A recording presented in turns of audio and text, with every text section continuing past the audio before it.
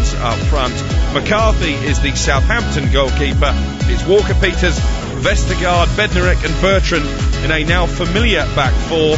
Walcott on the right, Armstrong on the left, Ward-Prowse on his 26th birthday, and Oriol Romeu the central midfield pair, with Che Adams and Danny Ings up front. And from one birthday boy to another, Jason Dodd. Very good afternoon. Good afternoon to you, mate. That change, you raised your eyebrows when you found out that the partnership between Redmond and Bertrand, which has served Saints so well over the course of the season so far, has been disrupted by Ralph Hasenhüttl. Yeah, well, that is the only surprise, if I'm unsure. I think we've had this chat many times over the last few months, mate, about the manager having a consistent side, knowing what his best 11 is, and that's what he's been doing. So I don't know whether it's because Stuart Armstrong gives a little something different. I mean, like I said, Ryan and Nathan were fantastic together. They know each other really well. I know they're good friends off the field and that as well, so that they have a connection. So I think it was to try and get Theo in the side. I don't think you could drop Stuart Armstrong. He's got goals in him. He's in really good form. So I think to get Theo in this side, it was obviously going to be Stuart or Nathan, and Nathan is the unlucky one today. But the good thing is he's a good substitute to bring on if the game's not going according to plan.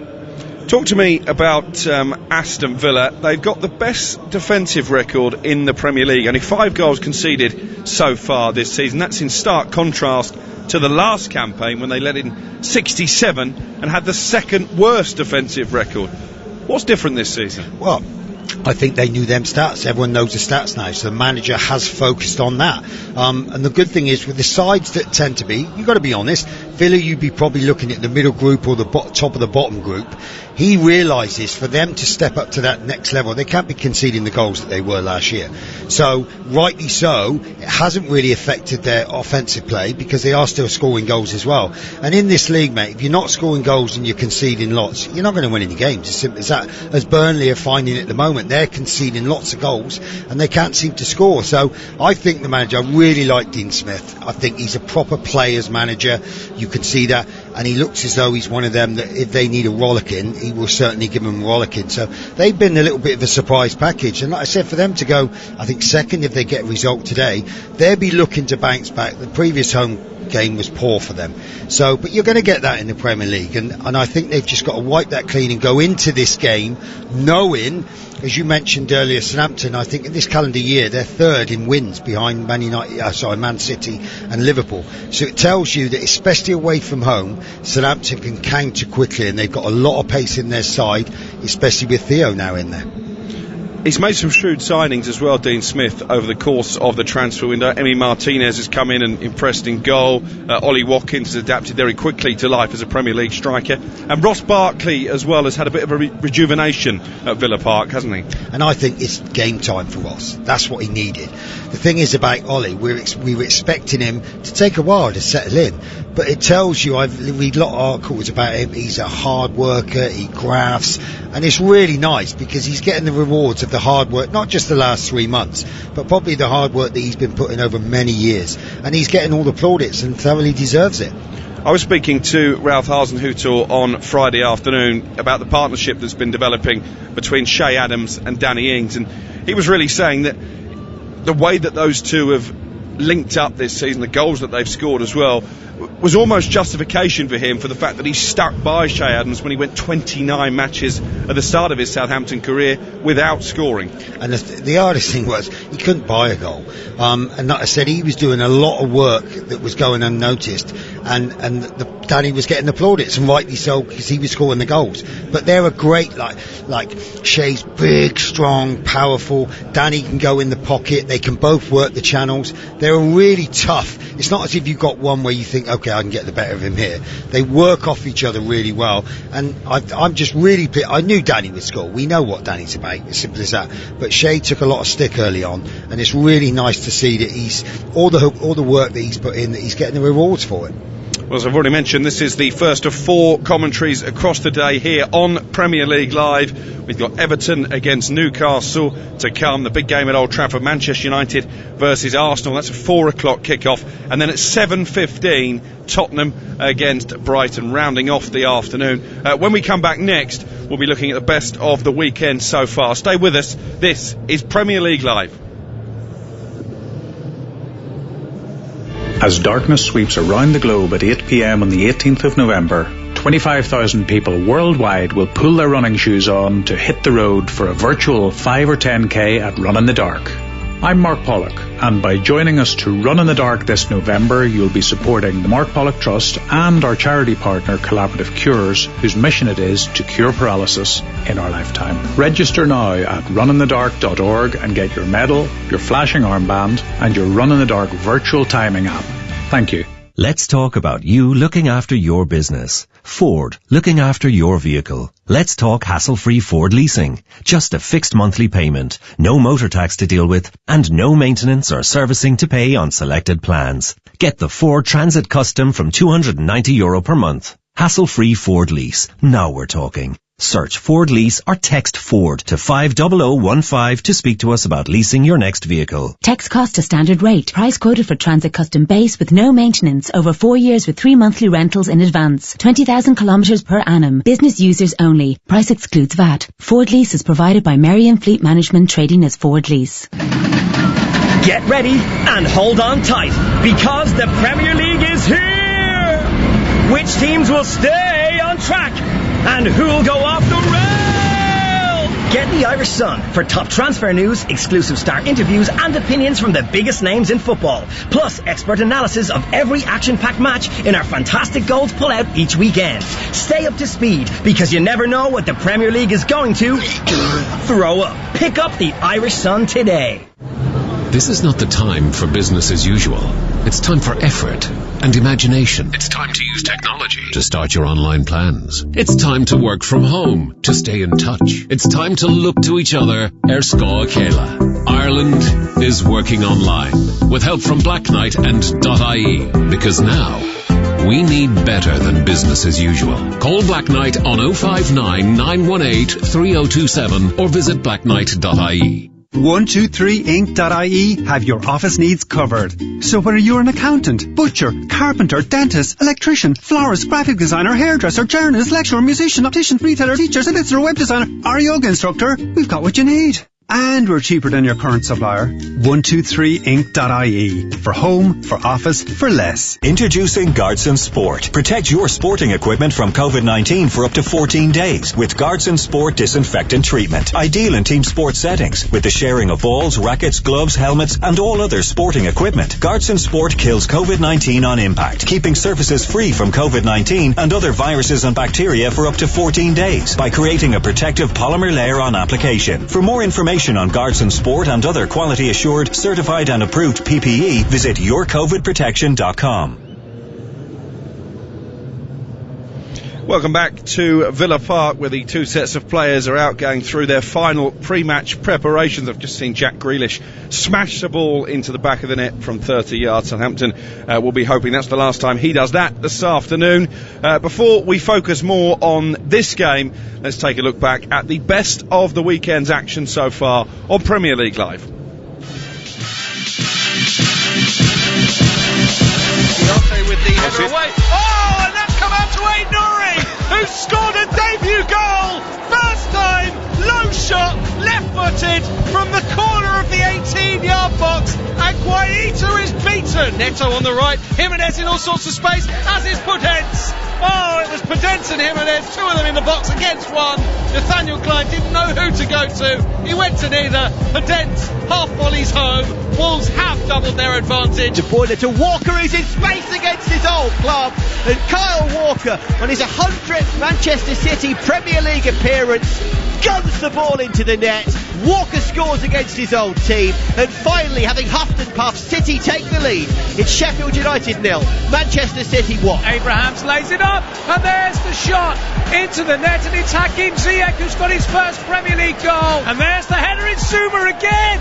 What a knack he has this season for finding the net from set pieces. It's an absolute bullet of a header from Kurt Zuma. That's the third time he scored this season. James coming forward for Chelsea finds Ziyech. There's a man out wide. It's Werner. and it's 3-0. Cresswell bombing up on the outside. Masuaku centres here. Headed right by Gomez. And a real chance. It's been squeezed in. And West Ham lead within 10 minutes. Pablo Fornals in off the near post. And we could have a shock here at Anfield. Masuaku gets tight to him. Salah hits the deck. It's a penalty. Salah against Łukasz Fabianski. Salah steps up and drives it down the middle. And Liverpool are level. It's 1-1. Shaqiri, edge of the D, tries to help it in. It's Diogo Jota! He's knocked it out this time. What a signing he's been!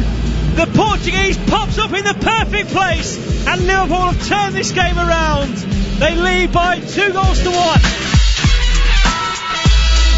So that was how the weekend sounded so far on Premier League Live. Neither Liverpool or Manchester City at their fluent best, but both Jason Dodd grinding out 1-goal victories. I guess that's the mark of championship contenders, to pick up 3 points when you're not playing particularly well. Yeah, and I think Pep came out and just said that we're struggling to score goals, which you'd be surprised with Man City and the players that they got, that they would be struggling to put the ball in the net. They're creating lots of chances, but like I said, they're just not putting the ball away. And we mentioned a little bit earlier that, okay, they're strong, they're not conceding goals, and they've got the firepower to score lots and lots of goals, as simple as that. And it's, as you mentioned, it's probably good at the moment. They're not hitting full pace, but they're getting results, and they've had a few little injuries here and there that haven't helped, but it's given players an opportunity to come in. Everyone's talking about Nathaniel, the young lad that came in at centre half, Nathaniel Phillips, and done fantastic. So it gives an opportunity for other players to come in and showcase what they can do.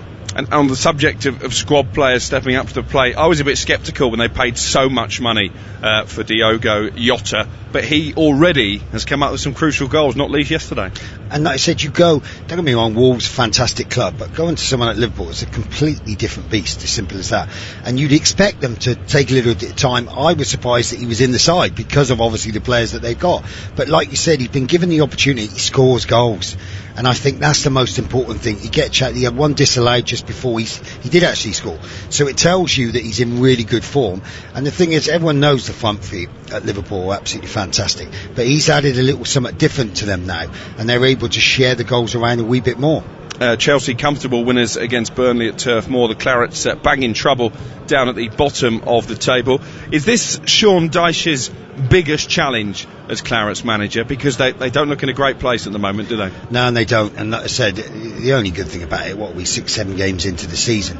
But like I said, losing quite comfortably in the end, if I'm perfectly honest with you, and not really being a threat. As we mentioned about Villa, they shut up shop at the back and they're not conceding goals and they're scoring, whereas it's the complete opposite for Burnley at the moment, and they are in trouble. I know it's only early days of the season, but they can't keep doing that. They're going to continually lose the game, and the problem is they can't go out and get anyone, so they're going to have to in-house get together, and Sean Dyche is the man, there's no doubt about it. His record is fantastic, but they're just lacking things at the moment. And in terms of Chelsea, was that the first time really that we've seen it click at both ends of the pitch since they spent all that money in the summer? Clean sheet and 3 goals away from home? And I think so, and of Chelsea over the last few years, the problem with Chelsea is they can be fantastic for 2 or 3 games, but then they'll be poor for 1 or 2 games, and that sets you apart from really competing to win the Premier League and being in the top 6, which they will be. So now, are they starting to get up shop? I think they're great. They look to threat going forward. They got goals all over the park,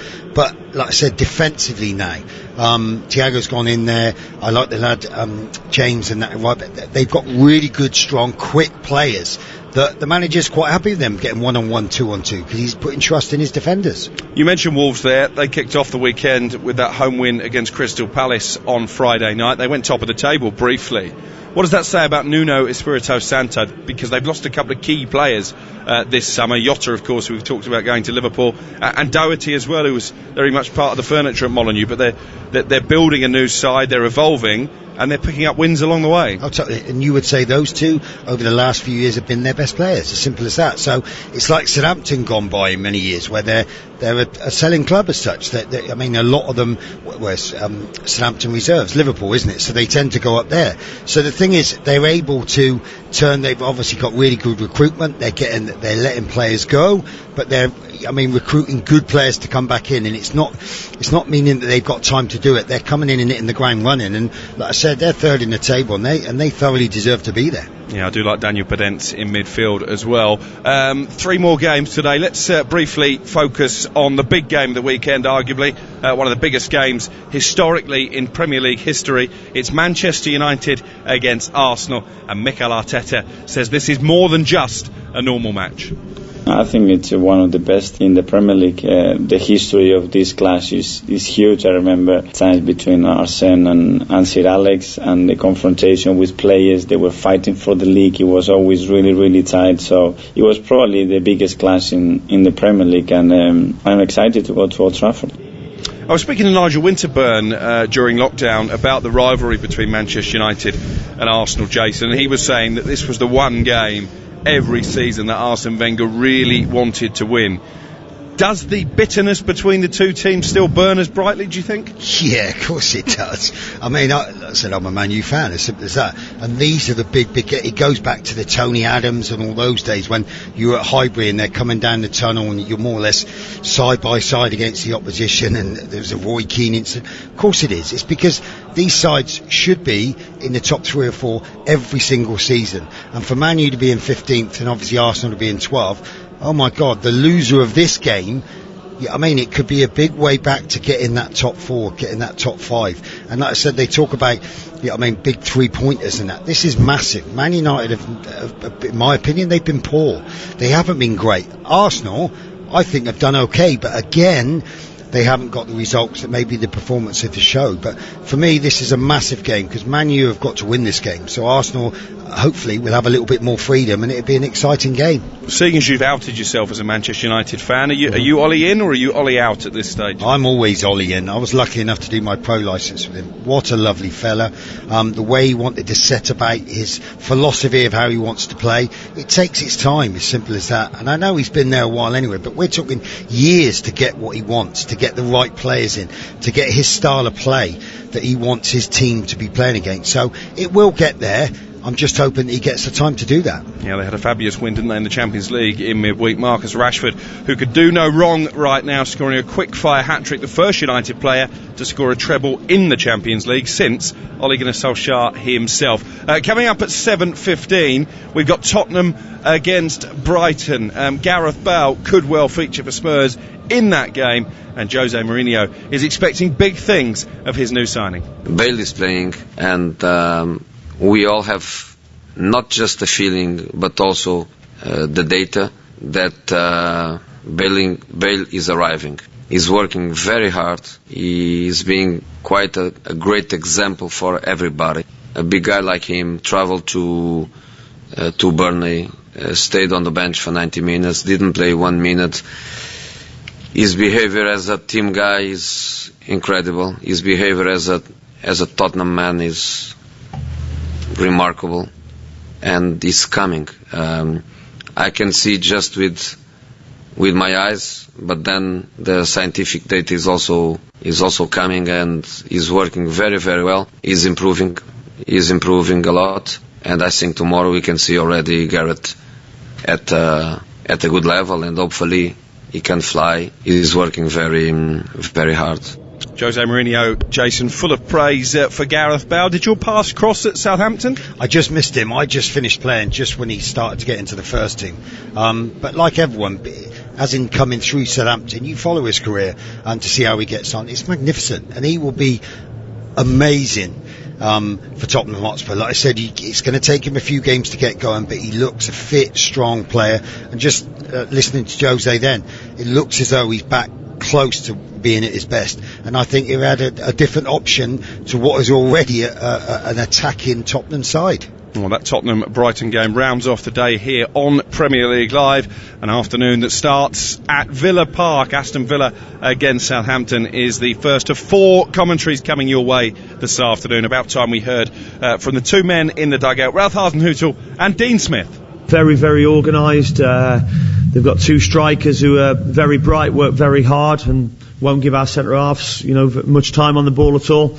And can stretch the game, and we have to be wary, obviously, of their strengths, but try and exploit their weaknesses. Maybe from the results, the away game was not so clear. In the beginning, we also had a few moments where we can go one down. So it's also last season it was a stronger side. They had a little bit more pressure because spending a lot of money, and then it wasn't the best season so far.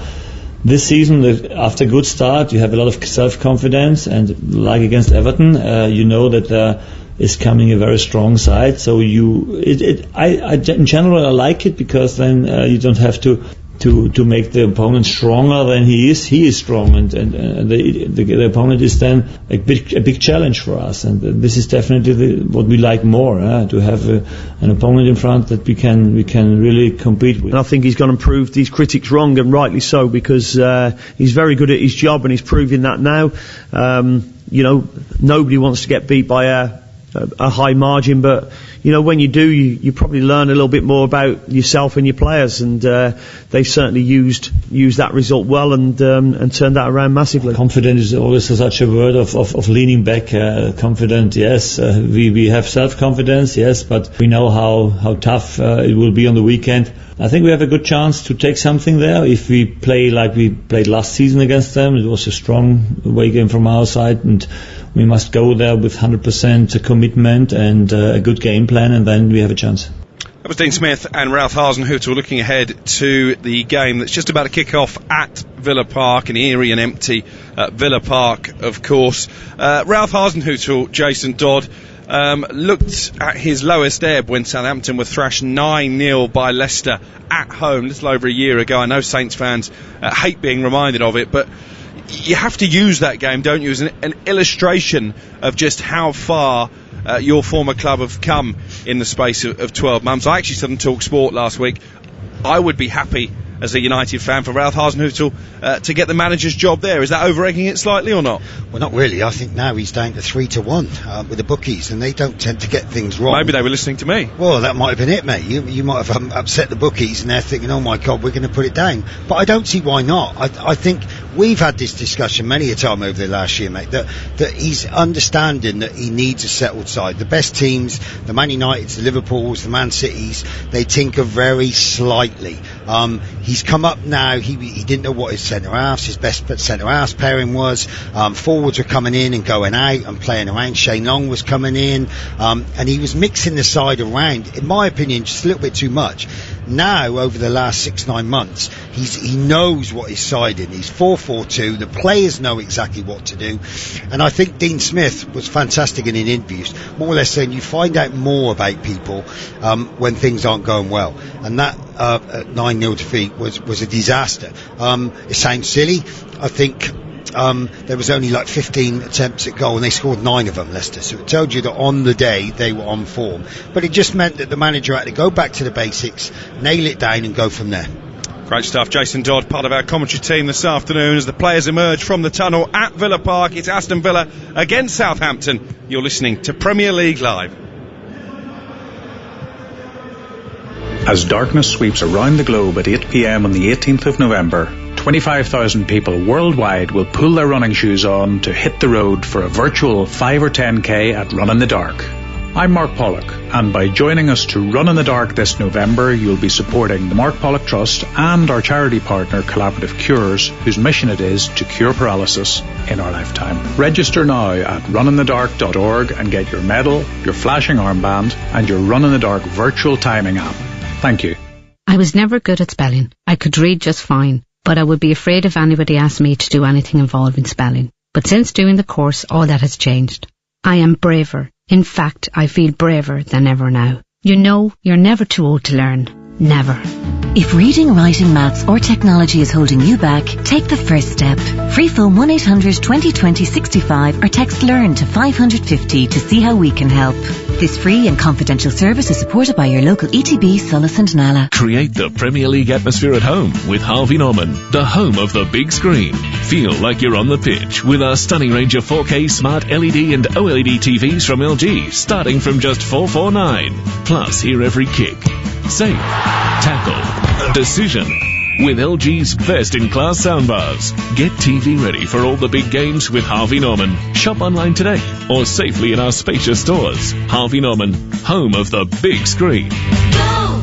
Demanding a high performance from your team. You should be demanding the same from your tires. The Irish Tyre Industry Association is urging motorists to stay safe this winter and check the condition of your tyres. You could even be liable for a fine and 2 penalty points if found driving with tyres below the legal tread depth limit of 1.6 millimetres. ITIA expert technicians will carry out a free tyre safety check to ensure your tyres are safe and legal. Visit itia.ie to find your local expert. As Ireland's homegrown insurer, FPD knows it's empowering when someone has your back. So switch your van insurance to us and get up to 75% no-claim discount. Visit fpd.ie to request a quote. FPD Insurance. Support. It's what we do. Terms, conditions and underwriting criteria apply. 75% no claims discount is based on proof of 5 years no claims discount and available to new commercial motor customers only. FPD Insurance Group Limited, trading as FPD Insurance, is regulated by the Central Bank of Ireland. Commercial motor insurance is underwritten by FPD Insurance plc. At Paddy Power, we know competition for the remote control can be fierce at the weekends. So in order to give the non-football loving occupants of your house something to do, here are some of our top suggestions. Go for a walk. Walk the dog. Go cycling. Cycle the dog. Recycle the dog. Just go! All very good options, we say. And that's not the only one. If one leg of your 4+ fold ACCA lets you down, get a free bet on all football leagues and markets. Paddy Power. Max free bet €10. Min odds 1 to 5 on each leg. Online exclusive. Excludes shop bets. T's and C's apply. 18+. Need help? Visit gamblingcare.ie. You are listening to our coverage of Aston Villa against Southampton from Villa Park. I'm your host, Alex Crook. Alongside me is the former Southampton captain, Jason Dodd. This is Premier League Live, and two of the league's most informed teams since last season was suspended, meeting under slate grey skies in the West Midlands.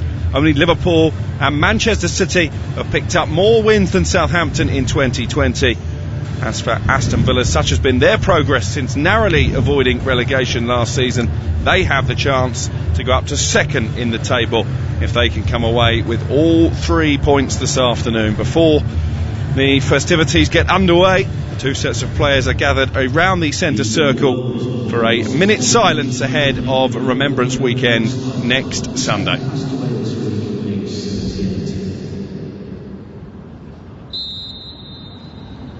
Today, we'll remember those paying tribute to forward service and women and former players as part of the 2020 Remembrance and Commemorations.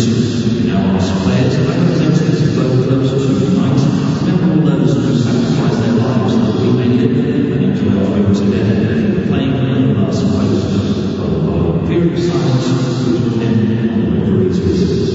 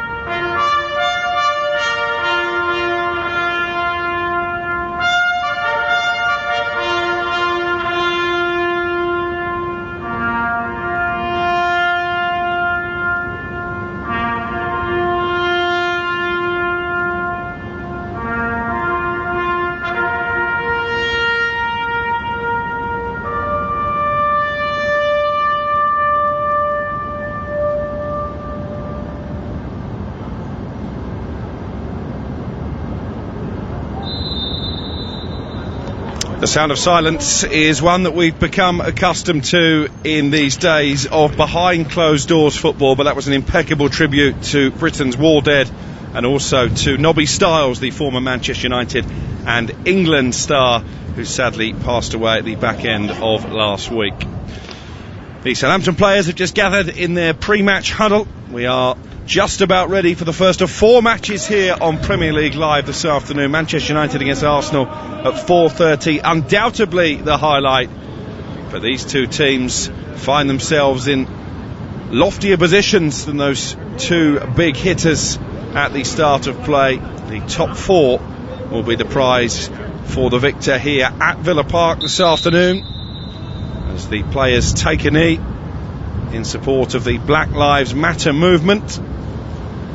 Southampton looking to continue their impressive away record. A victory for them this afternoon would see Ralph Hasenhüttl equal Ronald Koeman's club record of 14 victories on the road in the Premier League. We are off and underway.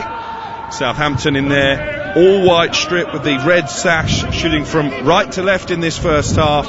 Aston Villa in the claret jerseys with the sky blue sleeves, white shorts and sky blue socks, attacking the goal away to our right-hand side. Villa lining up with Martinez between the posts, Cash, Konsa, Mings and Targett in defence, McGinn and Douglas Luiz deepest in midfield. It's Bertrand Traoré making his first Premier League start for the club, Barkley and Grealish in behind, Ollie Watkins up front completing the home lineup for Southampton. McCarthy the goalkeeper, Walker-Peters, Vestergaard, Bednarek and Bertrand in defence, with Walcott, Ward-Prowse, Romeu and Armstrong making up a four-man midfield, and Che Adams and Danny Ings, who scored 4 goals in 5 appearances against Aston Villa, leading the line up front. Jason Dodd, the former Saints skipper, is our expert analyst this afternoon. Southampton enjoying a lot of possession early on, Jason. Yeah, they do. They keep the ball really well. It's interesting, we were chatting at the start and we were thinking that Theo was going to start on the right hand side, but it looks as though it's not. It looks as though he's in the pocket on the left and Armstrong has gone out to the right. So I think he wants a little connection between Ryan and Theo to work, and I think obviously you've got Kyle and Armstrong on the other side. Those two will drive inside, and the two fullbacks they'll be expecting to bomb on. Here is Yannick Vestergaard, who's enjoyed a bit of a renaissance this season.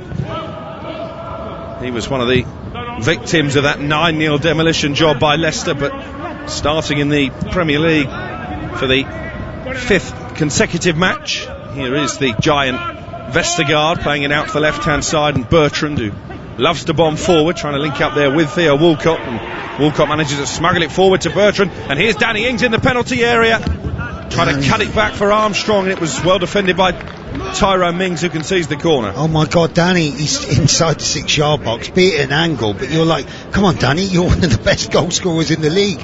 Ryan Bertrand plays a great ball into the left channel, and you can see what Danny was to do, looking to cling it back, but Mings did exceptionally well. But come on Dan, let's have a go at goal. Danny Ings in red hot form, 11 goals in 15 appearances since Project Restart. Only Jamie Vardy has scored more than Ings since the start of last season. It was unselfish play, maybe should have gone for goal. Ward-Prowse with a corner, it bounces off Che Adams and it bounces in. Southampton in front inside 3 minutes. Danny Ings, I think, got something on it at the near post. Vestergaard nodded it goalwards, and it may have struck Che Adams as well. We're watching a replay. It's an own goal, I think, off Ezri Konsa. I think it comes off Shea, goes back onto him and then goes into the corner. I mean, the thing is, this is what Southampton are like. The delivery from James is just fantastic. They work it really well. They're looking in that 6-yard box. And like you said, Danny had a slight little flick. You've got to say it's very lucky. But like I said, it's a fantastic start for Southampton. And to be fair, Villa will have worked on all week the set plays, because they know that James Ward-Prowse is exceptional from it. And again, Danny got goal side, and it was a free header, which they won't be too happy with. They are having a check. A VAR check for a possible offside against Che Adams. And I have to say, looking at the replay, I think this is going to be ruled out. Yeah. They haven't drawn the lines yet. It's very tight as Danny Ings flicks on the header. Is he in line? But is his with foot, Ollie mate, Watkins, or is he just beyond the last man? His arm, I think, is where they're going on now. His arm is in the position that's offside. His toes, I think, are together. But like you said, even though it's come off the defender, Shea's obviously gone towards I think Douglas Luiz, I think it is, or is it Konsa? He's gone towards him, and it's came off Shea, back onto him and gone into the goal. So I'd be very surprised. I don't know. Is it the elbow? Is it the foot? His right arm does look to be in an offside position. They're checking this long and hard at Stockley Park. Chris Kavanagh is the VAR this afternoon. Darren England, the on-field referee. So is it though? I'm being honest. Is it an arm now? Is it an elbow? Is it a foot? Because I think if it's the arm, he's offside. If it's the foot, I don't think he is. I don't know what it is. I think the interpretation is if any part of your body is offside, it will be ruled out, and that is the decision. No goal It's just flashed up on the big TV screen. This VAR, I mean, I wouldn't like to be sat up there making decisions on it because they're getting so much tighter now. It's becoming a little bit of a lottery. Well, a let-off for Aston Villa, who thought they were behind inside 4 minutes, but VAR to the rescue. And it remains Aston Villa 0, Southampton 0. I'm still a fan of the old days where if there was no daylight between defender and attacker, it was onside. Well, are they looking to change that now, Alex? I think I read an article in the week that they're trying to go back to FIFA and say, look, can we make a slight change to it? Because I don't think really everyone knows. I said I don't fully know exactly what the terminology is of why it is. Well, what was interesting is there wasn't a single appeal from an Aston Villa player after the goal had been scored. I think that tells you all that you need to know. But it remains goalless. Aston Villa, buoyed no doubt by that decision, having made a very sluggish start. You can hear Dean Smith trying to cajole his players on from the sidelines as Kyle Walker-Peters clears it right-footed for Southampton, but Adams there just bundling over Conter. It's weak defending, and they're coming forward again here, Southampton. Danny Ings on the edge of the area, into Theo Walcott, lifts it goalwards, and it's over the crossbar. Again, Villa can't be giving the ball away. I think it was Conter again, making a challenge with Shea Adams. He was too strong. Into James, back into Danny, who put it into Theo. Great first time. You could see what he was looking to do and bend it into the corner, but just clipped the top of the bar. So close there, Theo Walcott, to what would have been his first Southampton goal in 14 years. As Jason Dodd has articulated, the ball just ricocheting off the top of the bar and behind for a goal kick, but it's been a really bright start from Ralph Hasenhüttl's men here at Villa Park. 0-0 the score, 7 minutes played. And I think that was a problem for Villa in the last game against Leeds, where they kept giving the ball away. Now, if you're playing sides that counter-attack as well as Southampton do, you're going to put yourself in problems straight away. Like, you're not forcing Southampton to play fantastic football. You're giving the opportunity by giving the ball away. They've got to stop doing that, because Southampton will make them punish. Here are Villa trying to just get a feel of the ball, really. Matty Cash, the summer signing from Nottingham Forest, plays it back to Ezri Konsa, who's had a nervous start. That's a good ball out the left-hand side, though, and flicked onto Grealish by Matt Targett inside the Saints penalty area. Grealish was clearly offside. It took an age for the referee to spot that, and it's going to be a free kick for Southampton. And that's what I thought Southampton were going to do, as in their fullbacks getting higher up the field. Villa were excellent. They looked to cross the ball, diagonally go across the ball. Matty Targett had acres of space. Great first time touch, but like you said, 10 seconds later we knew he was offside. And it will be McCarthy to take the free kick. 3 clean sheets in his last 4 games. We've got 2 of the informed goalkeepers at either end. Martinez has kept 3 shutouts in 5 appearances so far in an Aston Villa shirt. I was speaking to Bob Wilson, the former Arsenal goalkeeper, a goalkeeping coach a few weeks ago, and he was saying that, in his opinion, Arsenal got rid of the wrong goalkeeper. Martinez is a better all-round player than Bernd Leno. Would you agree with that, Jason Dodd? Well, it's a little bit tough, but if Bob's saying that, then you've got to take notice, as simple as that, because he knows a wee bit more about it than I do. But it just tells you that if you've got someone like that saying what a fantastic keeper is, he looks controlled, he can spray balls around as he's doing now, across the pitch to Matty Targett left back. It just takes a little bit of pressure off you. He looks composed. In fact, Villa all their back four are very comfortable on the ball. And there's a wonderful ball from Tyrone Mings into the channel, which I think is dying to death because teams don't do it enough. But Villa now around the edge of the box. There's Ollie Watkins in the penalty area, flicks it over the head of Bednarek, back to Jack Grealish. Grealish here trying to twist and jink his way into some space. He's rolled it back to the edge of the box, and Barkley, Southampton have got plenty of white shirts behind the ball, but Targett still finds Grealish. Grealish on the turn, shoots, deflected, could go anywhere, bounces narrowly wide and behind for a corner. Lovely play from Villa. The link-up play between Matty Targett, Grealish in there, playing integrate in the pockets between Southampton. Barkley started off, Matty Targett, great little ball back inside, and to be fair, that was a great block. But it could have gone, you had Watkins at the far post, just almost went to him, and he was side-footed in. But the best move for Villa so far. 10 minutes played, Aston Villa 0, Southampton 0, first corner for Villa. As the sun starts to shine, and it will be Grealish to take it from the right-hand side. Sweeps it towards the far post. Lofted ball headed away by Bednarek and then volleyed clear by Shay Adams. Danny Ings sprinting to try and put the pressure on Martinez, who has it now just outside the D, but Martinez plays it out to the left-hand side where Traore can't keep it in play, and it will be a Southampton throw. 16 goals Southampton have scored in the last 5 Premier League meetings between these two. They do have a good record in this fixture. Villa's only win in the last 10 occasions they've played was back in the 2012-2013 season.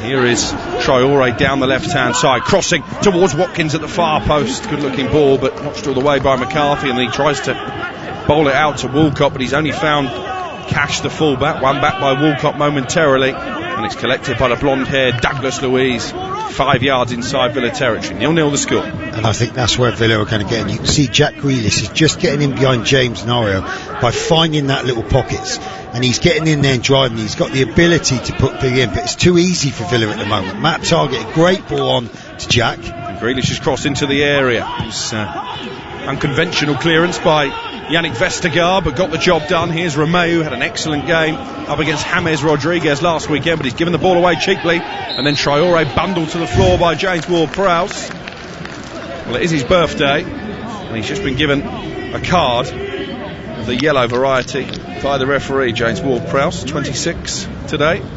I think that's a little harsh. It was a little collision. I think Traore was getting away on the edge of the box. I think he's played it well. He's gone down. But again, it goes back into, it's too easy for Villa at the moment. They're spraying the ball out to Matty Targett. Him and Jack Grealish, they have a great understanding, they two. They link up really well. And from Southampton's point of view, they've got to start to nail that down. He's getting in behind James and Ayo, and it's causing us a problem. Yeah, and it's a free kick here within range for Ross Barkley.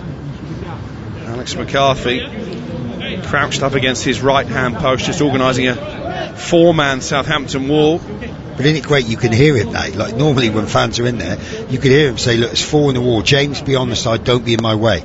I mean, it's fantastic. Yannick Vestergaard, by far the tallest of the 4 players in that wall. He's like a skyscraper.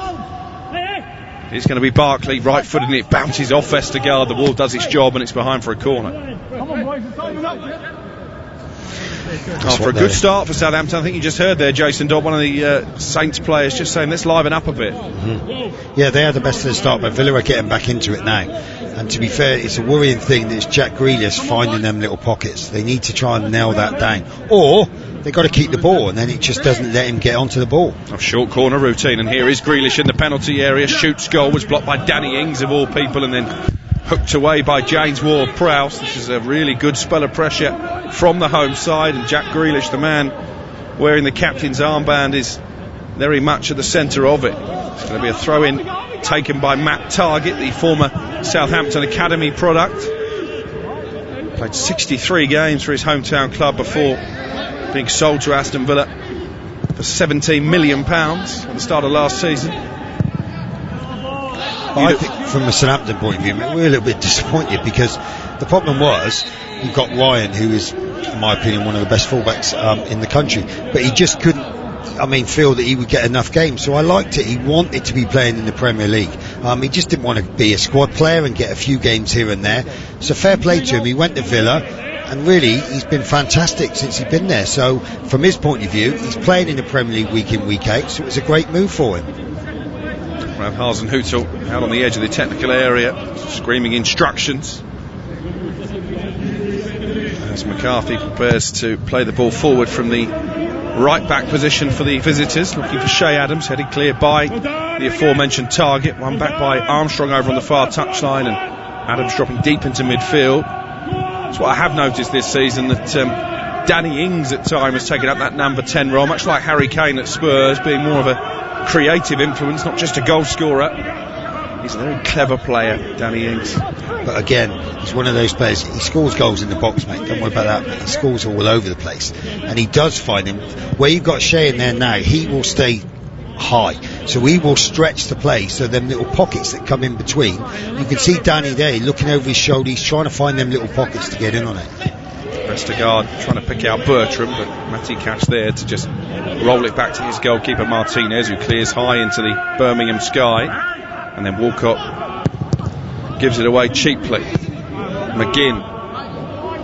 There's that space we were talking about down that left-hand channel. Yeah, McGinn playing it out to the left-hand side, and here's Watkins, who momentarily has come out to that wing as well. Traore and Barkley waiting in the centre. Instead, Watkins rolls it to Grealish on the edge of the area, well defended by Walker-Peters, and then cleared upfield by Jan Bednarek. But Southampton just can't keep possession at the moment. Mings heads it away, Walcott knocks it back into the centre circle, and Mings collects once more. Here is Traore. Back to Douglas Luiz. The Brazilian just scoops the ball forward towards the Saints penalty area. Well cleared by first Bednarek and then Vestergaard.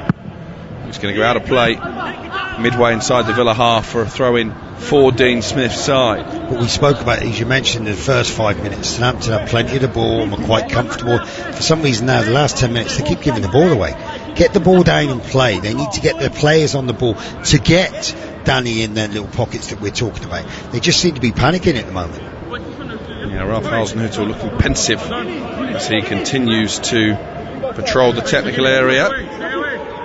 Arms in pockets, the big Austrian manager. Very commanding presence both on the side of the pitch and in press conferences as well. 17 minutes played here, it remains 0-0. I think it's still Villa's throw. I think he went to throw the ball in there, and obviously the ball didn't come into play.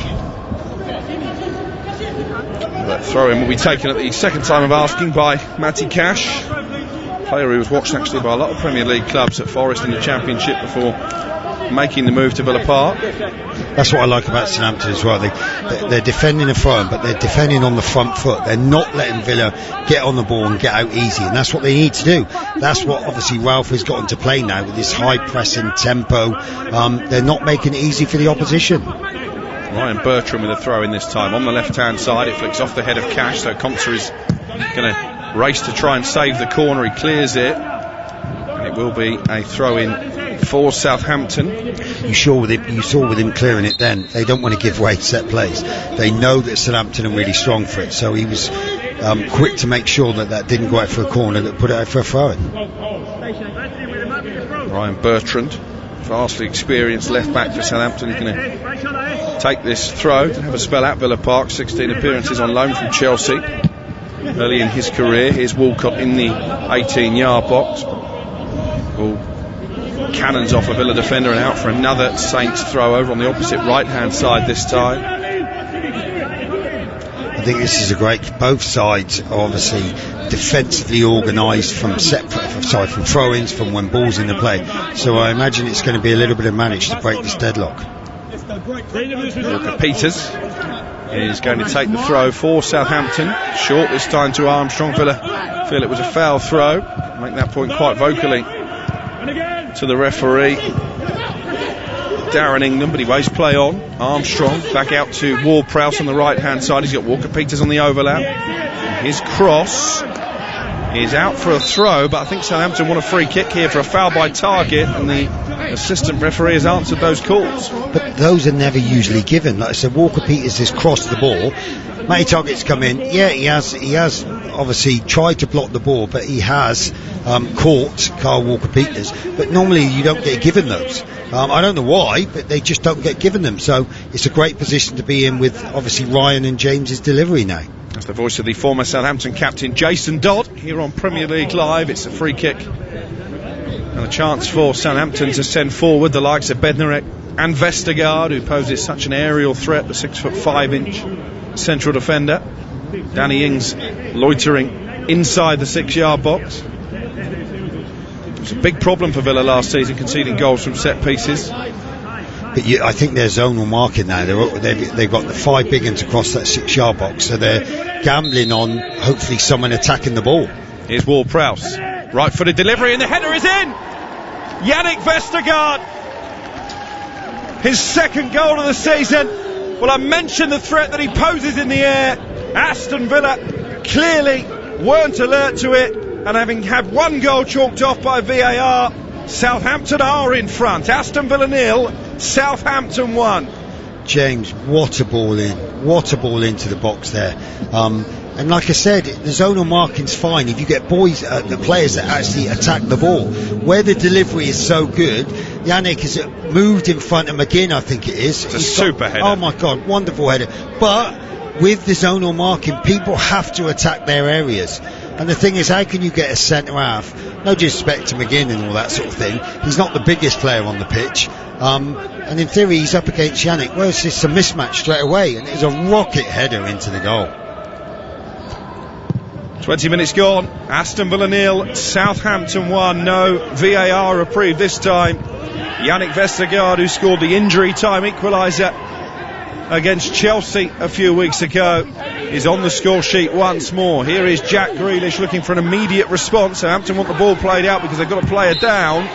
In the end, Armstrong takes matters into his own hands and scythes down Jack Grealish. It's going to be a free kick for Aston Villa, but the Saints player's not happy that play wasn't halted for the earlier injury. And they weren't happy with the challenge either. I think it's Bednarek that's down. He's going to won the header, but obviously as he's in the air, he's been caught and obviously gone down and hit the ground. Normally, people just put the ball out. But the thing is, Villa in the ascendants, they're 1-0 down, they are going to break. So I can understand why Southampton are moaning about it. But the thing is, I mean, in my opinion, it wasn't. He just landed awkwardly, didn't he? On his head as well. And normally when it becomes a head injury, straight away, the officials tend to stop the play. But I can understand why Villa played on, because they were in possession of the ball. I do have Jack Stevens on the bench, Southampton, but I think they would be loath to break up this partnership between Vestergaard and Bednarek. But he looks in some discomfort, a shake of the head from Ralph Hasenhüttl. Like there, it was a collision. They both collided, and then Jan's come down onto his head, and his head's gone into the turf. Total accident, nothing in it. Like he couldn't get his hands down, and his head has. Yeah, that doesn't look great, if I'm honest. Could be a neck problem as well, couldn't it? For Jan Bednarek, who is still down receiving treatment. The thing is, from Southampton's point of view as well, even hopefully he will get up very soon. He will be going off the pitch, so they're going to be a centre half down with a free kick in a very, very attacking area. For those of you just joining us, Southampton a goal to the good here. Yannick Vestergaard, a bullet header from James Ward-Prowse's free kick. Bednarek is now sat up, which is a positive sign. Just about to be helped to his feet, I think, by the Southampton medical staff. Of course, no chances can be taken with a head injury, but it looks like he will be okay, Jason Dodd. Yeah, he's one that they need. Like you said, that partnership has been really strong. It's been the basis on why they've been doing really well. But again, he's got to stay off the pitch, so Villa in a great position now. If they got the sort of delivery that James does, then I think it's Barkley that's going to put the ball in, and he has got quality. So Southampton have got to be on their toes. Got to be big and brave, mate. It's going to be Barkley to take the free kick from the left-hand side, 6 yards outside the penalty area. Ross Barkley just sizing up his options as Alex McCarthy again tries to organise this Southampton back line. He's played into the edge of the area. Traore deflected and wide. Hit Carl Walker-Peters, and it will be a corner for Aston Villa, their third of the game. Like it, being very clever. Everyone was expecting them to put the ball in. Obviously he's peeled from the back into around the edge of the box. Great ball in there, and fair play to Southampton. I think it was Danny Ings of all people come flying out to force him to get the block. Corner whipped into the near post towards John McGinn, but it's swept away by Walker-Peters. It's going to be a throw in here over on the left hand side that Matt Targett will take for Aston Villa, who trail by a goal to nil. 24 minutes played. Jan Bednarek now back at the heart of the Southampton defence after recovering from that nasty looking landing. Here is Ezri Konsa, last man back for Aston Villa, plays it out to the right, and Matty Cash chips it forward looking for Watkins. Across comes the goal scorer Vestergaard, and then Ward-Prowse nods it back to Alex McCarthy, all in yellow, the Saints goalkeeper. I think we mentioned about 15 minutes ago about where Jack Grealish was getting in them pockets. Southampton have tightened that up now. Like the centre halves are obviously dealing with Watkins on his own, and people are stepping out into them pockets. Just before the goal, Jason Dodd, before the free kick, it did look like a foul throw from Carl Walker-Peters. It was a foul throw. Like I said, we've even at real time. All the Villa, more or less everyone was appealing for the foul throw, but obviously they're not given that much nowadays. McCarthy plays it out to the right. It's over the head of Walker-Peters, and Villa have a throw of their own. New York City Gooner has tweeted at TalkSport Live, says Aston Villa are going to get an absolute hiding today. Ralph Hasenhüttl is, in my opinion, the fourth, if not the third best manager in the league, along with the likes of Klopp, Pep and Bielsa. How Arsenal sleeping on him is beside me. What a manager. I really rate him and Potter. Graham Potter's Brighton in action against Spurs later this evening. Good afternoon, I'm listening in Nigeria. VAR is really disappointing. That was a goal for Southampton. No offside, that's from 8 miles. Shane says one thing about Southampton is they've put together a solid team. They will do well this year. Credit to the club for standing by their manager, who will deserve a big job in the future. Really echoing what Jason Dodd and I were saying in the build-up to kick-off. But again, it's like in theory the better players that Southampton have rightly sold and that they've moved on. Do we really want the manager who they've invested in? They want him to stay, as simple as that. They want him to build. This is not just this season.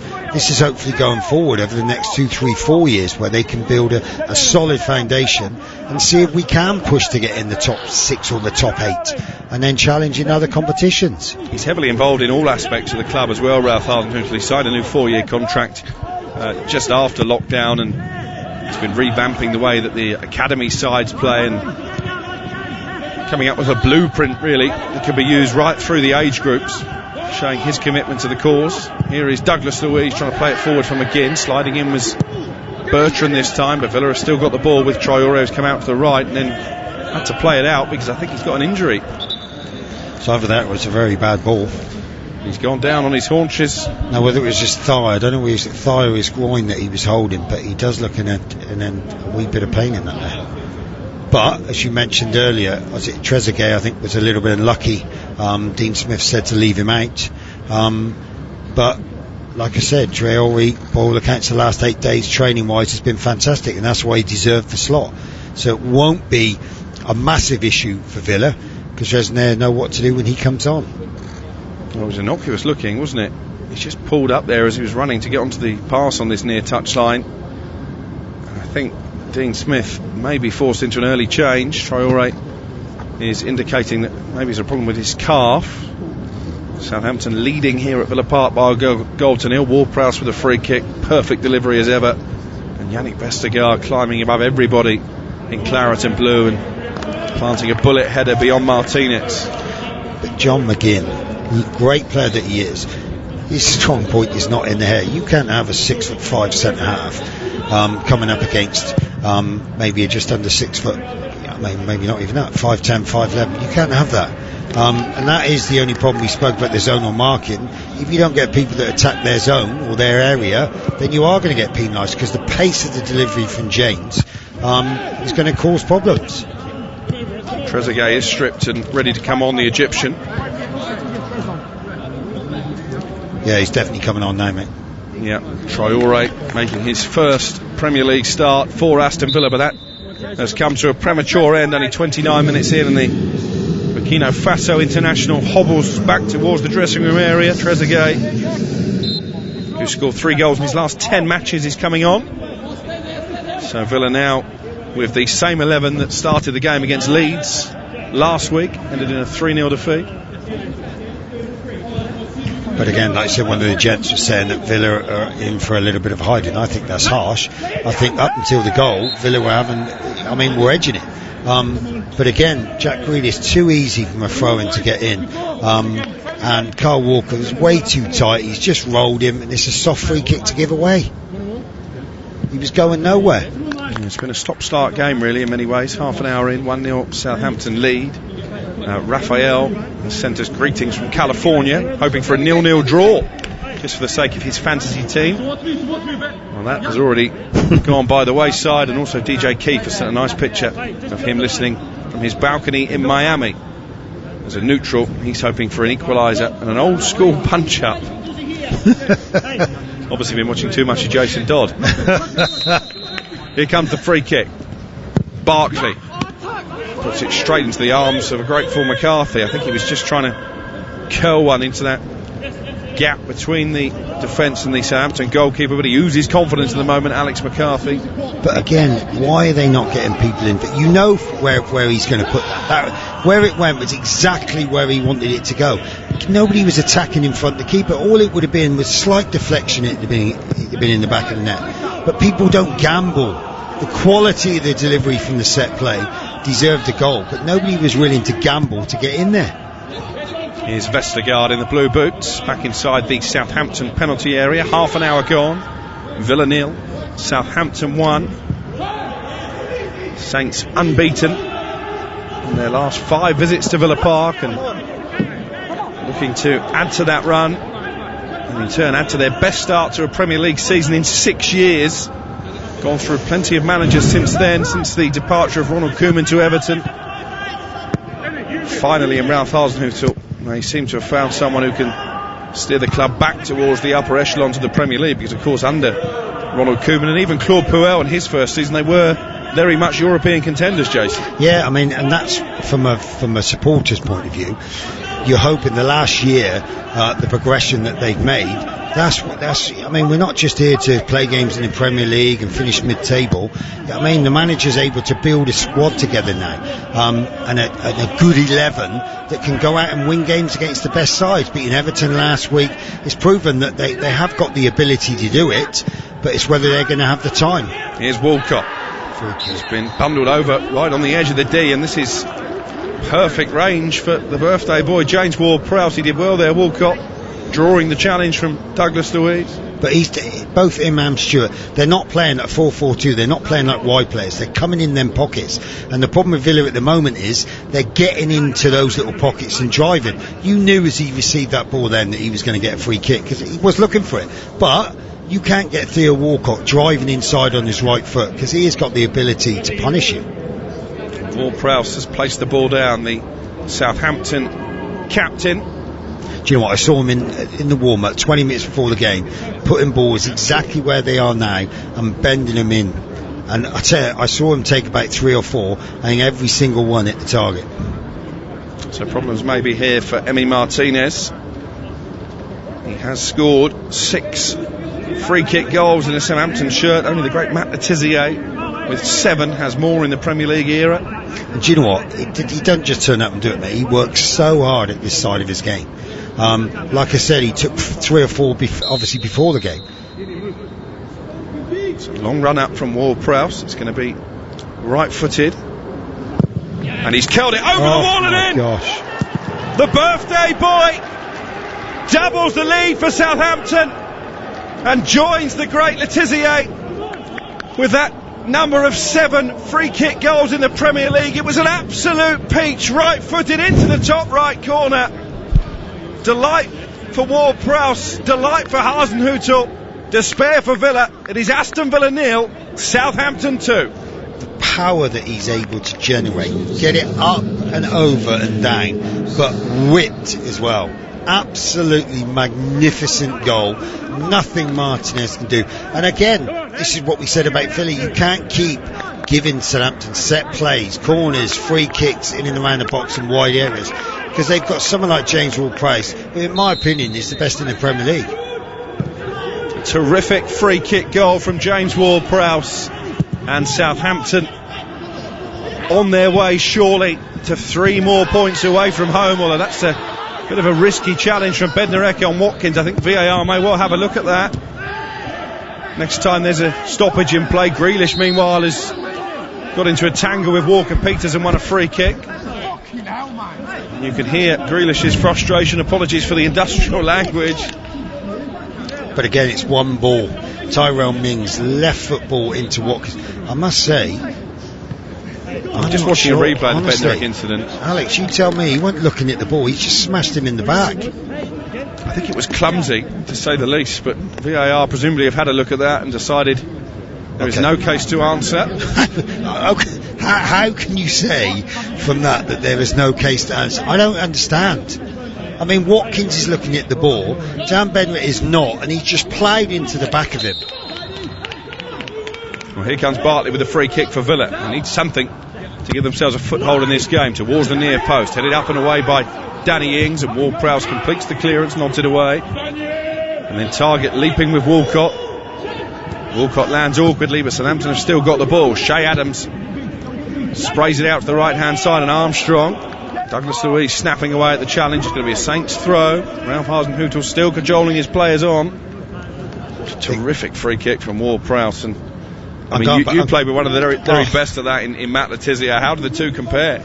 Well, I mean, in my opinion, you can't really compare that with Tiz. I mean, Tiz used to score 50 of them every day in training. But James is making a name for himself, as simple as that. And it's just, it's just rewards for the work that he puts in. It doesn't just happen. He is on the training ground daily doing these sort of things. And this is why it's great when it comes to match day that he's able to show everyone how good he actually is. Just to be compared with Matt Le Tissier is fantastic. I think he's due a testimonial as well next year. James Ward-Prowse having come through the ranks, the latest product of a pretty fertile production line at Southampton, likes of Gareth Bale and Walcott, of course, Luke Shaw. Yeah, but the thing about James, like I said, he's playing week in, week out. As simple as that. That's why he's on the fringe of the England national team. As simple as that. And it's not just set play. Don't get me wrong, his set plays are magnificent, but he's an old head on young shoulders. He's only 26, I think, today, but he's been like that since he was 16. I mean, I had him at a young age. He was like that then. He was a dream as a manager or coach because he was so coachable, and he wanted to learn and he wanted to improve.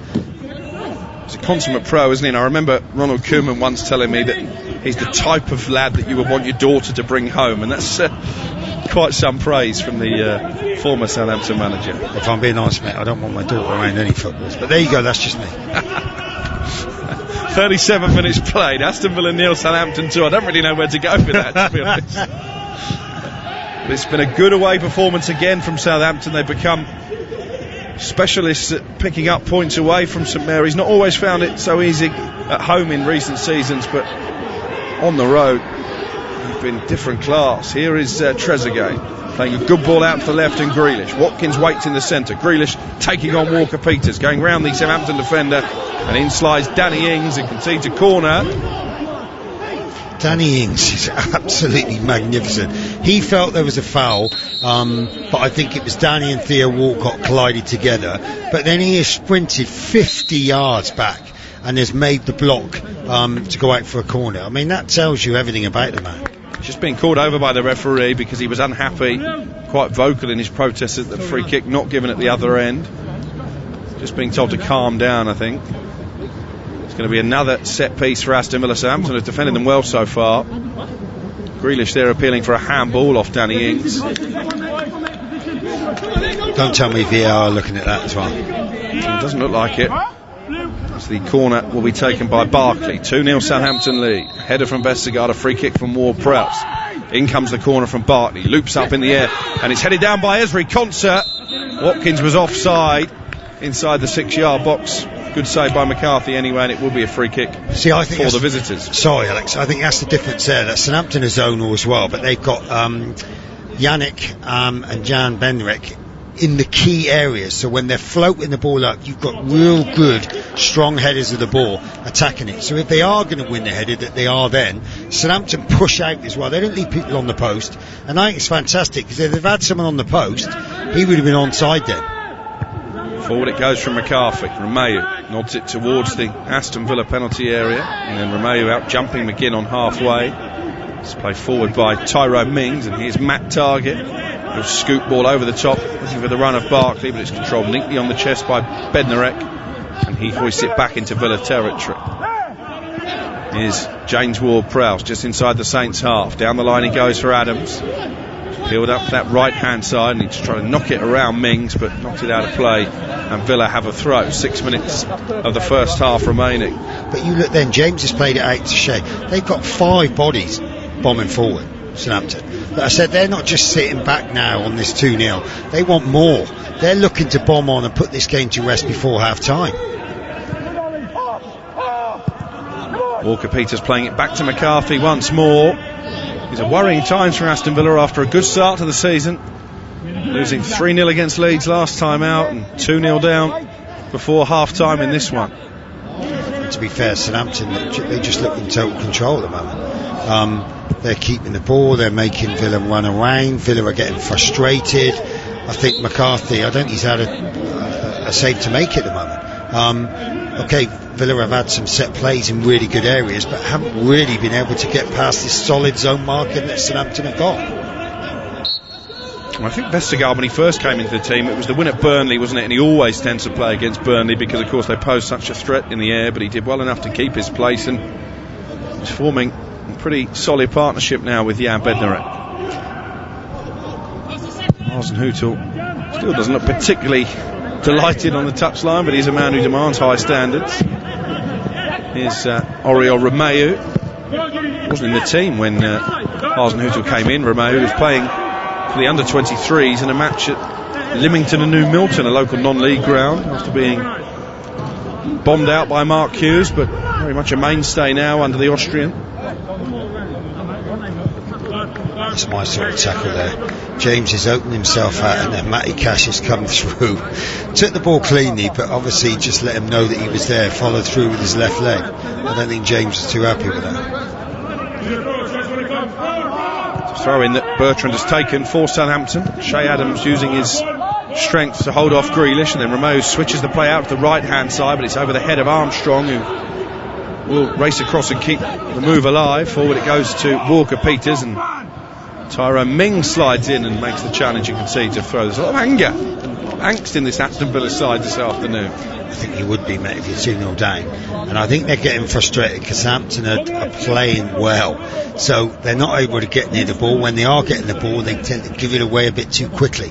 So I think it's more frustration with themselves and with the way that they're playing rather than anything else. There's Armstrong with a flicked header. Douglas Luiz back to Mings inside his own penalty area. Mings hammers the clearance against Douglas Luiz, who did well to control it. And then he's been caught from behind. It's a free kick for Villa, halfway inside their own half. 2-0 Southampton lead.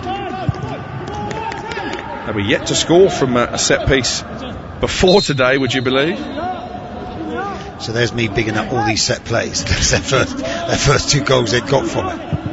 Yeah, Ward-Prowse with the assist for the header for Vestergaard to give Saints the lead, and then brilliant free kick into the corner to double that advantage. Danny Ings has been caught by Grealish. The two England teammates grappling. Free kick taken quickly by Walker Peters. Ings yet to get back to his feet. He is now. Here's Walker Peters over halfway. Down the line for Adams. Danny Ings joining the attack belatedly. In comes the cross. Oh, that's a clear handball from Matty Cash. Oh my gosh. And it was going to fall kindly for Theo Walcott.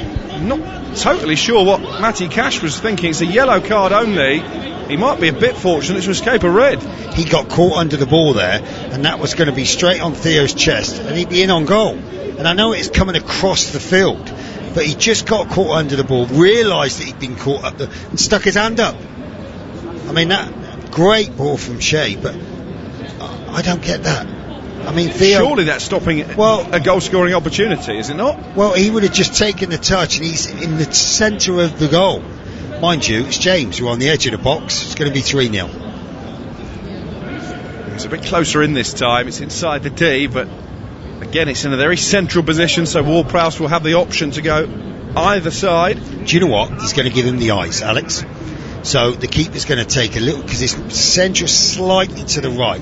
The keeper, in my opinion, after seeing one put in the top corner 10 minutes ago, he's going to take a little step left, and I'd be very surprised. Oh my God, that's why like, very rarely would you have the wall on the left hand side. I know it sounds silly. I mean, James, you would normally have the wall on the right hand side, so I don't really understand.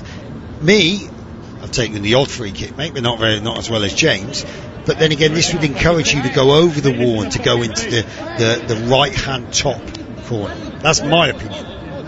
What do you think, Alex? I think he might go for the same corner again.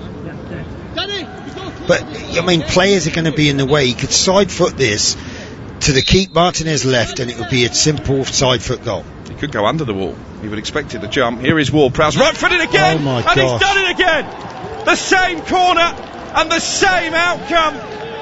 It is turning into the perfect birthday for James Ward-Prowse. 2 brilliant free kicks, and it's Aston Villa 0, Southampton 3. I don't know what to say. It's just magnificent.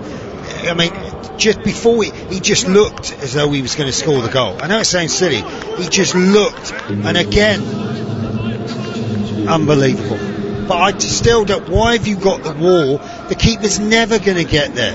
This is James Ward-Prowse, who does this all day. Why have you got the wall that side? Because it's always going to be going away from Martinez into the corner. Another sublime strike of a dead ball situation from James Ward-Prowse. I told you he'd go the same way. Oh, no, you're claiming that then again. Is that what you're saying? And Southampton surely have the points wrapped up before half-time, and you've got to say, it's been a really poor performance from Aston Villa. Do you know what, Alex? The first 5 minutes, they were at it. And then all of a sudden, they just can't seem to get near Southampton, if I'm perfectly honest here. Southampton have controlled the game and have played it at their pace. And I think that's what Dean Smith is going to be chatting to the players. I mean, Southampton are just dictating the play. Villa can't really get in. The likes of Barclays and Grealish, they can't really get in the game. And I feel for Watkins, because they tend to be linking up a little and then going long. Well, Yannick Vestergaard and Benderek, that's them all day long. That's what they want. That is their strength. Here's Walcott for Southampton. The perfect first half as far as Ralph Hasenhüttl is concerned. We're into 2 added minutes. We've played one of those already at the end of the opening 45.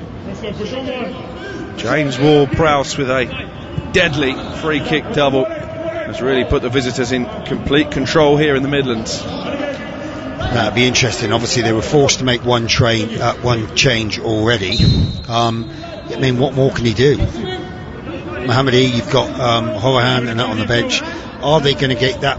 I think he's got to get someone up with Watkins. He's up there on his own, and I know we're looking at Grealish to try and get in them pockets, but they haven't been able to do it.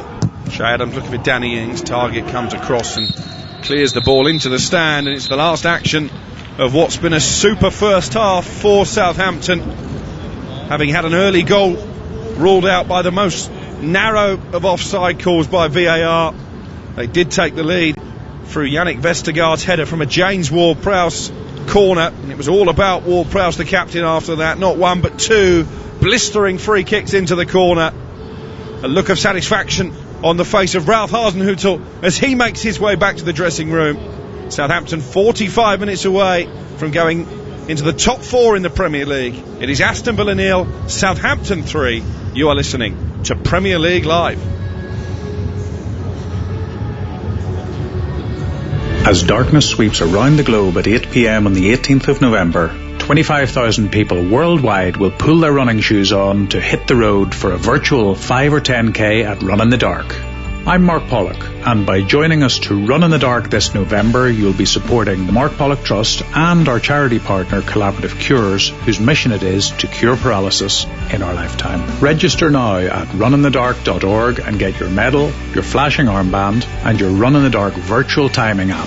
Thank you.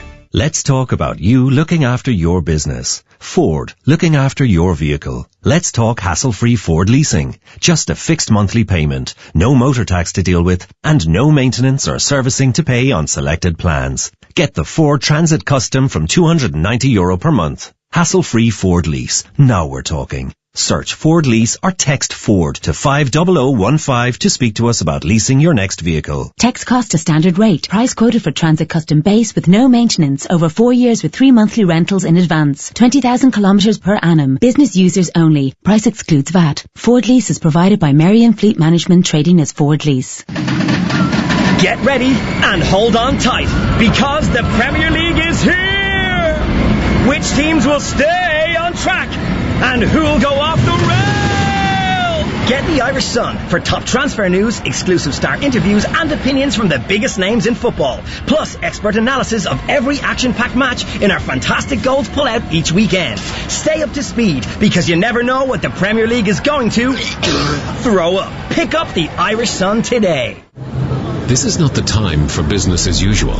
It's time for effort and imagination. It's time to use technology to start your online plans. It's time to work from home, to stay in touch. It's time to look to each other. Scoil Céile. Ireland is working online with help from Black Knight and .ie, because now we need better than business as usual. Call Black Knight on 059 918 3027 or visit blackknight.ie. 123inc.ie have your office needs covered. So whether you're an accountant, butcher, carpenter, dentist, electrician, florist, graphic designer, hairdresser, journalist, lecturer, musician, optician, retailer, teacher, solicitor, web designer, or yoga instructor, we've got what you need. And we're cheaper than your current supplier. 123inc.ie. For home, for office, for less. Introducing Guardson Sport. Protect your sporting equipment from COVID-19 for up to 14 days with Guardson Sport Disinfectant Treatment. Ideal in team sport settings with the sharing of balls, rackets, gloves, helmets, and all other sporting equipment. Guardson Sport kills COVID-19 on impact, keeping surfaces free from COVID-19 and other viruses and bacteria for up to 14 days by creating a protective polymer layer on application. For more information on Guardson Sport and other quality assured, certified and approved PPE, visit yourcovidprotection.com.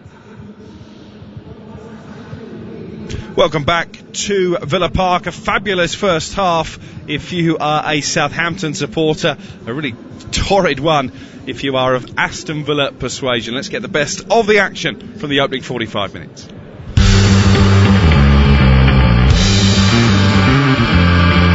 With a corner, it bounces off Shea Adams and it bounces in.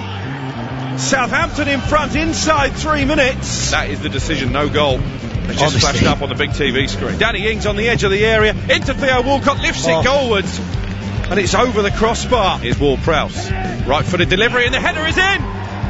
Yannick Vestergaard, his second goal of the season. Well, I mentioned the threat that he poses in the air. Aston Villa clearly weren't alert to it, and having had one goal chalked off by VAR, Southampton are in front. Long run up from Ward-Prowse. It's going to be right-footed, and he's curled it over the wall and in. Gosh. The birthday boy doubles the lead for Southampton and joins the great Letizia with that number of 7 free kick goals in the Premier League. It was an absolute peach, right-footed into the top right corner. Delight for Ward-Prowse, delight for Hasenhüttl, despair for Villa. Here is Ward-Prowse, right-footed again, and he's done it again. The same corner and the same outcome. It is turning into the perfect birthday for James Ward-Prowse. 2 brilliant free kicks, and it's Aston Villa 0, Southampton 3. Yeah, what an afternoon it is turning out to be for James Ward-Prowse and for Southampton. That first free kick goal straight into the corner was Southampton's 1,000th in the Premier League. And James Ward-Prowse's personal favourite, you may remember it, Jason Dodd, Matt Letizia flicking the ball up from a free kick and volleying it home against Wimbledon back in 1994. Yes, I was playing in that one, mate. It's quite funny because I saw him do an interview the other day, and he said it's the only time he ever did it. For some reason after that, after scoring a wonderful, like a scoop up and a volley, he never did it again. And you're like, why? Because you got success from it. But I mean, Matty I was very lucky enough, like I said, to play with him for a long time. We saw that daily. But like James, I mean, you can't, from Villa's point of view, you can't be giving free kicks away in that area because he's just proven the quality that he's got. Is that what's going to frustrate Dean Smith? I mean, it hasn't been Villa's day, but all 3 goals coming from set pieces. Well, yeah, teams nowadays work so hard on set plays, as simple as that. They would know what James is about. I mean, it's 2 poor fouls that they've given away in and around the edge of the box, and you can't do that, even if he just scores one of them. It's too many opportunities that you're given. And even that's where Southampton, even though they played really well and they've controlled the game, every single time, a corner, wide free kick, they look a threat. And that's definitely got to be a worry for Aston Villa. James Ward-Prowse, the 9th player in Premier League history to score 2 goals direct from free kicks in the same game. The first since Christian Eriksen for Tottenham against Swansea back in 2015. Don't quote me on it, Jason, but I'm not sure a player has ever scored a hat-trick of free kicks in the same game. Well, the form that he's in, the free kicks that Villa are giving away in poor areas, he's going to have another chance, mate. There's no doubt about it. And like I said, it wouldn't surprise me if he does get his hat-trick. And we were talking before the game about the various permutations. We knew that Southampton would be up to third with a win. They needed a 4-goal victory to overtake Everton in second. I said that wouldn't happen. It might now. Well, if it carries on doing what it's doing, like I said, Southampton really haven't got out of second gear. They've been so comfortable, as simple as that. Now, it sounds silly, it's always that scenario. If Villa need this next goal, as simple as that, because it's proven in games gone by over the last couple of weeks that teams do struggle. I mean, they get a goal against Southampton, who are in total control. It will be their problem. If they give Villa a sniff to get back in the game, you never know what's going to happen. Still 3 more commentaries to come across the afternoon here on Premier League Live. Manchester United against Arsenal, undoubtedly the highlight. That's a 4:30 kick-off. Tottenham against Brighton is at 7:15. On the way at 2 o'clock, we've got Newcastle at home to Everton, and Carlo Ancelotti wants his players to regain focus against the two. We have to analyse the game that we played against Southampton. Little details come down to us, so we have to be focused there, more focus on the little detail, more concentration, more concentrated in certain situations. It will be a different game against Newcastle, and so we have to be focused on what we have prepared. That was Carlo Ancelotti looking ahead to Everton against Newcastle. Everton, of course, beaten Jason Dodd quite comfortably in the end by Southampton last weekend. Was that a bad day at the office? Yeah, it was, because I've been really impressed with Everton. I mean, they've been fantastic. And it was, they just had an off day. Southampton, as we've seen today, they're in decent nick, they're in good form. But from an Everton point of view, this is where you find out about them. Like I said, they've had a poor result and a poor performance. So now they've got to put it right. So I'm sure that the manager, with the vast experience that he's got, he's going to be looking for a reaction. And would you expect them to get a positive result in that game? I think so, yeah. Like I said, I've been, like attack-wise, they've been options everywhere. They've got goals around. They become solid, as simple as that. Is it a blip? We'll find out this afternoon. Well, certainly a blip in the first half for Aston Villa. They are 3-0 down against Southampton, who have dropped 37 points from winning positions under Ralph Hasenhüttl. So I guess, Jason, a little bit of hope in that statistic for the home team. I don't think so, mate. 3-0 in total control. I can't imagine, just looking at Ralph on the side of the pitch there, he won't let you go off the ball. He'd be up and down that touchline. He'd be demanding from the players. And if anything, I can see Southampton maybe going on and scoring more goals. And you've spent enough time with centre forwards over the course of your career to know that Danny Ings and Shea Adams will be furious that their team are 3-0 up away from home and they haven't scored yet. Totally. And from a Southampton point of view, that's good. That was one area that as supporters we were moaning at. You can't keep relying on Danny all the time, and Shea in the form that he's in. So now it's up to the other players to start coming to the party, and a wonderful captain in James is doing just that. Yeah, captain's performance from him, no question about that. Phil has tweeted us at TalkSport Live, more goals, Saints, loving our academy. Southampton captain James Ward-Prowse, very much a hometown hero with 2 excellent free kick goals, adding to Yannick Vestergaard's header from a Ward-Prowse corner. That after Southampton had an own goal from Ezri Konsa, chalked off by VAR. It's been a dominant performance from the men from the South Coast. Can they maintain it in the second half? We will find out very shortly. And what kind of response will Dean Smith get from his Aston Villa side? All of those questions will be answered in the next 45 minutes or so. It's Aston Villa 0, Southampton 3, the half-time score. You are listening to Premier League Live. As darkness sweeps around the globe at 8 p.m. on the 18th of November, 25,000 people worldwide will pull their running shoes on to hit the road for a virtual 5 or 10k at Run in the Dark. I'm Mark Pollock, and by joining us to Run in the Dark this November, you'll be supporting the Mark Pollock Trust and our charity partner Collaborative Cures, whose mission it is to cure paralysis in our lifetime. Register now at runinthedark.org and get your medal, your flashing armband, and your Run in the Dark virtual timing app. Thank you. I was never good at spelling. I could read just fine, but I would be afraid if anybody asked me to do anything involving spelling. But since doing the course, all that has changed. I am braver. In fact, I feel braver than ever now. You know, you're never too old to learn. Never. If reading, writing, maths or technology is holding you back, take the first step. Free phone 1800 2020 65 or text LEARN to 550 to see how we can help. This free and confidential service is supported by your local ETB, Sulis and Nala. Create the Premier League atmosphere at home with Harvey Norman, the home of the big screen. Feel like you're on the pitch with our stunning range of 4K smart LED and OLED TVs from LG, starting from just $449. Plus, hear every kick, save, tackle, decision with LG's best-in-class soundbars. Get TV ready for all the big games with Harvey Norman. Shop online today or safely in our spacious stores. Harvey Norman, home of the big screen. Demanding a high performance from your team? You should be demanding the same from your tires. The Irish Tyre Industry Association is urging motorists to stay safe this winter and check the condition of your tyres. You could even be liable for a fine and 2 penalty points if found driving with tyres below the legal tread depth limit of 1.6 millimeters. ITIA expert technicians will carry out a free tyre safety check to ensure your tyres are safe and legal. Visit itia.ie to find your local expert. As Ireland's homegrown insurer, FPD knows it's empowering when someone has your back. So switch your van insurance to us and get up to 75% no-claim discount. Visit fpd.ie to request a quote. FPD Insurance. Support. It's what we do.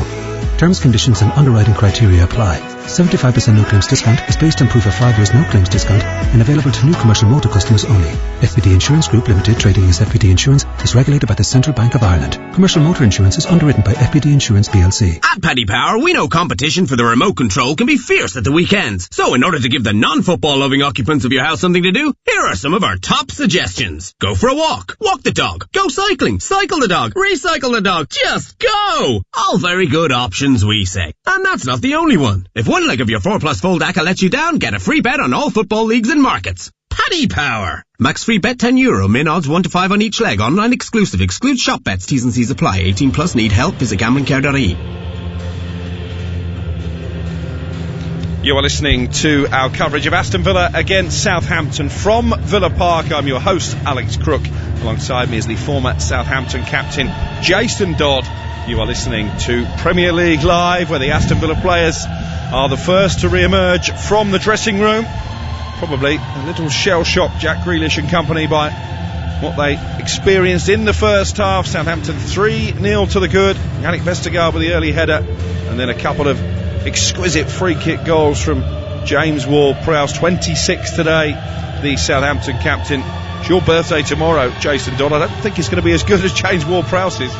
Well, I'll be happy with the win, mate. That's all I'm talking about. But it looks as though I'm seeing Jack Stevens just warming up there. So whether, obviously, Jan Benoit, that headed injury that he got, is that an effect on him? I don't know if it's him who's coming off, but it's definitely like Jack Stevens is coming on. Yeah, just getting his final instructions from the iPad by a member of Ralph Hasenhüttl's backroom staff, Jack Stevens. Man that they call the Cornish Maldini. He's going to replace Jan Bednarek, I think, for this second half. Just go in alongside Vestergaard.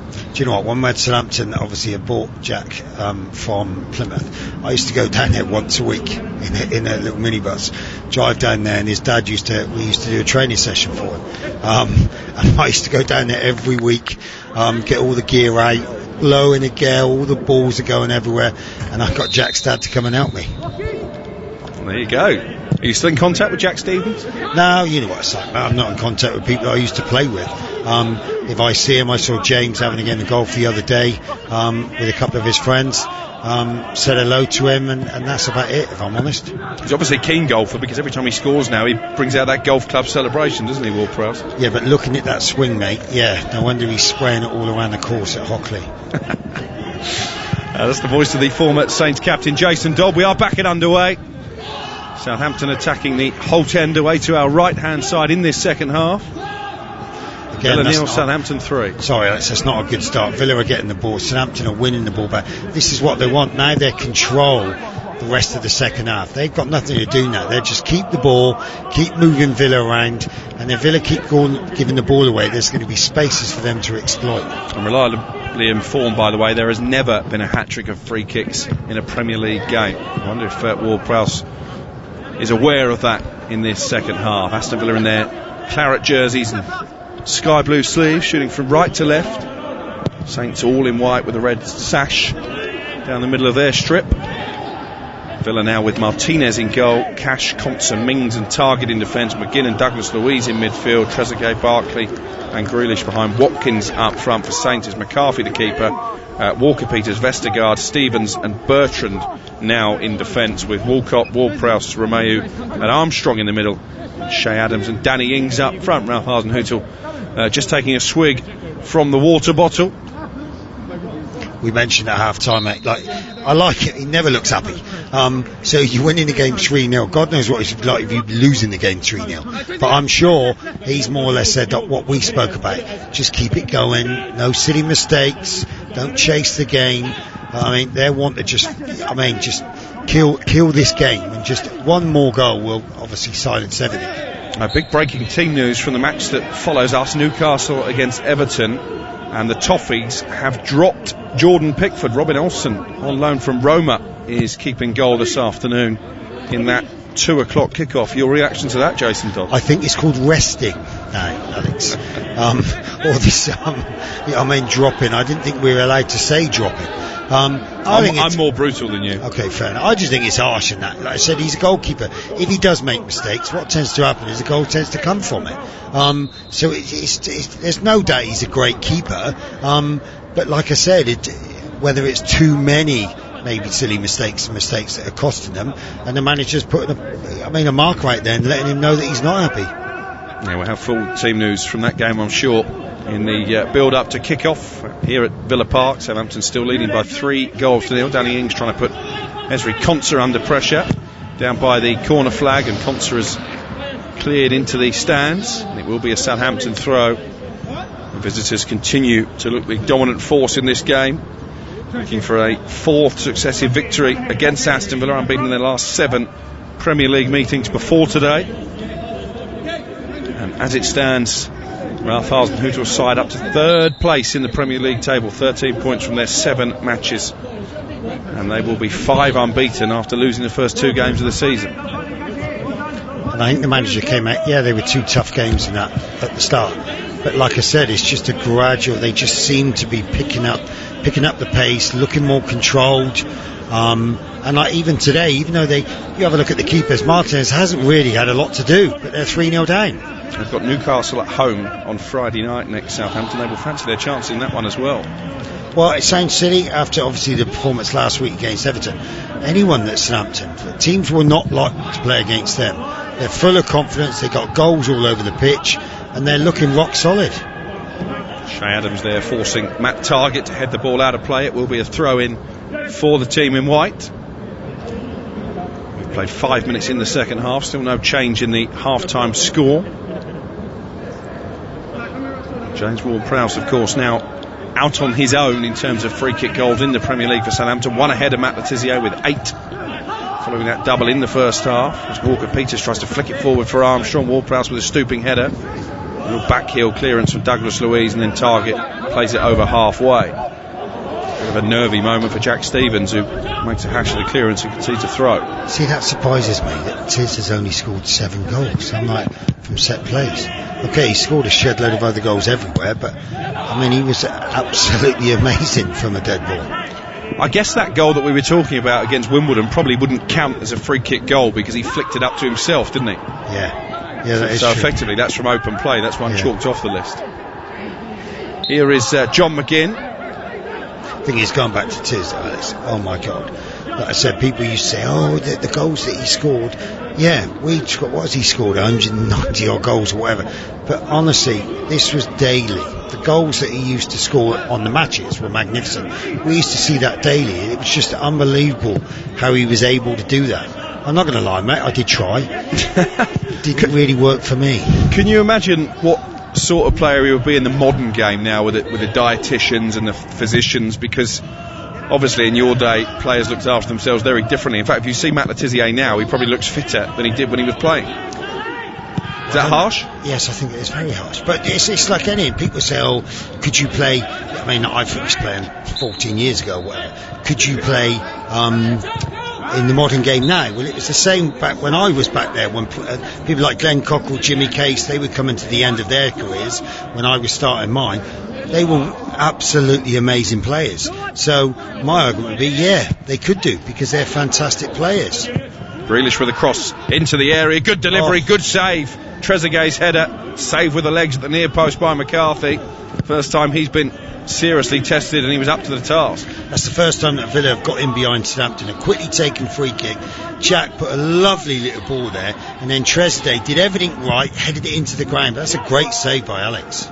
Long ball forward by Martinez, over the head of Ryan Bertrand, the left back, and kept in play by Trezeguet in the yellow boots. Here is Douglas Luiz now, knocking it around Walcott and crossing deep into the area. Grealish with a header down, another great save by McCarthy to claw the header away, down low to his left hand side. Aston Villa finally creating opportunities, and they've got a corner.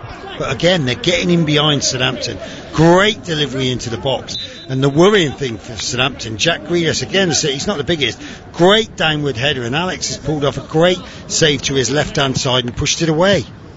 Yeah, really good stop, this one. And unlucky. Ross Barkley was just there, anywhere dropping down near his feet, and he's side-footing in there. So great credit to Alex then, pushing it away from the goal. It's just a warning sign, though, isn't it, as you've already mentioned, that even a 3-0 lead is not necessarily a comfortable one. Seeing that save again to Alex down to his left from Trezeguet. Great save. Here comes the corner for Aston Villa, their fifth of the game. It's going to be taken over on the right-hand side by Barkley.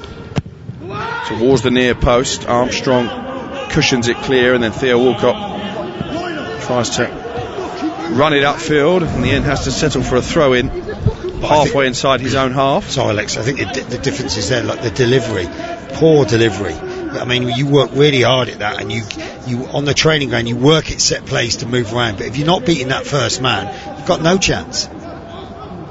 Dean Smith stands arms folded, vastly experienced manager, more than 400 games in the dugout, but difficult afternoon so far, picking up really where Villa left off in the second half against Leeds. And I think you look at the bench, we were looking earlier about what changes can he make. That's been the core of them so far, why they've done well, because they've kept a settled side.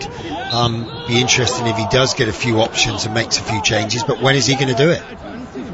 Ryan Bertrand has just rolled off the pitch there after a tackle. I think he'll be okay. The left back for Southampton. Aston Villa needed a win today for their best start to a top flight season since 1930, when they went on to finish as runners up, but barring something quite miraculous in the second half, that isn't going to happen. Here's Oriol Romeu back inside Saints territory, the shaven-headed Spaniard.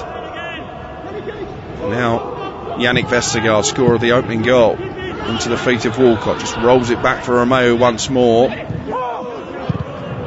Aston Villa have been better organised in this second half, but Danny Ings has made a run in between Mings and Ezri Konsa. Theo Walcott not quite able to find him, and then Mings has been fouled by Armstrong, and Villa have a free kick. Again, Theo coming inside in that pocket as a fullback.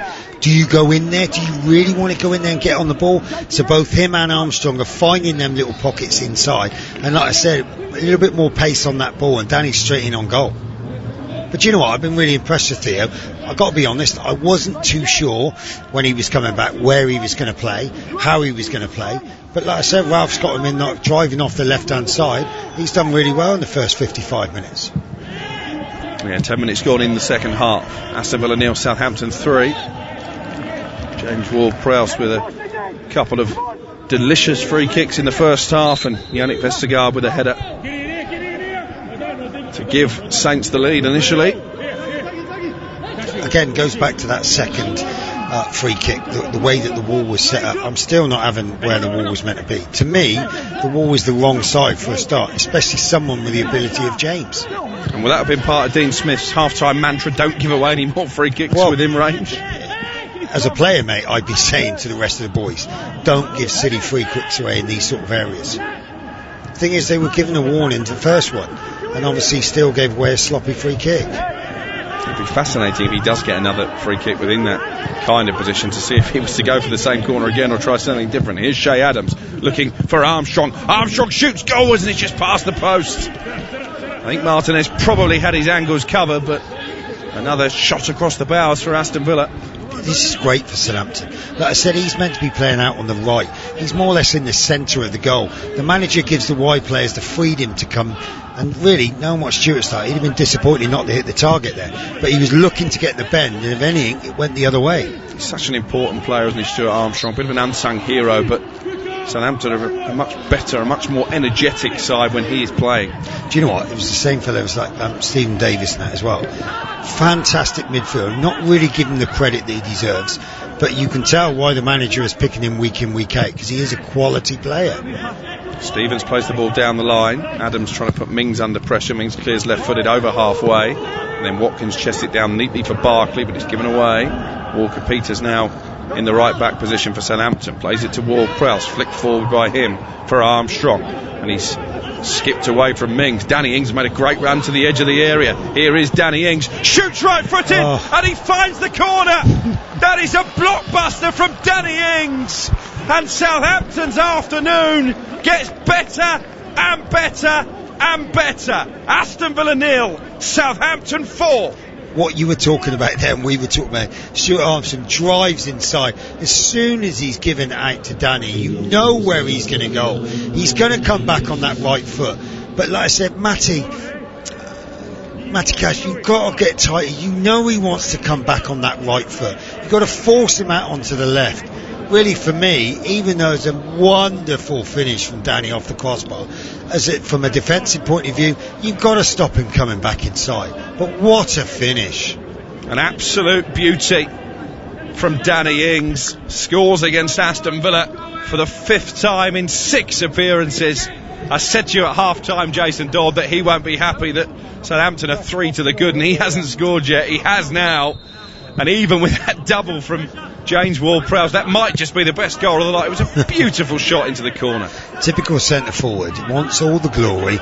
James does all the dog work and gets 2 wonder goals, but he cannot be kept out of the headlines. But that's what Danny does. It's just amazing. But again, you do your homework on the opposition. Like, they would know that from James's free kick. Here he is again.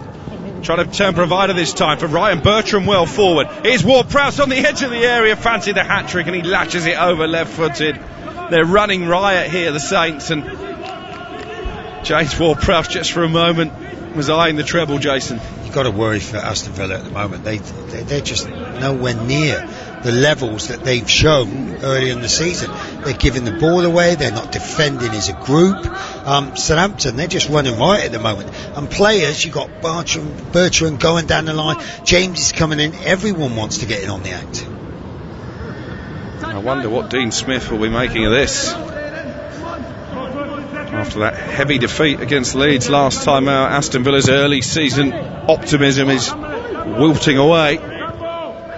You sense with half an hour to go there could well be more goals in this for Southampton. And you can sense as well that the manager's able, he's going to make some changes. He's got 2 more subs that he can make. I'm sure that he's going to give Shane Long a run out. The only problem will be is no one will want to come off. They know that there's more opportunities of goals in this game, so they won't want to come off. So it'll be interesting to see what Ralph does. Danny Ings will want to stay out there, won't he? Yeah. You're going to drag him off the pitch, mate.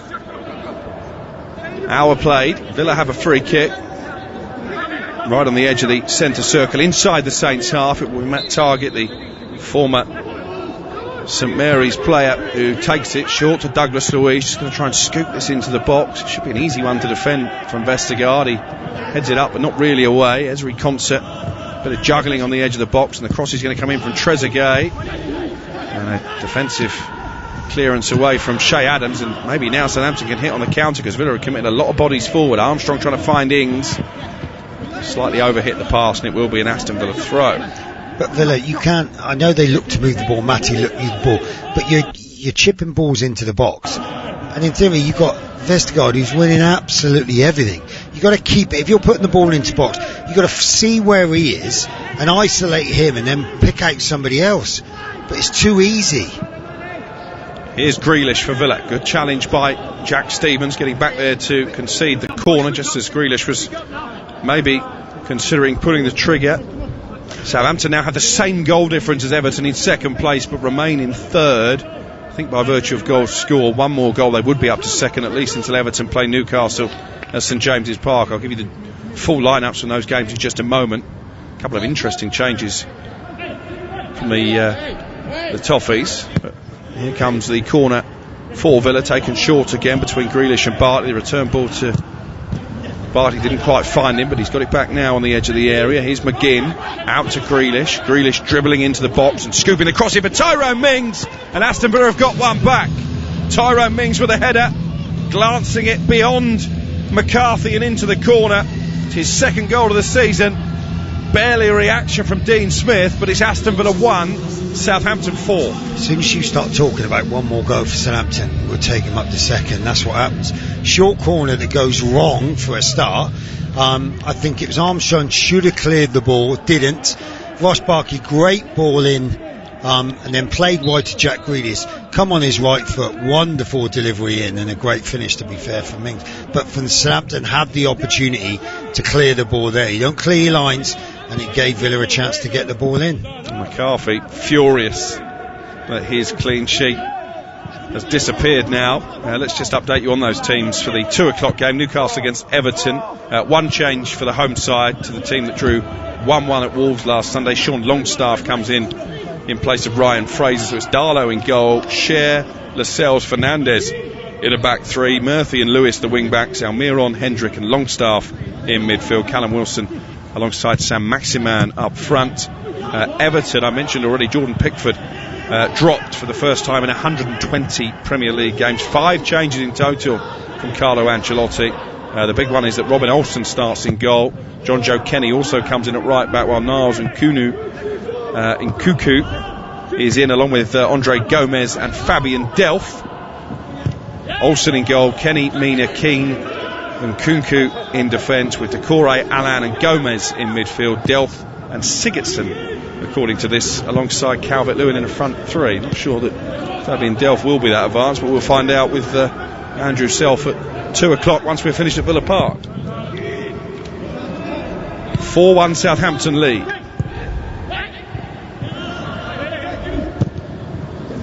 Scooped into the area by McGinn. Barkley nods it towards Grealish. Here is Douglas Luiz now into the feet of Trezeguet. I mean, another goal, Jason, for Aston Villa, and Southampton might just get a bit nervous. Well, they've got a little bit sloppy, if I'm honest with you. I said it's gone from being in total control, managing the game, to giving the ball away. Like then, to be fair, that was a bit harsh. It didn't look like a free kick, but like Villa, we mentioned funny things happen. Like I said, why you do that when you're in total control. Problem is, if you lower your levels, it's really difficult for them just to get back up to where you got to. So I'm sure that's what Ralph is barking at the players, just to carry on with the quality that they've been doing in the first 60 odd minutes. Yeah, it was a perfect performance, wasn't it, for the first hour of this game, but that goal from Tyrone Mings maybe has just given Villa a little bit of hope. They have won 6 of their last 9 in the Premier League. Aston Villa, having survived relegation on the final day of last season. Here is Barkley, might try and get a shot away from the edge of the area. The door was quickly closed by Ward-Prowse. And here is Cash linking up well with Watkins. Southampton sitting deep all of a sudden. Douglas Luiz now for Villa has the ball and plays it back into Mings inside the centre circle. Mings strokes it out to the left hand side and target. His cross into the area is nodded clear by Stevens, and it will be a Villa throw level with a penalty spot. See, that goal makes a massive difference. Like I said, for the last 5 minutes, Villa are linking the play up, they're getting it wide, they're getting in the areas that they did do in the first 5 or 10 minutes, but now they're getting that little bit of quality in the delivery, and Southampton look a little bit ragged. McGinn and Grealish combining down by the left corner flag. Plenty of white shirts between Grealish and the penalty area. One of them, Shea Adams, momentarily wins it back, but McGinn's away from Adams, and Walker-Peters has to come across to clear.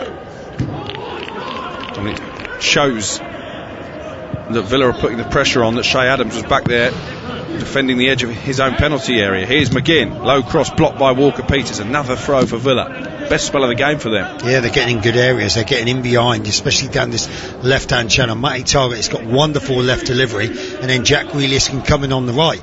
So really I'm not saying it's a worry, but like I said, Southampton don't want to be conceding another goal, because Villa just seem to be growing in confidence even though they're 4-1 down. Here's Targett. And he's gone down inside the penalty area. Half-hearted appeals for a spot kick. Walker-Peters, I think, just shoulder barged him off the ball. It's going to be a goal kick for Southampton unless VAR intervene. That's what's called looking for a penalty. There is a little, nudge from either of them, but I said, I know it's saying silly. Matty went down, for my opinion, too easy. He could have drove on then as well. There's a change here for Aston Villa. Matty Cash is making way. I think it's Ahmed El Mohammadi who will be coming on. Carries a bit more of an attacking threat. I think that's what they'll be looking for now. But the only thing is, that opens up then Southampton, which are very good, is they're going to counter against it. It's only El Mohammadi's second Premier League appearance this season. His first was in the 7-2 win against Liverpool, coming off the bench that afternoon. And that just shows the topsy-turvy nature of this season, that Villa can beat the champions 7-2 1 minute and then find themselves 4-1 down at home against Southampton the next. And that was a great performance for them as well. You can't say that it was an off day for Liverpool. Villa were just fantastic. Here's Jack Grealish teeing up McGinn on the edge of the area. Again, Shea Adams back there helping out defensively. It's with Grealish with those socks rolled down to the ankles, crosses, right-footed towards the far post, and just scoops behind and out for a goal kick. 68 minutes played. Villa 1, Southampton 4. Much better than Villa, though. That's the man who's going to get him back in, is Grealish. They need to get it out to him. Again, as a defender, if someone's playing out on the left, you're expecting him to go down to the byline and cross, but he's got the ability to just check and whip a great ball in there. The problem there, though, they didn't have enough bodies in the box to attack the ball. Well, Ralph Hasenhüttl still patrolling his technical area. Won't be particularly enamoured with what he's seen from the last 5 or 6 minutes after Southampton stormed into that 4-0 lead. Vestergaard with a header, 2 free kicks from Ward-Prowse, an absolute peach from outside the penalty area from Danny Ings, but Tyrone Mings with a glancing header to at least get Villa back on the score sheet and give them something to fight for in this final quarter of the game. Here is Jack Grealish, the Villa captain, over the halfway line. He's got Targett, who's made a good run to the left. Watkins waiting for a cross in the centre. Instead, Targett plays a 1-2 with Barkley and then scoops it over the head of Ward-Prowse, and it's collected by Barkley down by the corner flag. Targett with a good cross, left-footed towards the far post, brought down by Trezeguet. And there was a really good block from Yannick Vestergaard, putting his body on the line there as Trezeguet let fly right-footed. Oh my God, that was a fantastic. Matty Targett whipped it in. I think Ryan Bertrand got caught under the ball, chested down. Like I said, this was firing it. Vestergaard just flew himself at it. And wonderful block just on the edge of the 6-yard box. Yeah, that may well have been destined for the far corner from Trezeguet. That might be the warning that Southampton need. The last 10 minutes, they've just not got into the game. They haven't got the ball down and played. If anything, they can't get the ball off Villa. I suppose Dean Smith will be asking, where's this performance been over the opening hour of the contest? But it tends to be that, 4-0 down, there's no pressure whatsoever. Then, in theory, in everyone's eyes, the game is gone.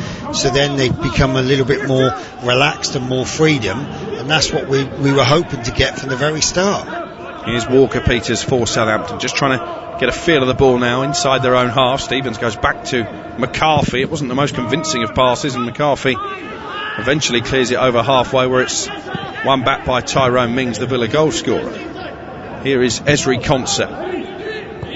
Back to Martinez, all in green, the Villa goalkeeper and FA Cup winner with Arsenal last season. Sprayed out now to the right hand side, and the substitute El Mohammadi for Villa. But look, Villa like this. There's a lot more. They've made the pitch a lot bigger, so they're able to keep hold of the ball. The problem is, earlier on they kept giving the ball away, so Southampton were in great areas. Now they're keeping it and they're linking some great play up. El Mohammadi with a cross. Grealish made a good run to the far post and he's picked him out over the head of Walker-Peters. Grealish just rolls it into the feet of Targett, gets it back from the fullback. Here is Grealish trying to play it through for Targett again. Walker-Peters there but can't get it away, and it's going to be Targett to cross from the byline, chested down again by Trezeguet, and this time the volley is saved to the near post by McCarthy. Come on, Southampton have got to get back into this game. I think they've took the foot off the gas and they're just going through the motions at the moment, and Villa look decent. They're linking the play up, Every time the ball's going into the box, they're creating opportunities.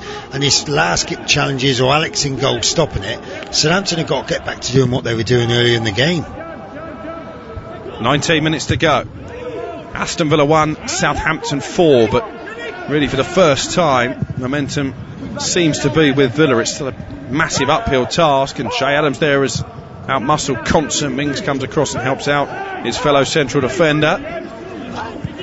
And it's collected by Danny Ings just inside the Villa half. He goes back to Vestergaard, and now Stevens takes over. Stevens away from Barkley, good run forward into Villa territory, and then plays it out to the left, and Bertrand. This is James Ward-Prowse, the captain for Southampton, just trying to take the sting out of this Aston Villa fight back. Vestergaard will go all the way back now to McCarthy.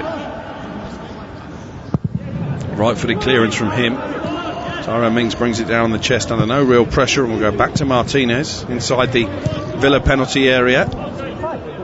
Here is Mings again. Conser now out to the right, and El Mohammadi. He looks to go down the line. Flicked forward by Trezeguet, but Vestergaard there ahead of Barkley, and this is James Ward-Prowse in some space into Armstrong. Adams with his back to goal turns away from Mings. He's played it through for Danny Ings, who's onside. Danny Ings up against Martinez, lifts it over the goalkeeper, and I think the flag has gone up belatedly. It's a great finish by Danny Ings, but the goal won't stand, and it's a free kick for Villa. The link-up play with great ball into Shay Adams. He saw Danny. He did look a little bit offside. A little bit. He's about 2 yards offside. But again, it's like Matty Targett. Everyone stopped, and then just waiting for him to either miss or put it in the net to come back to it. Just do it straight away. Well, it is the new regulations that the assistants are told to keep their flag down until the players come to a natural conclusion, so that if they get it wrong, VAR can intervene. That's a ball clearance by Ward-Prowse. Barkley with a curler over the bar. Again, still 4-1 to Southampton. Sorry, Alex. Yeah, the game's getting a little bit sloppy now. This is what Villa want. Southampton are giving the ball away. That's on the edge of the box. I think it was Jack Stevens, I think it was. Didn't realise what was going on. Straight to Ross Barkley on the edge of the box, and he had a shooting opportunity, but just put it over the bar. But Southampton need to manage. They're not managing the game at all well at the moment. They're giving the ball away in silly areas, and they're just, creating pressure on themselves all the time. And that will frustrate Ralph Hasenhüttl, won't it? We know he's a perfectionist, and he won't be particularly pleased with the second half performance. No, because he'll have other games where the games are going to be tighter. Well, we can't be doing this against a side, even if this game is 2-1. Villa are dominating possession and creating chances all the time.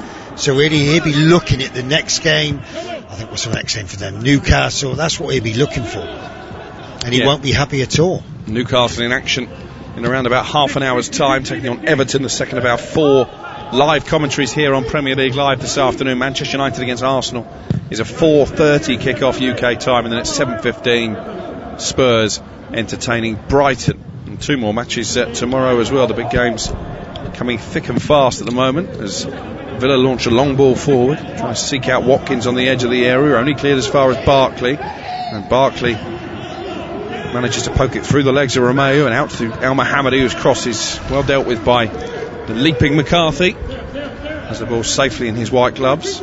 But that's what you want as a back four. Like I said, it wasn't a bad ball into the box, but he's like, you could hear keepers, he come out. Obviously, attackers are going to be looking around, worried that they're going to get smashed. That's what you want as a back four. Keeper being positive.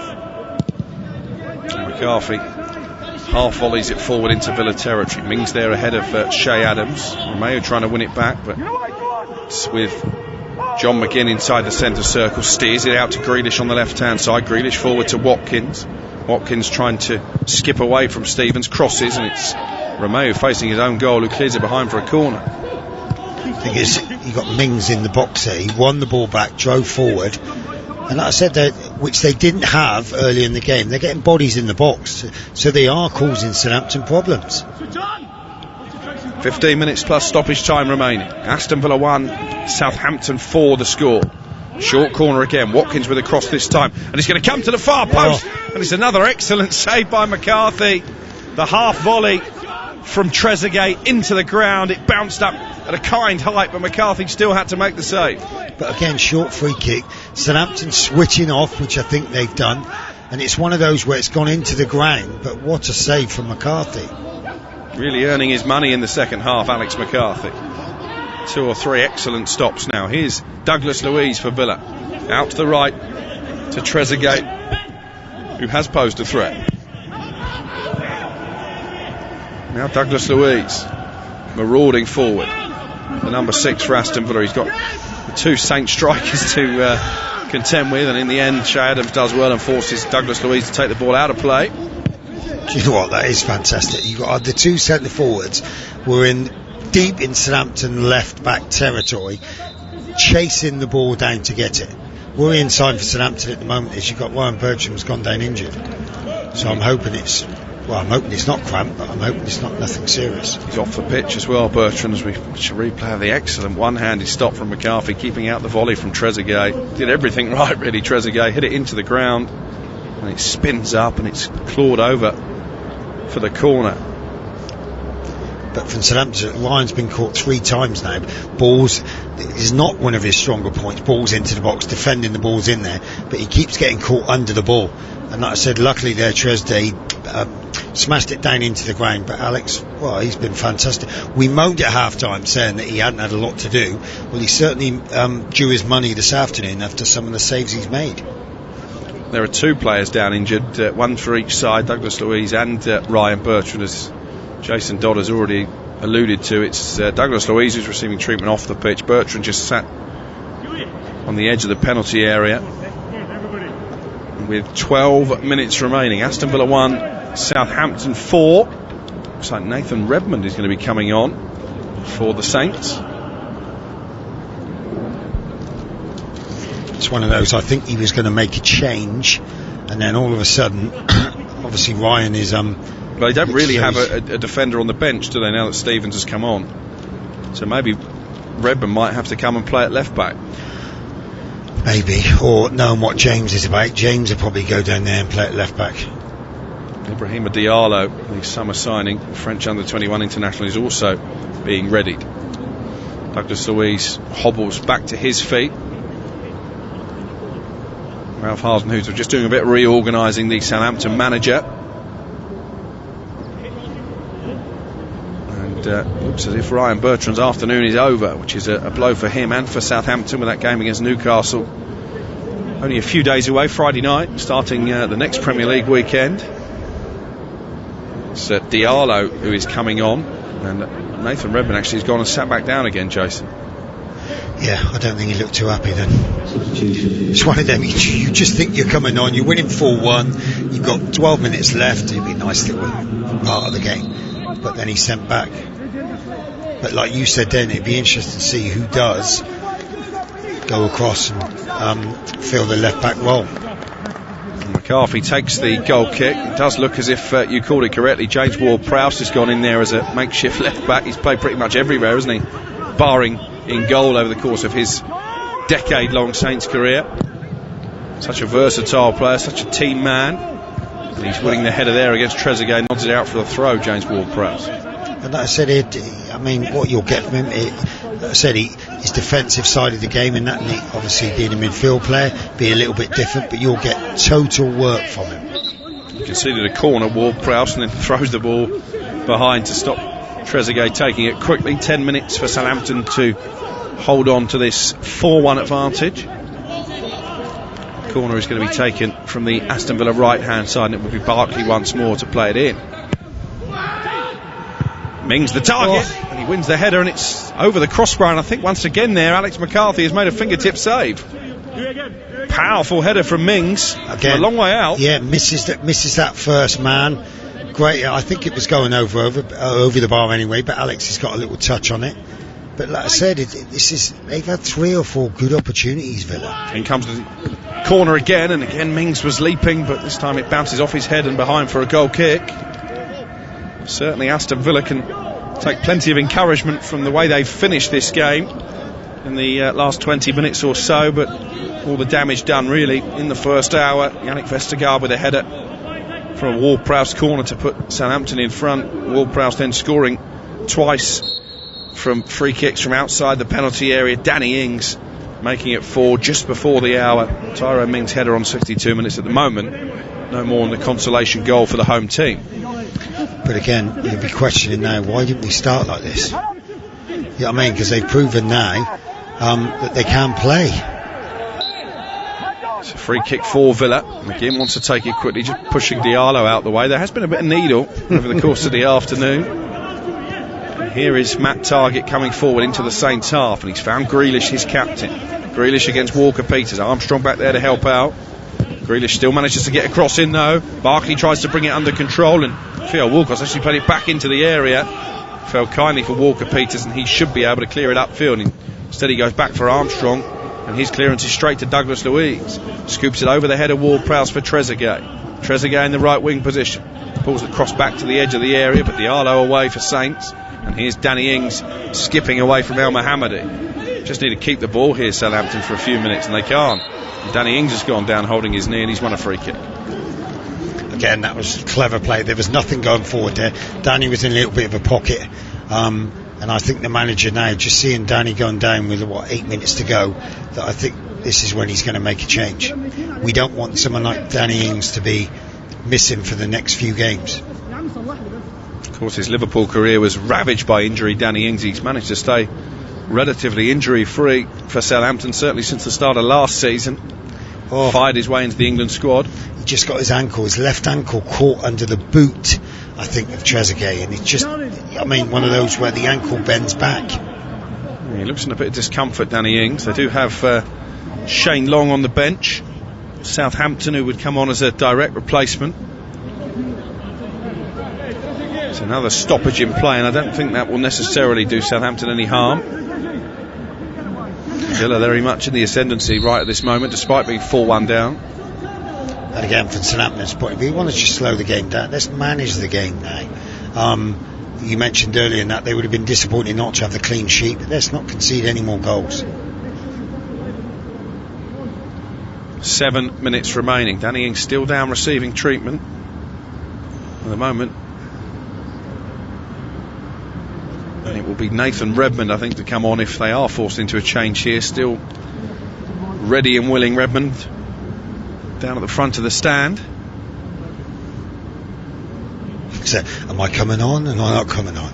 I've already been pied off once. Am I going to get pied off again? Well, again, he's put the tracksuit top back on, and it might well be that Shane Long will be coming on. It's not Nathan Redmond's afternoon, but this is a worry. Danny Ings grimacing as he tries to stretch out the ankle. Ralph Hasenhüttl looks more than a little frustrated. Such an integral cog in the wheel for Southampton. Danny Ings, not just with his goal scoring, but his hold-up play and creative spark as well. And watching a replay of the incident, I think it was that left ankle, and it didn't look great, did it?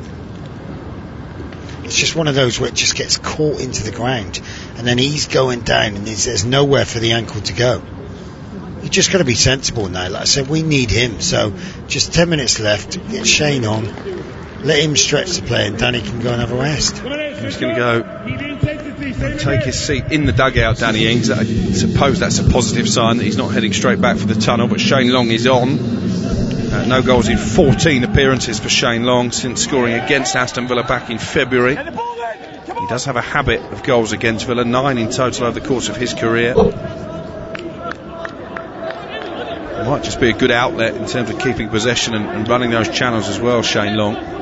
He does it fantastic. The problem with Shane is because he's not a prolific goal scorer, attackers now are judged on goals, but his work rate and the problems that he causes the opposition.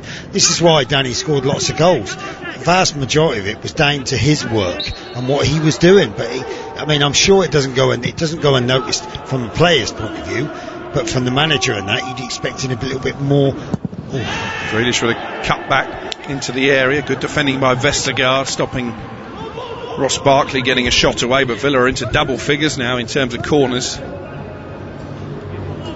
They have 4 minutes, Guy, and set us up for what would be a grandstand finish now if they could get this. Comes to nothing. Villa 1, Southampton 4. Remember, Newcastle against Everton coming up very shortly here on Premier League Live. Then we'll be off to Old Trafford. Manchester United against Arsenal, the big game of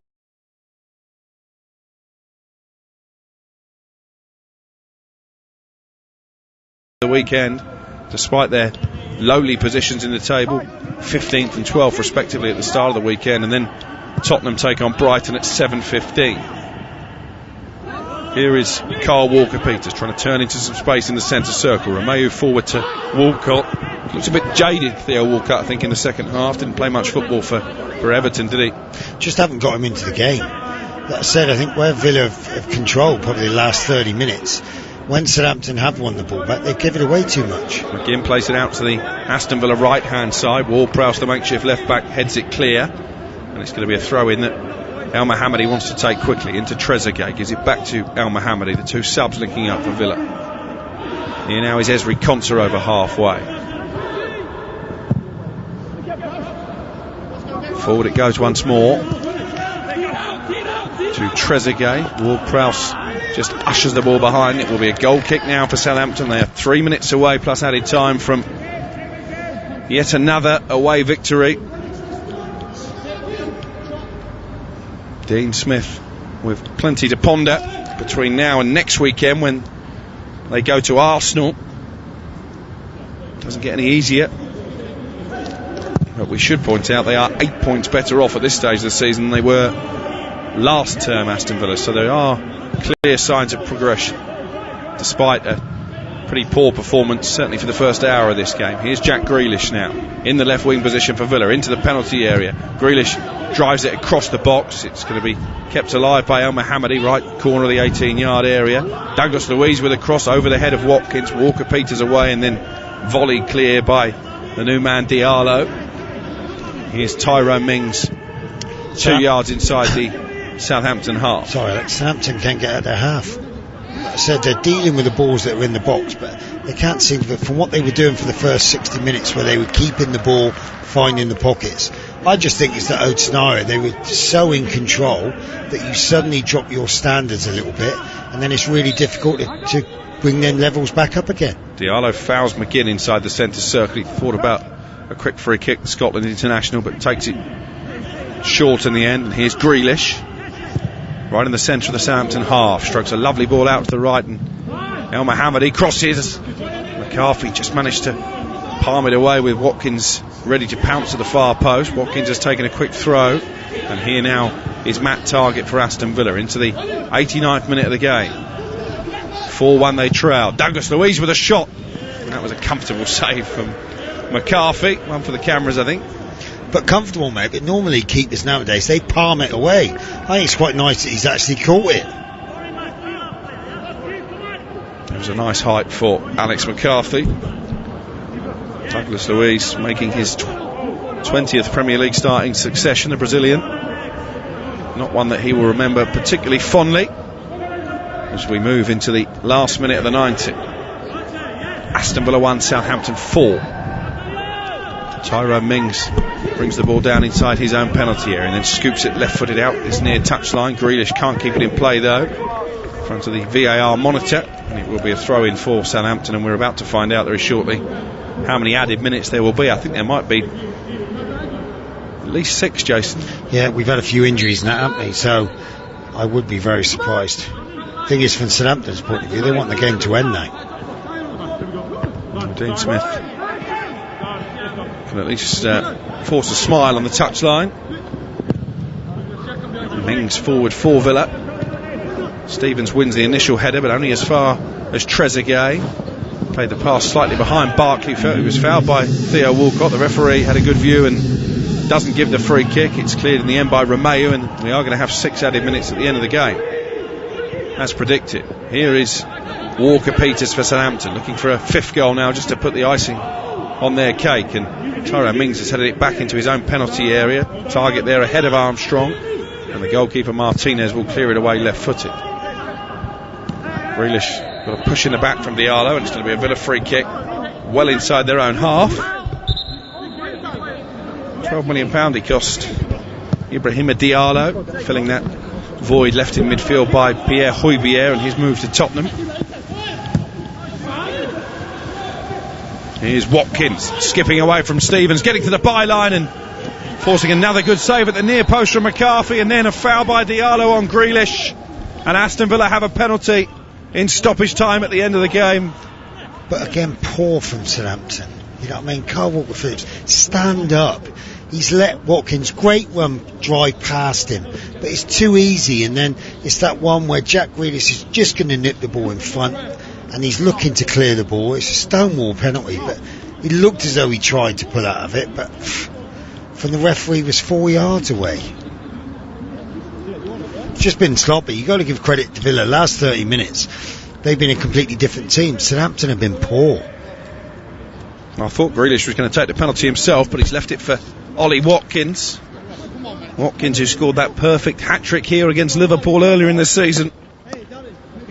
Looking for his 6th goal in 9 matches in an Aston Villa shirt, the former Brentford man. In the 92nd minute, McCarthy, who's made a number of good saves in this second half. Can he make another one here? Watkins with the short run up and right-footed into the corner. It's an excellent penalty, and the lead is down to 2. Aston Villa 2, Southampton 4. Great pen, very confident, looking at the keeper, put it to the keeper's left in the top corner. But like I said, Villa deserve the 2. If anything, they've got to be unlucky that they hadn't scored many. If it hadn't been for Alex McCarthy making 3, 4, 5 saves, this could have been a lot closer game. And it's certainly a lot closer than it looked when Southampton scored their 4th goal just before the hour. And I think Ralph Hasenhüttl, as pleased as he'll be with another 3 points away from home, he won't be overly delighted with the way that his side have slackened off in the final half an hour.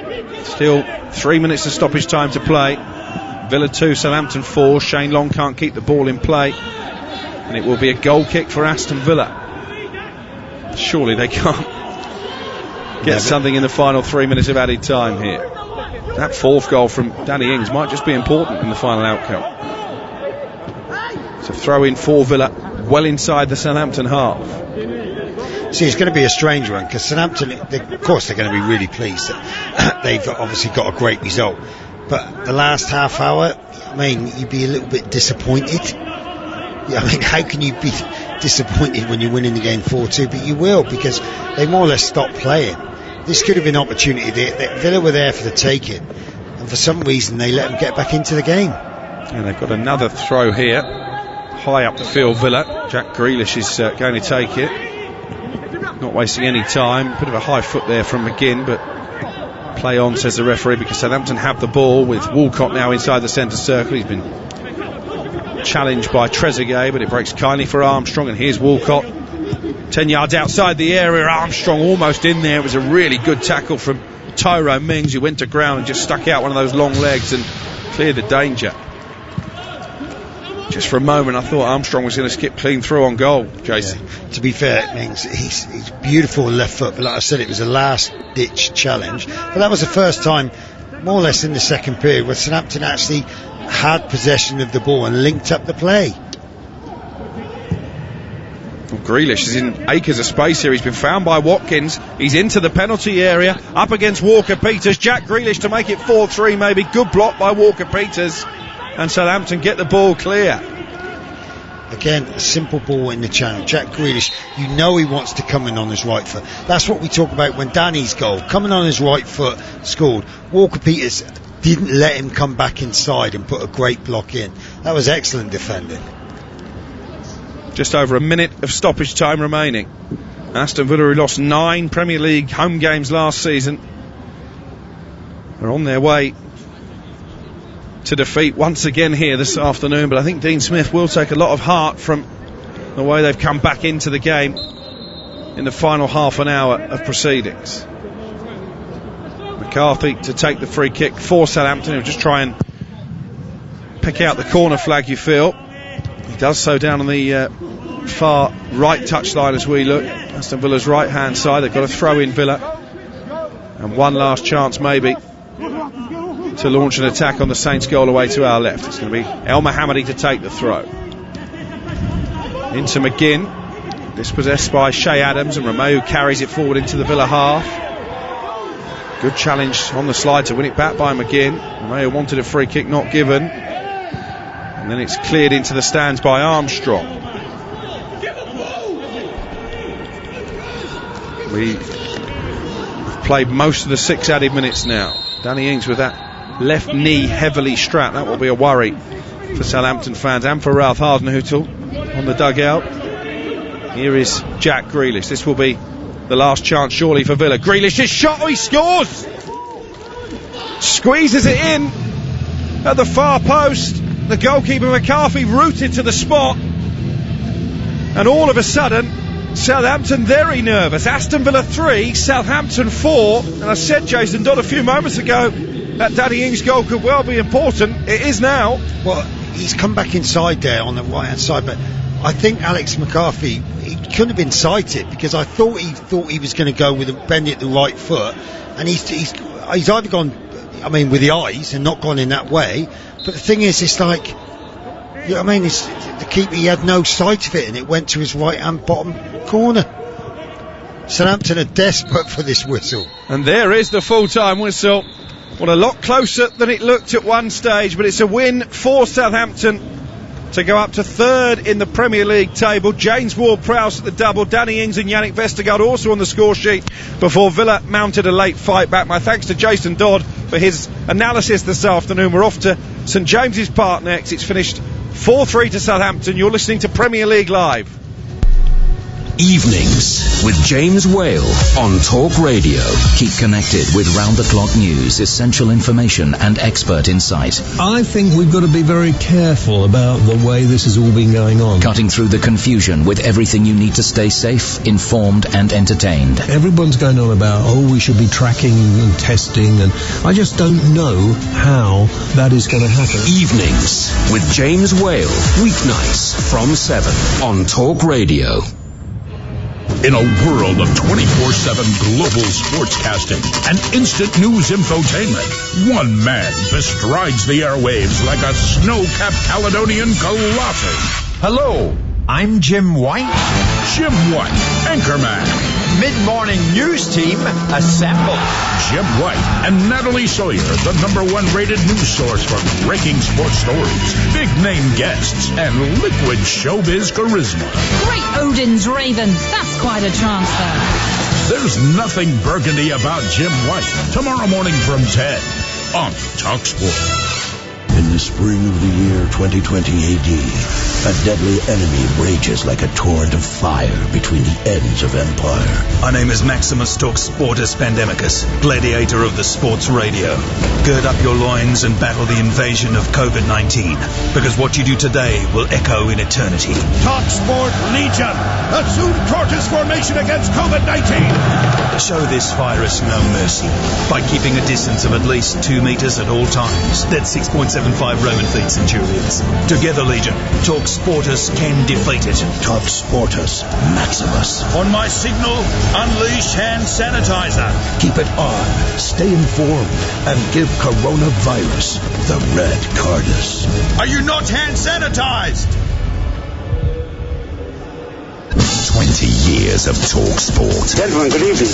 There's no such thing as an overnight success. Accrington Stanley 4, titanium plasmatronic death droids from the future, 0. Excess. I wasn't getting up, I was just getting in. Excitement. Excuse me, and extremely strong opinions. I spend my life covering the big game at the big level. On DAB, medium wave, and on your smart speaker. 20 years of TalkSport. For all the latest news, opinions and advice, listen to Talk Radio throughout the day and stay informed as events unfold. We're now in a position to start implementing the next part of our plan. Find out what's happening now and what may happen next, all day, every day. If the government gets to grips with the plan, then surely we will be able to see light at the end of the tunnel. Listen now on DAB Digital Radio, online, via the Talk Radio app, or ask your smart speaker to play Talk Radio. You're listening to TalkSport's coverage of Newcastle United against Everton here from St James's Park. I'm your host, Andrew Self, and alongside me is a former Tottenham, Southampton and Wimbledon defender, Chris Perry. This is Premier League Live. That's just ending the minute silence for Nobby Stiles and our armed forces, but I'm going to ask the first question to Chris Perry. Your Southampton side have just won a 7-goal thriller. What do you think will happen today? I hope we get as many goals, to be honest, but I don't think so. I think looking at both sides, I think it's going to be a tight affair. I think Newcastle have got a really poor home record. I think Steve Bruce is going to look to keep it tight and hopefully nick something on the counter-attack with the pace of Wilson and Saint-Maximin. Well, let's look at those two sides. 5 changes for Carlo Ancelotti, whose side lost last time out. In goal for them today is Robin Olsen on loan from Roma instead of Jordan Pickford, who's spent 120 games between the posts for Everton in the league. And it's a back 4 from left to right of Niels Nkuku, and then it's Michael Keane, Yerry Mina and John Joe Kenny. Abdoulaye Doucouré, Allen and Fabian Delph holding in the middle of the park with Gylfi Sigurdsson and Andre Gomez just behind Dominic Calvert-Lewin at the top of the park. And they will be wearing their traditional Everton kit, which is royal blue shirts, white shorts and white socks. Black and white stripes for the Magpies, or should we say the Toon, should we say Newcastle United. In goal for them are Carl Darlow, a back 3 of Fabian Schär, Jamal Lascelles and Federico Fernandez. 2 wing-backs of Jacob Murphy and Jamal Lewis, ex-Norwich City there for you. 2 holders in Longstaff, that's Matt Longstaff and Jeff Hendrick. And then it's Alan Saint-Maximin and Miguel Almiron giving support to young Callum Wilson at the top of the park. Just one change for Steve Bruce in this game from the draw they had last week. Wilson tries to spin on the edge of the halfway line with Yerry Mina and gets a free kick in this first half. Newcastle United at a pace, the pitch, very much as you would see it on your television at home. We're above the technical areas. Newcastle attacking a goal away to my left, Everton attacking a goal away to my left. Jordan Pickford's where I'm going to start with Chris Perry. Well, that's a big decision, sir. Yes, it's a huge decision. I know he's made a couple of blunders recently and not been in particularly good form, and I think that the fact that they brought in Robin Olsen in the transfer window, right at the end of the transfer window, I thought it was a really good signing for them. Experienced international goalkeeper to back up Jordan Pickford, but it does mean that if Pickford does have a few bad games, you've got someone of that sort of class to bring in. You've got no hesitation from Ancelotti to bring him into the team. You obviously feel that he's got some Italian experience as well, playing for Cagliari last year, and not a great season for Cagliari, but they had a lot of clean sheets, so he knows what he's at, the 30-year-old Danish player. Hendrick rolls the ball back. Fernandez hooks it out near side. It could be Jamal Lewis over the halfway line, down this near side, the left for Newcastle United.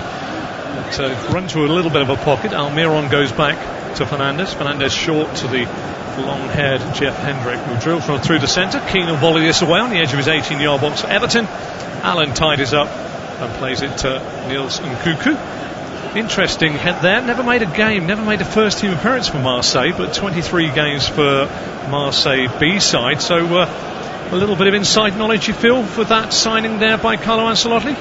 Yes, certainly. I saw him in pre-season a couple of times, and he looked really impressive, actually, getting forward down the left-hand side. Looks a good buy. Obviously, he's only going to be back up to Luca Digne, so he's going to learn a lot from Luca Digne. Obviously, speaking the same language is going to help. They're going to be able to talk to each other, and I'm sure Digne would have spoken to him before this game, knowing that he was playing. Absolutely, and you've got to say that Luca Digne's assists, his attacking prowess down the left-hand side, is going to be sorely missed today. I think the question mark, Everton started the season like a house on fire, didn't they? Absolutely brilliantly, and I think their first 11 is a very good 11, and is certainly competitive in and around the top 4 places. The question mark is over squad depth, and last week they've obviously lost Seamus Coleman. Last week it was Ben Godfrey who played right back. This week it's John Joe Kenny playing right back. But have they got a real replacement for him? I think John Joe Kenny's a much more natural replacement, having played all last season on loan at Schalke in the Bundesliga. Did very well there, very highly thought of. But again, Digne gets injured this week and they go to young Niels Nkuku. Have they got a strong enough squad when their first team players drop out? So no James Rodriguez this week, and the midfield looks a little bit of a mishmash. We were wondering how they were going to set up, and it looks like it's a 4-5-1 for Everton almost. Yeah, indeed, I do agree with you there. They've got a sort of plethora of middle of the park players, but some of the big players, it's always difficult to change. Good ball there from Delph, trying to get it into the feet of Calvert-Lewin, but he just had it taken off his toes by Fernandez. Newcastle work it down the right-hand side. Jacob Murphy, a little bit of the forgotten man, really, for Newcastle United. Scored the equaliser for them on 89 minutes last weekend. Gets his touch, but it goes all the way back to Olsen, who gets a nice side foot on it and plays it out. Everton hold the ball just in front of their 18-yard box. Square it from Mina to Keane. Keane to Fabian Delph. Delph at the moment playing more like the traditional left back. Down the line he goes to Andre Gomez. Kunku's very high, isn't he, on the left hand side? And we have seen Delph, certainly for Manchester City, play at left back a lot. Yeah, his last appearance for Manchester City, I think, was at left back. Funny how the years slip away. Fabian Delph, I remember him as a youngster. Now he's 30 years of age, as though that's old, but it just shows you how their careers and drift away. Ball on this near side gets put out of play by Jamal Lewis. It's going to be a throw for Everton, which they'll look to load up. We've got a replay monitor here, and I just got a little picture of Jordan Pickford, who sent his rise to England #1 from the time he started at Sunderland. It's been fast and dramatic, and maybe this is just a little aside from Carlo Ancelotti to say, don't take it as a given. Keep working hard.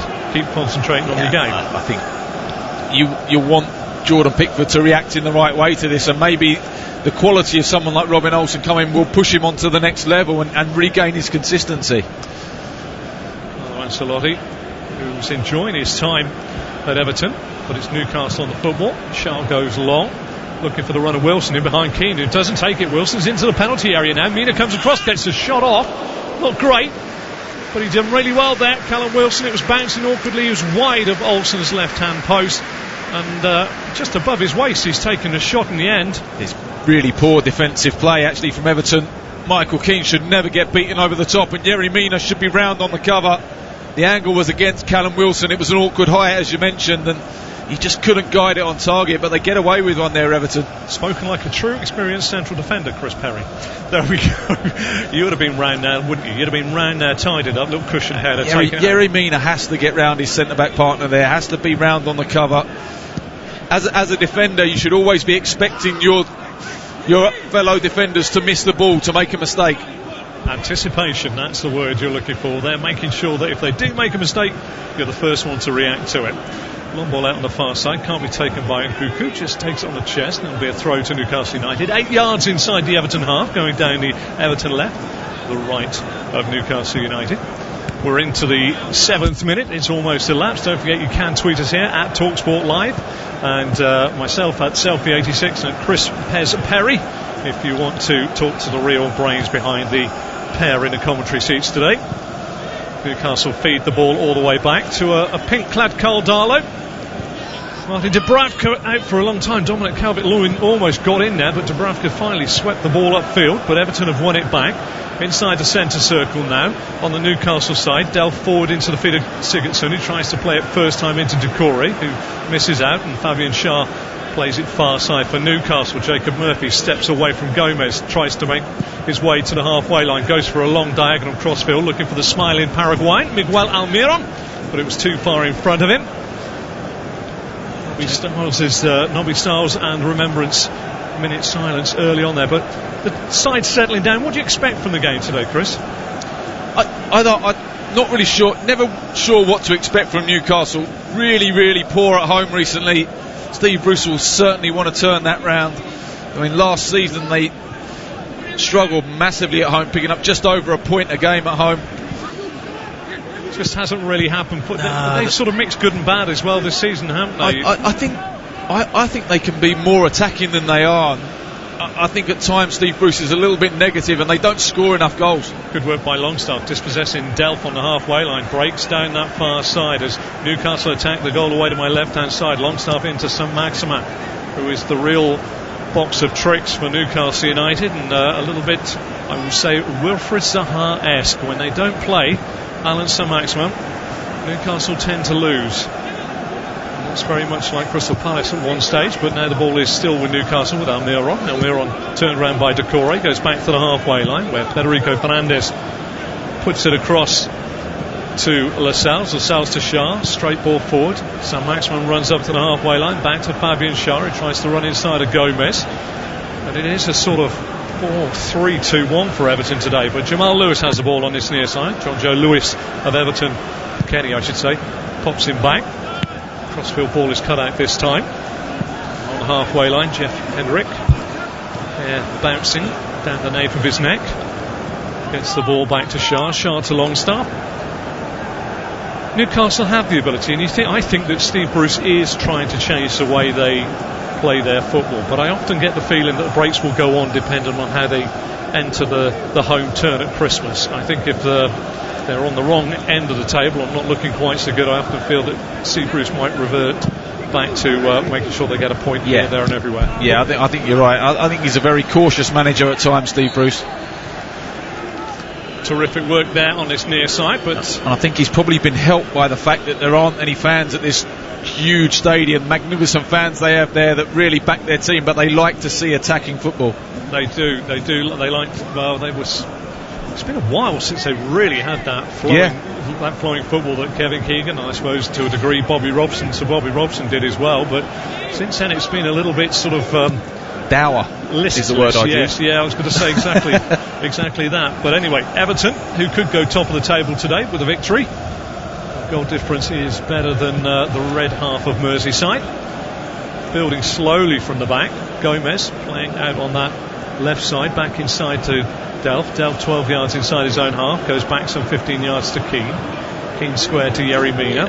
Everton are trying to push their fullbacks very high up the pitch, and it's actually Doucouré and Delph, two central midfield players, who are dropping into the fullback areas when they're in possession deep of the play. They're trying to get Nkunku and John Joe Kenny really high up the pitch, but to do that it means that Delph and Doucouré have to keep the ball, and at the moment they're not finding it easy to play through Newcastle. Mistake there from Darlow. Sigurdsson gets onto it, but it's redeemed by Federico Fernandez, who gets up and looks at Carl Darlow. Darlow does the natural thing, looks into the empty stand and doesn't catch the eye of his left-sided centre half, because that was a poor throw out there. Just come back to a question I was going to say about if your two fullbacks push on and then you get Doucouré and Delph that drop into the fullback positions, surely that's a fallacy. It's a waste of time.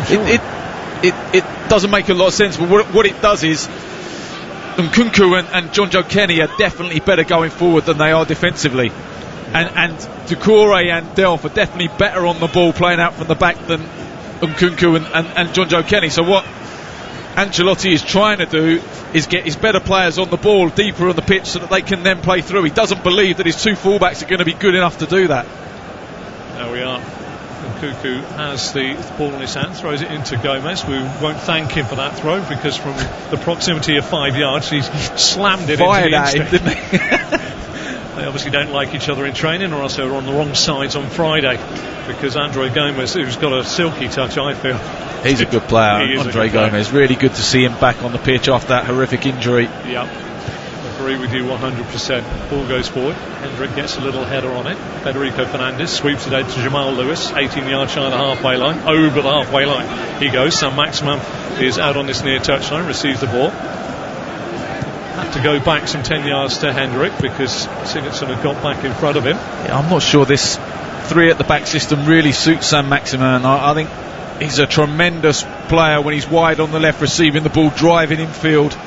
Very unpredictable in possession. I just feel, and maybe, and I've never been to the changing rooms and the place that you've been and the levels that you've played football, but I feel that with St Maximum, the other 10 players are going to have to do his work.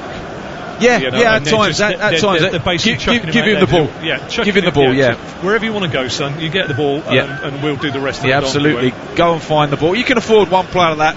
And I think that's maybe why Almiron hasn't played quite as many games as he did last season, because he's another one who's a little bit like that. His work rate's tremendous, but he's very lightweight in terms of that side of the game. And he's another one that you want to go and find the ball and drift and find the ball and get on it and make things tick. So Maxman volleys it back to Jamal Lewis from the throat. Everton with a high press. Federico Fernandez goes back to Carl Darlow, who looks to his right, knocks it long, looking for the run of Callum Wilson, headed above his head by Yerry Mina, pulled down by Delph. Delph to Allen. Delph in the end sees the body of Sean Longstaff come thrusting into him and falls to the floor. And our referee today is Atters, as he's known in the football world, Stuart Atwell. I wonder if referees have nicknames. I'm sure they do. Everybody has a nickname. Yeah. He's called Atters amongst the refereeing fraternity. But Stuart Atwell, alongside him, assisting him, Constantine Hatzidakis, and of course Mark Perry No relation, I hope? No relation, not that I know of anyway. He's always run the line when you were at central defence, I always heard, kept that flag up. Yeah, absolutely, yeah. Every time I put my arm up, the flag went up. Yeah, there we go. Every time you say about arm going up, I just think of George Graham's Arsenal. I shouldn't say that, but it still sticks. I played at George Graham's Spurs, so it was the same there. There we go. You did indeed. Good days.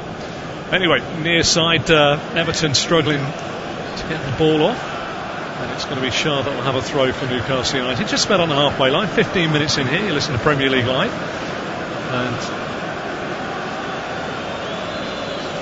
Fabian Shah can't find anybody to throw to, and in the end throws it slightly aimlessly down the line, but the bouncing ball catches Fabian Delphin, who with a high left foot puts the ball straight back out of play. So Maximin gets the ball to his feet, but he's got two around him. Back to Hendrick. Hendrick now back to Lascelles. Lascelles down the touchline to Sam Maximin, who has to go back to Lascelles. And a good pressing from Everton. Carlo Ancelotti had some work to do with the Toffees when he got there. I think he's had a pretty impressive start, wouldn't you say? I think he's made an excellent start, yeah. I think some of the signings in the summer were very, very astute. Alan, Doucouré, James Rodriguez, 3 excellent additions. I think the side look very focused. They press a lot higher up the pitch now. They're much more difficult to play against. And of course Dominic Calvert-Lewin has grown under Ancelotti into one of the top centre forwards in the division. He's done so well. 15 goals in 26 matches under Carlo Ancelotti. I think he only had about 9 in about 94 prior to that. The ball is currently with Everton, who sweep it back almost from the halfway line to Robin Olsen, making his debut today on loan from Roma. I think your worry for Everton would be that 3 of the back 5 are playing their first game of the season. And that's never a good thing in terms of Premier League appearances anyway. I agree with you. I was lucky enough to see a lot of John Joe Kenny on loan at Oxford United, and always struck me as one of those that was never going to have any problems in adjusting to it. He was a man in a boy's body very early on. It was rough and tough at the top of League 2 then, and he stood up to the task very, very well, and I think he'll only do well as he goes forward.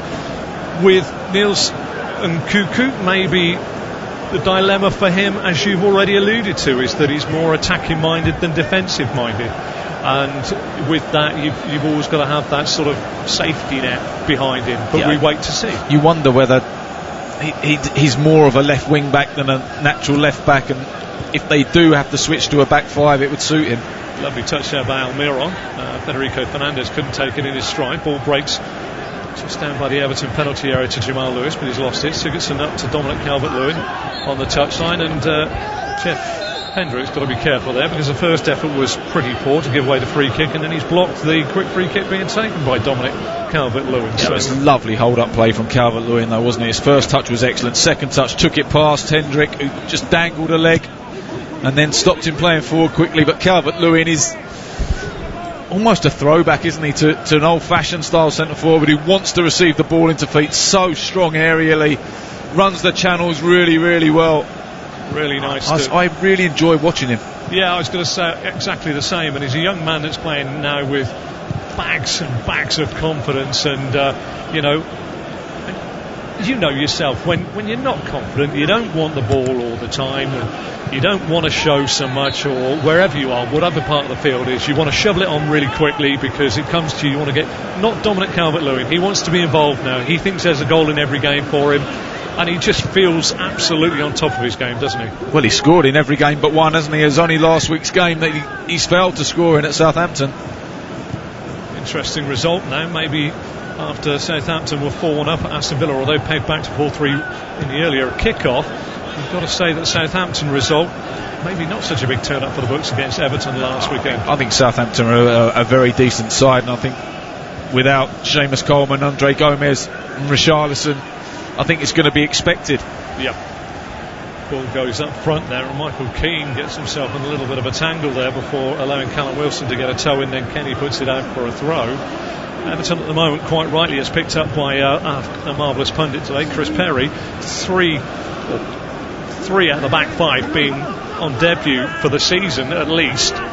Looking a little bit shaky when it's understandable, isn't it? It's understandable. They certainly, I won't have thought they'd have done too much work together as a back 4. And I think that's always a worry when you don't know each other's games particularly well. I'm going to ask you another question, but the permutation, whether those... I feel there's only one worse permutation to 3 at the back, or 2 at the back 4 not being sort of regulars, would be your 2 centre-backs, both, not knowing each other, absolutely, yeah. I think that's the most important bit. Keane and Mina are very settled, aren't they? I mean, they've played in every game this season, the two of them, and they seem to have a much better understanding. Certainly Yerry Mina this season has been a lot better, and Michael Keane has really stepped up and forced his way back into the England reckoning. Yeah. Ball is with Decore, who's playing as right back, as Kenny's head off down the touchline, goes back inside to Keane back to Delph, who's playing where Nkuku would be. Well spotted by Chris Perry, the fact that these two, Decore and Delph, play the ball a little better. But Kenny and Nkuku are the people with bags of speed if they go the other way. Keane has the ball now out to Delph. Delph in the left back position over the halfway line. 6 yards he goes forward before rolling it down the line to Nkuku. Back it goes to Delph. Delph will just keep possession and go back to Michael Keane. Square, 18 yards inside his own half to Yerry Mina. Mina looks for the expansive long ball, but checks out and goes back to Keane. Really struggling to play through, though, Newcastle, aren't they, Everton? Newcastle have got good shape. Good bit of work this time by Niels Nkuku. He's managed to get past Jacob Murphy on the far side.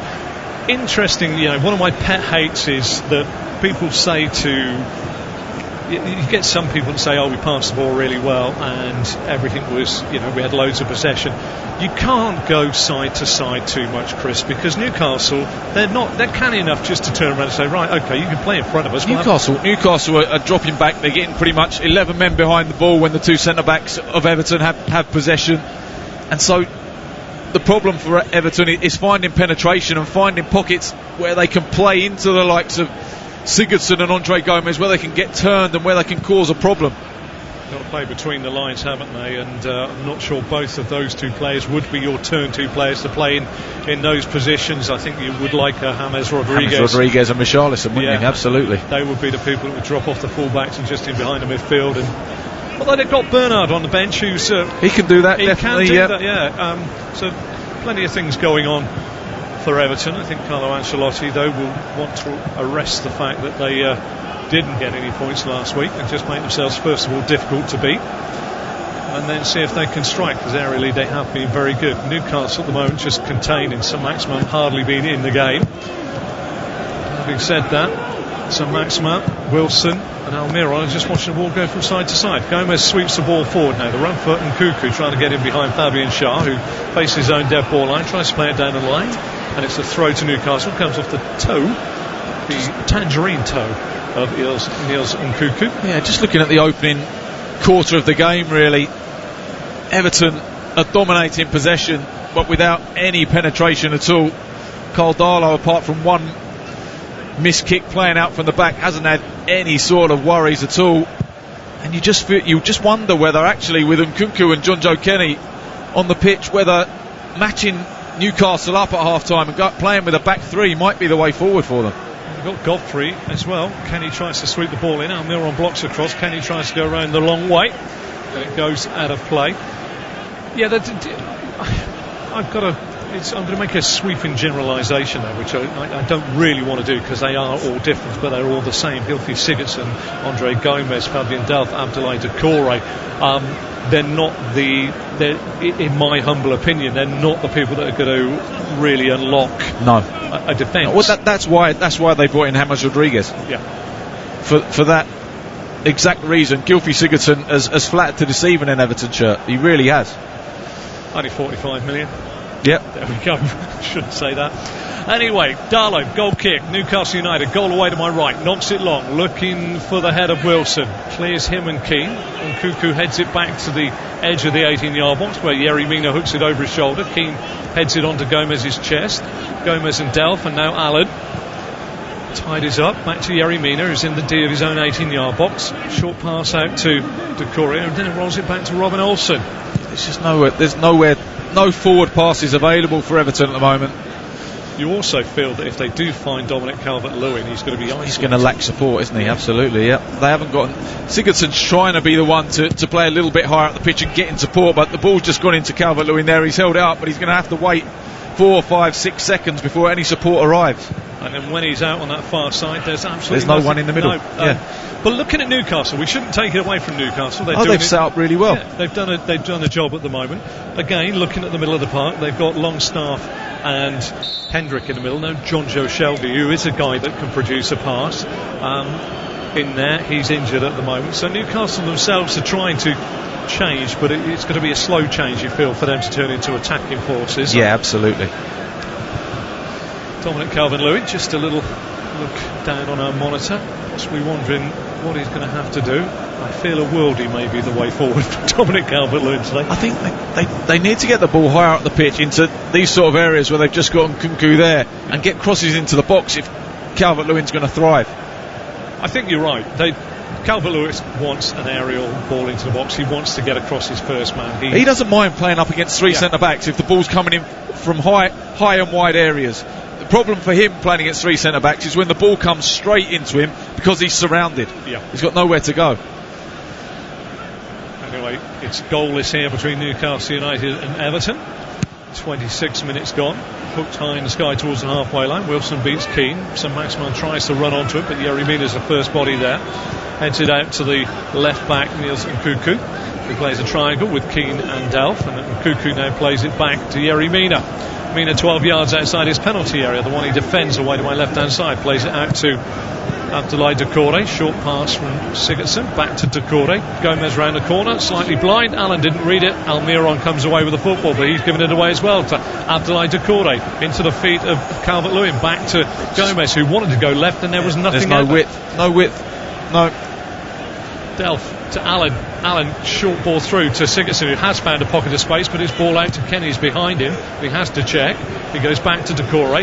Nice bit of movement by Sigurdsson again. Crosses a low one into Newcastle box. And that's the best we've seen really from Everton without really being threatening or raising the voices. Yeah, it's the first time they've actually been able to pick some passes in between the lines of the Newcastle defence. They've got Sigurdsson forward, they've got into a crossing area, tried to deliver a ball into the box for Calvert-Lewin, which is good. Andre Gomez was in the box, so there were at least numbers in there. It was better from Everton, but you do feel that they have the players on the bench to change it. When you look at Bernard can play wide, Iwobi can play wide, Anthony Gordon can play wide, and you feel that whether they play with these four central midfielders, if you like, with Gomez, Delph, Allen and Doucouré on the pitch for the whole game or not, is going to depend on how successful they are at the moment. If they take the lead, it's perfect for them, but if they go a goal behind, you feel that at least they have the bodies on the bench to change the system and be a little bit more attacking.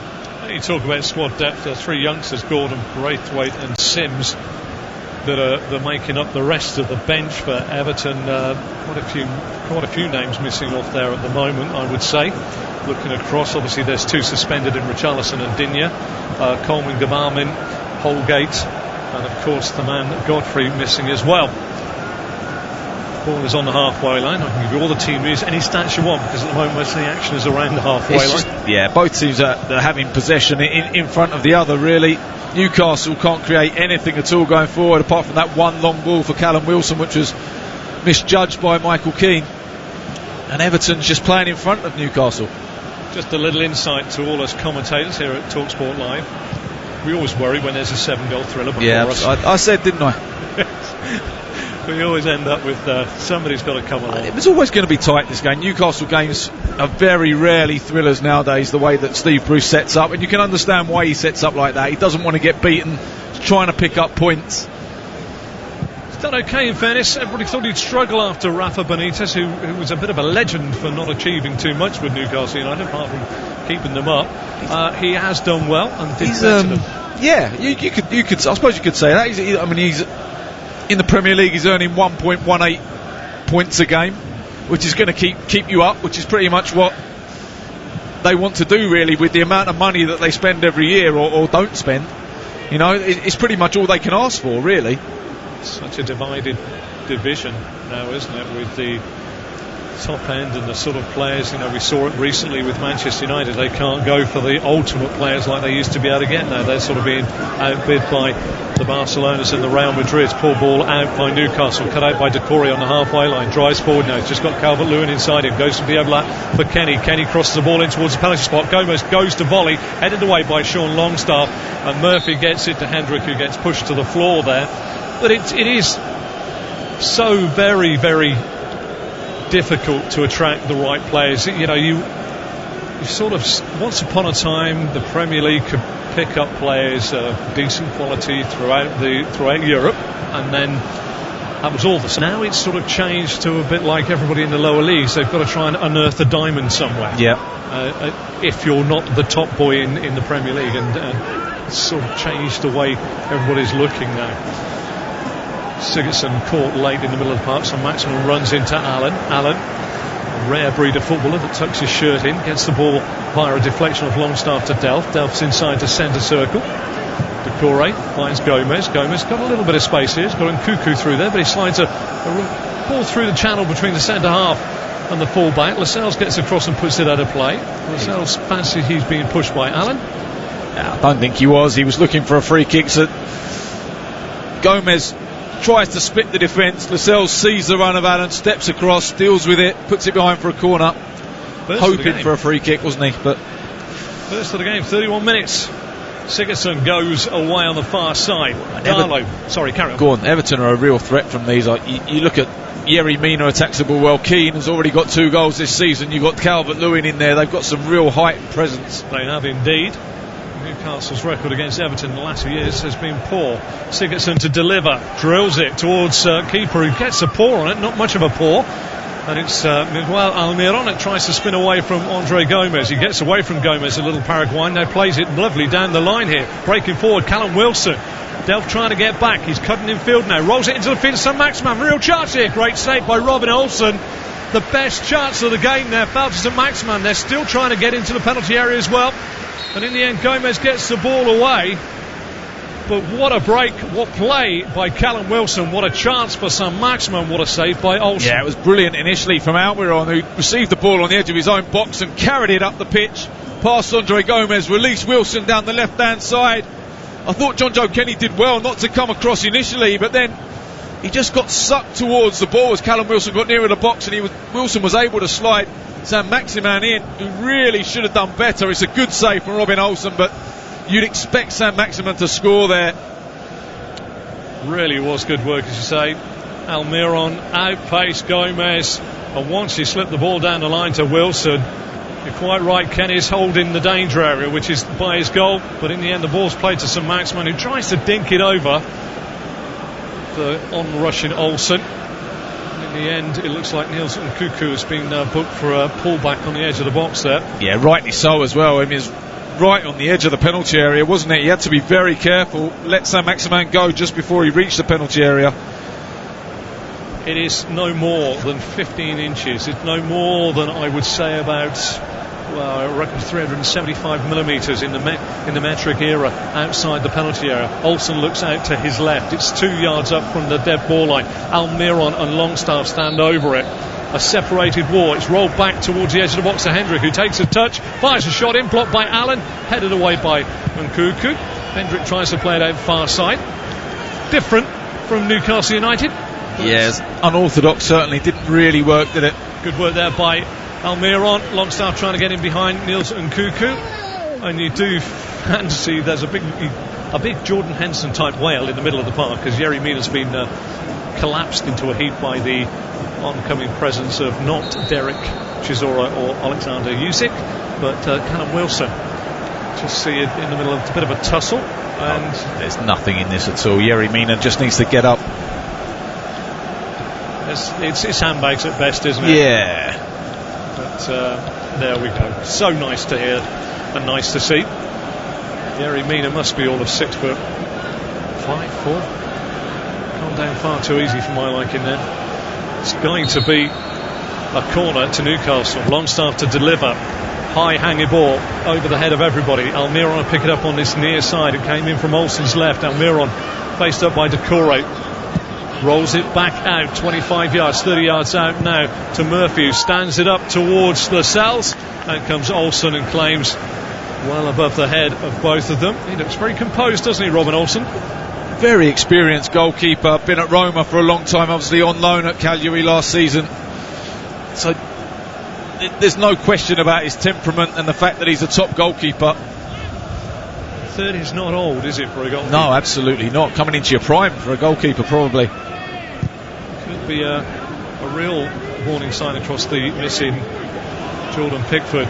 Just a shot across the bow. Poor ball back by Lewis, and Darlow's had to slide in because Abdoulaye Doucouré was chasing down Lewis. He rolled it back to the keeper, but under-hit it, and Darlow had to come out and slide and clear the ball away. Yeah, it was a good initial play from Jamal Lewis, who tracked the run of Doucouré really well to get back into in-goal side, but then his back pass was horribly short for Darlow, and just wondered if Doucouré could have been a little bit braver and put his foot in there. I mean, it's not easy when you see a goalkeeper coming out of that sort of speed, but if he'd have just got there and nicked that ball, it would have been a certain penalty. Interesting. I'll speak to you in just a moment. Goal scorers know when the ball leaves their boot or their forehead when it's going in the back of the net, and it's a great feeling. It's a superb feeling, even whatever level you play for. But as a defender, there's nothing more heart-sinking as when you know you've left one short. Yeah, absolutely. It's like a moment in time. You're just hoping the goalkeeper bails you out. Yeah, it's an absolute horrific feeling. Calvert-Lewin with a chest down back to Allen, and you know that Jamal Lewis had that. As soon as he hit it, he knew, and he couldn't sort of get himself back on the front foot to try and chase it in. And he got away with it because Karl Darlow came out and cleared his lines. Still goalless here between Newcastle and Everton. Premier League live. Everton could go back top of the table. Newcastle 2 wins, 2 draws and 2 defeats this season. Starts the season with a fine thumping win at West Ham. As Gomez tries to lift it forward, Lascelles reads it. Longstaff plays it out to Murphy. Murphy into the feet of St Maximin on the halfway line. Nice little touch and drag back, but run into the Brazilian Allen. And Delph picks up the loose pieces and comes forward. Plays it to Doucouré. Everton overplaying sometimes with the midfielders they have on show today. Allen finds a bit of space, receives the ball from Kenny into the feet of Calvert-Lewin, 30 yards from goal, back to Sigurdsson, and now back to Delph out to Nkunku into the feet of Sigurdsson getting busier as the half has progressed, but again it seems to be up towards the 18-yard box of Newcastle, then back, Nkunku with a cross looking for Calvert-Lewin, going across. Federico Fernandez has smashed it out of play for a corner, the second for Everton. Yeah, you can see the disappointment on Fernandez's face there that it's gone behind for a corner. He knows how dangerous these are. He really should be clearing that back up the pitch with his right foot. He's miskicked it behind and given Everton a real opportunity to fill the box. Getting towards half-time. Darlow, goal away to my right-hand side, if you can imagine pictures of St James's Park. Here, away to my right, I'm just above the technical area. Darlow looks out to his right as well. It's going to be Gylfi Sigurdsson to kill this one in. Plenty of heads to aim for. It's gone out, looking for Keane. Strong header away by Fabian Schär. Played back in, headed away by Newcastle United. Kenny volleys it from whence it came. Is this going to be an offside flag? There's a few arms gone up in the rear guard of Newcastle United, but Gylfi Sigurdsson's got it down. He's turned Jacob Murphy inside out, goes back to Delph. Delph swings the ball in. Ball breaks off of a couple of heads to the feet of Calvert-Lewin, who's got back to goal, sets Doucouré. Doucouré's got his feet in all sorts of mess. 3 times he looked to shape to shoot there. The first touch was not good for any of them. Yeah, Calvert-Lewin did brilliantly to hold it up, but he was looking for someone to set it back to. Doucouré almost got too close to him, and the set became really difficult for Calvert-Lewin, and in the end Doucouré couldn't get the shot away. Just came onto the ball too far. Doucouré was busting a gut to get in. The ball came back, and the opposing pace of him running in and the ball out, the touch just never allowed him to do anything with it. Instead he used the outside of his boot and rolled through to Karl Darlow. Still goalless, 39 on the clock. Almiron and Hendrick back to Lascelles. Lascelles opens his body out, goes far side to Fabian Schär. Schär into the feet of St Maximin, who's come very deep, but he's span away from Allen, who's gone down the heap on the halfway line, but it's Newcastle who come forward with Almiron. Almiron out to Jamal Lewis, level with the 18-yard box of Everton, drills the cross into the chest of Kenny. That'll be a throw. But worse news for Carlo Ancelotti was that on the spin from St Maximin, the Brazilian Allen Just crumpled in a heap afterwards. Does he just catch the back of Sam Maximin Studs here? No, I don't know. Did he twist it? Yeah, just twisted his ankle, didn't he? One of those where you sort of go over the top. In the old days in my league, Chris, we didn't have a nice person that came on. In my league, it was get up, Sonny, here comes a wet sponge, run it off. It was hanging. It was hanging. That was like my days at Wimbledon. Yeah. You couldn't show no pain. Show no pain whatsoever. Your legs hanging off from the hip. There we go. Yeah, some great days you had in fairness. Marvellous career, if I say so myself. But I enjoyed it. So you should have. There we are. Almiron gets the ball back to Federico Fernandez. Snapping into a challenge is Abdoulaye Doucouré, who has bounced the ball. Stuart Atwell. Normally that's a yellow card, but he did it off the field of play. And Stuart Atwell uses a little common sense. Federico Fernandez levelled the 18-yard box of Everton. Into the pit of Jamal Lewis. Back to Fernandez, who tees it up and volleys it into the box toward Wilson. King gets a header onto it. Headed back forward by Hendrick. And Almiron's sort of ungainly efforts gets him past two Everton players before the last one plays the ball against him and out of play, and it's a corner to Newcastle United. 41 on the clock, and now it's Everton's time to be tested at a set piece. Longstaff will come over to this right hand side. Olsen looks out of his goal, and he is in the goal away to my left hand side. Lascelles, Fernandez, Shah, Wilson will all go forward. Wilson stands very close to Robin Olsen. Longstaff looks this time to go short, so Maximin's very close by. Longstaff lifts it up. Target is Lascelles. Hit the body of two, breaks to Lascelles, and it hits a lot of body before Olsen comes out and smothers it. There were more appeals there than a slip cordon at cricket there, Chris, wasn't there? Never under control, really, was it? Misjudged header at the back post by Michael Keane, who was marking Lascelles, and fell to Lascelles, and he kind of bundled through a challenge. It might have hit an arm, it might have struck something or other, but never under control and never really a problem for Everton. They currently have the ball, Keane and Delph, midway inside their own half. Delph back to Michael Keane. I'm not sure this is working. I think we could say after 42 minutes goalless and the only thing to talk about is corners. I'd agree with you. It's been a tough watch for us. If you play against the back three, and if you play with the back four, if you play a 4-4-2, you've got two players in the wide area against one, and that's where you get your overload. So you need your fullbacks to play as fullbacks, because they're pretty much off when you're out ball against the back three on the switch of play. And they're so high up, they're actually going onto the wing back, Jacob Murphy or Jamal Lewis, and it's really easy to mark. Yeah, very interesting as well. I'm looking at the players that possibly have been given the keys to try and pick the locks of the opposite side. St Maximin hardly seen the ball, and Gylfi Sigurdsson, who's tried to get in those spaces, but now Calvert-Lewin brings the ball down superbly well on the edge of the box. If he finishes this, it will be a goal. That's brilliant, wasn't it? It was terrific work. But Everton have got a chance now with Kenny back into the feet of Calvert-Lewin, gets it back to Allen on the edge of the Newcastle box, sets it for Fabian Delph, whose shot is sliced away horribly. But Gylfi Sigurdsson, we've spoken about Calvert-Lewin, it's all his own work at the moment, isn't it? Their best option, they've got all these midfield players on the pitch who are trying to find pocket space. Their best option is literally to hit a long ball into Calvert-Lewin, because he's holding everything up. He is magnificent with his back to goal. He's bringing others into play, and he's the best way to get them up the pitch. But are Sigurdsson, Gomez, Delph, Doucouré and Allen the people to pick up the set ball and get over the 18-yard box and into the penalty area and cause problems? I don't think they are. They are, no, absolutely not. Darlow with the goal kick goes long, straight down the throat of Mina, who heads it up to the ever reliable chest of Calvert-Lewin. He brings it down on the halfway line, goes back to Kenny to Mina square to Keane. I think at half time, if I was Carlo Ancelotti, I'd take off Delph and I'd take off Sigurdsson, and I'd bring on two wide players, whether that's Iwobi, Bernard and Gordon. Two of those three would come on the pitch and give me some width down both sides and double up against the wing backs and try and get into areas where they can deliver crosses for Calvert-Lewin. Sounds a logical idea, but Everton have got a chance, and it's Calvert-Lewin, 24 yards out, strikes it, blocked there by Federico Fernandez. Far side, Gomez puts it back in again, headed away by Fernandez. Hendrick on the thigh and hooks it over his shoulder on his own penalty spot.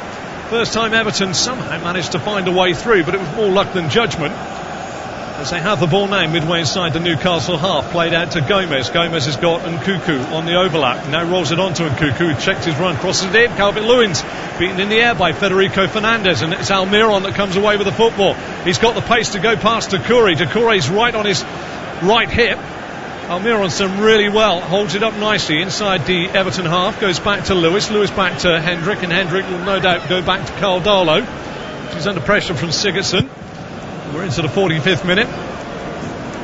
The long ball out from Darlow is won easily on his own by Delph, who heads it into the feet of Allen. Allen to Doucouré to Sigurdsson. Sigurdsson now to John Joe Kenny, but just overplayed. It's a simple ball as well from Sigurdsson. He should be making that. Carlo Ancelotti didn't look impressed. 5 changes from the defeat last week. Obviously some will be enforced, as in Luca Digne and Ben Goffrey. The rest of them haven't quite. If there were changes, Iwobi left out of the side or put onto the bench today. Yeah, well, Iwobi was pretty poor, wasn't he, in the first half last week, that's for sure. He was given his opportunity, he certainly didn't grasp it. Yeah, I agree. It's possibly Saint-Maximin's limping at the moment, but Allen's got the ball. He's gone down, hasn't he, Saint-Maximin? That's a worry for Newcastle. I mean, to Kenny 18 yards outside the penalty area, swings one in. Fernandez there with a big header again. It's just too high to be crossing the ball from. Need to get another 10-15 yards up the pitch. And the ball's gone out of play. Federico Fernandez has a few words with John Joe Kenny. He doesn't have to kick the ball out. Saint-Maximin's got a muscle injury by the looks of it. It's certainly not a head injury. No. It's pretty innocuous, isn't it? As well. Well, the bit of body he was holding doesn't actually look to me as though it's been caught. No, unless it's top of the hamstring. It could be the hamstring, just as he was bumped off the ball by Gomez, wasn't he? Yeah. But it was because he was holding just below his right buttock at the top of his hamstring. But he's certainly put the cat amongst the pigeons with Steve Bruce and Steve Clements there. I think Steve Bruce will be pretty happy with the way the first half had gone in terms of stopping Everton playing and having the best chance of the half with Saint-Maximin's chance on the counter-attack. Absolutely right. The ball's thrown back in play. We're into we're beyond the minute of additional time. Stuart Outwell puts us out of our misery there. Your thoughts quickly on that first half, Chris? Yeah, pretty much as I expected, really. I don't think Everton looked comfortable with the players they've got on the pitch playing the system they are. Newcastle have set up very well defensively and made it hard for Everton, and unless Calvert-Lewin gets on the ball, they don't look like scoring. Newcastle on the counter-attack a couple of times, once with Callum Wilson and once with Saint-Maximin, have actually looked the more dangerous side. It's Newcastle 0, Everton 0 here at the break at St James's Park. You're listening to Premier League Live. Evenings with James Whale on Talk Radio.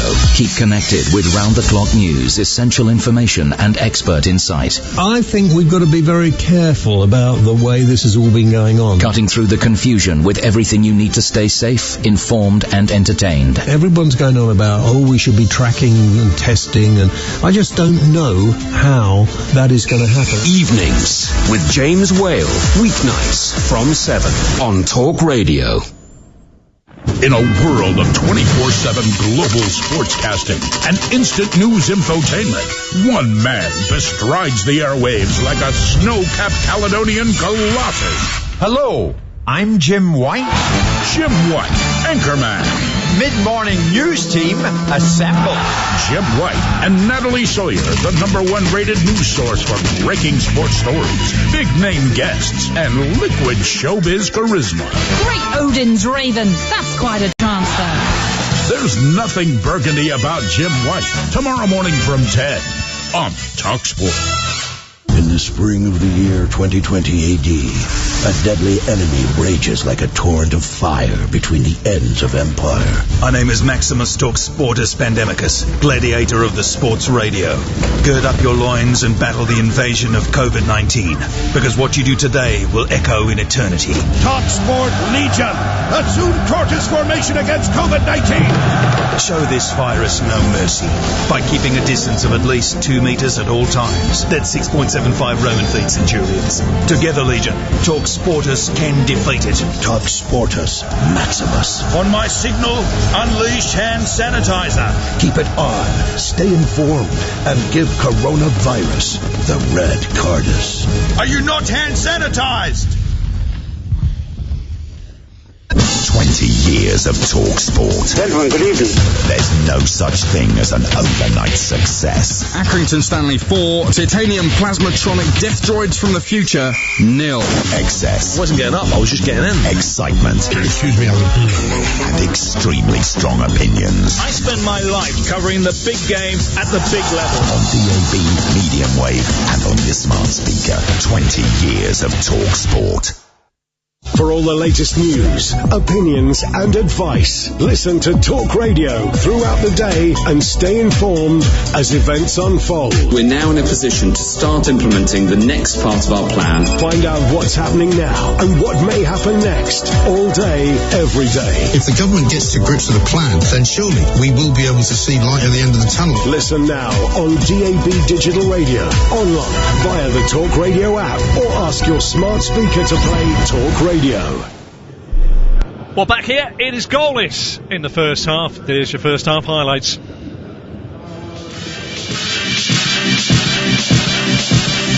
Delph trying to get back. He's cutting in field now. Rolls it into the fin. Saint-Maximin. Real chance here. Great save by Robin Olsen. The best chance of the game there fell to Saint-Maximin. They're still trying to get into the penalty area as well. But what a break. What play by Callum Wilson. What a chance for Saint-Maximin. What a save by Olsen. Yeah, it was brilliant initially from Almiron, who received the ball on the edge of his own box and carried it up the pitch. Past Andre Gomez, released Wilson down the left-hand side. Well, that's what's happened in the first half here. No goals. Me and Chris Perry are just going to talk over some game that did have goals. Let's have a listen to the earlier kickoff between Aston Villa and, of course, Southampton at Villa Park. These are their match highlights. Here's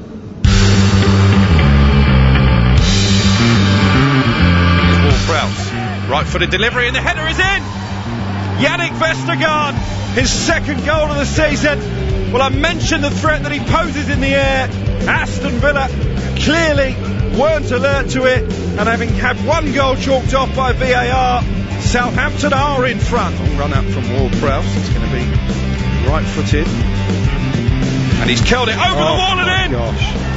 The birthday boy doubles the lead for Southampton and joins the great Letizia with that number of 7 free-kick goals in the Premier League. It was an absolute peach, right-footed into the top right corner. Here is Ward-Prowse, right-footed again, and he's done it again. The same corner and the same outcome. It is turning into the perfect birthday for James Ward-Prowse. 2 brilliant free kicks, and it's Aston Villa 0, Southampton 3. Here is Danny Ings, shoots right-footed, and he finds the corner. That is a blockbuster from Danny Ings. Grealish dribbling into the box and scooping the cross in for Tyrone Mings, and Aston Villa have got one back. Tyrone Mings with a header, Watkins with the short run up and right-footed into the corner. It's an excellent penalty, and the lead is down to 2. Aston Villa 2, Southampton 4. The last chance surely for Villa. Grealish is shot, he scores! Squeezes it in at the far post. The goalkeeper McCarthy rooted to the spot. Well, as a former Southampton player, what did you think of that, Chris? Well, I thought Southampton were excellent, probably for the first hour or so, and then just completely switched off. And as soon as they conceded one, looked really nervy, and were a little bit fortunate there wasn't a couple more extra minutes of injury time. really bizarre as well, because they were comfortably in front, comfortably controlling the game, and then they conceded those late goals. But also, to add injury to insult, Danny Ings got caught. Well, he didn't get caught, he fell really awkwardly in a challenge and seemed to injure one of his knees, had it heavily wrapped. If that's to be serious, which we hope it isn't, that could be a real blow to Ralph Hasenhüttl. It will definitely be a blow. I mean, he's been in fantastic form this season, back into the England squad, in the goals. Certainly since lockdown he's been in the goals all the time, and the answer, Shane Long came on for him today, the answer is just plainly no. He's been an amazing goal scorer. Obviously had terrible injuries at Liverpool and what have you, but obviously they parted a lot of money for him when he went to Liverpool, so there's obviously something there, and he's now coming back after those injuries and scoring goals.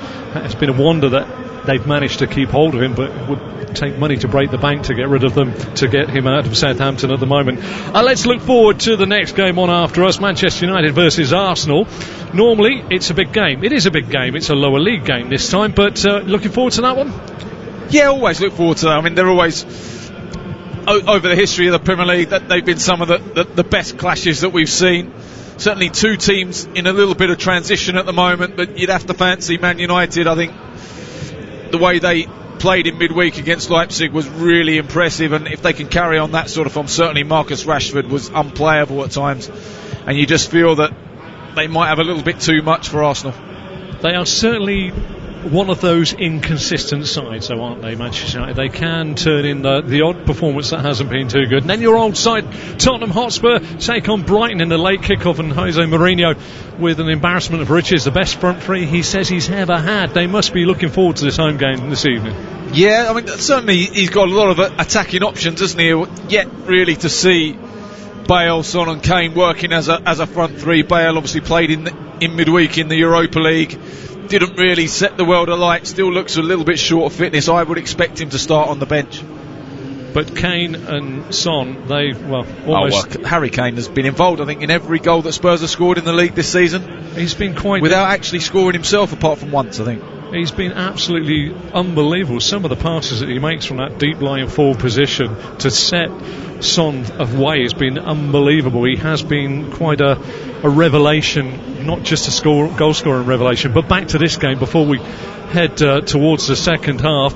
You want some changes, and we need some changes, don't we? We need a goal. I think, yeah, we need a goal, definitely. The game needs a goal. It'd probably suit us more if Everton got the first goal, because it would mean that Newcastle would have to come out of their 11 men behind the ball, very well marshalled defensive setup, and have to press a few more bodies forward, and it would certainly make the game more entertaining. But I think the onus is on Carlo Ancelotti. If he wants to regain that top spot, they need to win today. His bench looks a little bit short on experience. Tosin, Iwobi and Bernard, all certainly with first team experience. Anthony Gordon, Gerard Braithwaite and Ellis Sims, good youngsters, but I suppose if you're young enough, if you're good enough, you're old enough. Yeah, I think that's been proven nowadays. Now certainly Anthony Gordon, in the few glimpses I've seen last season and this season, looks a very exciting young talent. Likes to get the ball wide, likes to drive at defenders, likes to get crosses in the box, come inside, take shots. He's a bright player. Iwobi's got something to prove. Bernard's a tricky little individual, not going to get into wide areas to get crosses in, but he's going to link up nicely, potentially with Calvert-Lewin. So they do have options off the bench. What about Newcastle on the break? Yeah, it looks as though their best bet is going to be on the break. Certainly, I mean, they've always got the option of going a little bit more direct if they do bring on the likes of Andy Carroll and Joe Linton, who are a bit more of a physical presence. But at the moment, I think Steve Bruce is probably very happy with the way they defended and the fact that they have looked a threat on the counter. Absolutely. Well, next up is I wrote down another 45 minutes of action here at St James's Park. Let's hope it's the first 45 minutes of action. You have been with us for that first 45. Don't go away, because it can only get better. And for now, you know that you are listening to the one and only Premier League Live. Evenings with James Whale on Talk Radio. Keep connected with round-the-clock news, essential information and expert insight. I think we've got to be very careful about the way this has all been going on. Cutting through the confusion with everything you need to stay safe, informed and entertained. Everyone's going on about, we should be tracking and testing, and I just don't know how that is going to happen. Evenings with James Whale. Weeknights from 7 on Talk Radio. In a world of 24/7 global sportscasting and instant news infotainment, one man bestrides the airwaves like a snow-capped Caledonian colossus. Hello, I'm Jim White. Jim White, anchorman. Mid-morning news team, assemble. Jim White and Natalie Sawyer, the #1 rated news source for breaking sports stories, big-name guests, and liquid showbiz charisma. Great Odin's Raven. That's quite a transfer. There's nothing burgundy about Jim White. Tomorrow morning from 10 on TalkSport. In the spring of the year 2020 AD, a deadly enemy rages like a torrent of fire between the ends of empire. My name is Maximus Talks Sportus Pandemicus, gladiator of the sports radio. Gird up your loins and battle the invasion of COVID-19, because what you do today will echo in eternity. TalkSport Legion, assume tortoise formation against COVID-19. Show this virus no mercy by keeping a distance of at least 2 meters at all times. That's 6.75 Roman feet centurions. Together, Legion, TalkSportus can defeat it. TalkSportus Maximus. On my signal, unleash hand sanitizer. Keep it on, stay informed, and give coronavirus the red cardus. Are you not hand sanitized? 20 years of Talk Sport. Gentlemen, good evening. There's no such thing as an overnight success. Accrington Stanley 4, Titanium Plasmatronic Death Droids from the Future, 0. Excess. I wasn't getting up, I was just getting in. Excitement. Excuse me, and extremely strong opinions. I spend my life covering the big game at the big level. On DAB, medium wave, and on your smart speaker. 20 years of Talk Sport. For all the latest news, opinions and advice, listen to Talk Radio throughout the day and stay informed as events unfold. We're now in a position to start implementing the next part of our plan. Find out what's happening now and what may happen next, all day, every day. If the government gets to grips with the plan, then surely we will be able to see light at the end of the tunnel. Listen now on DAB Digital Radio, online, via the Talk Radio app, or ask your smart speaker to play Talk Radio. You're listening to TalkSport's coverage of Newcastle United versus Everton here at St James's Park, goalless in the first half. I'm your host, Andrew Self, and alongside me is the former Tottenham, Southampton and Wimbledon defender Chris Perry, and this is Premier League Live. Chris, just before, we just saw little pictures in the tunnel down there. Big Duncan Ferguson, did you have many a battle with him? I did play against him a few times. Big Duncan, I used to love playing against him, funny enough. I mean, it was a bit of a David and Goliath battle, but I'd like to think I actually came out on top in most of those. Good man, good man. We've got some people. James Archer, 1991, much like the first.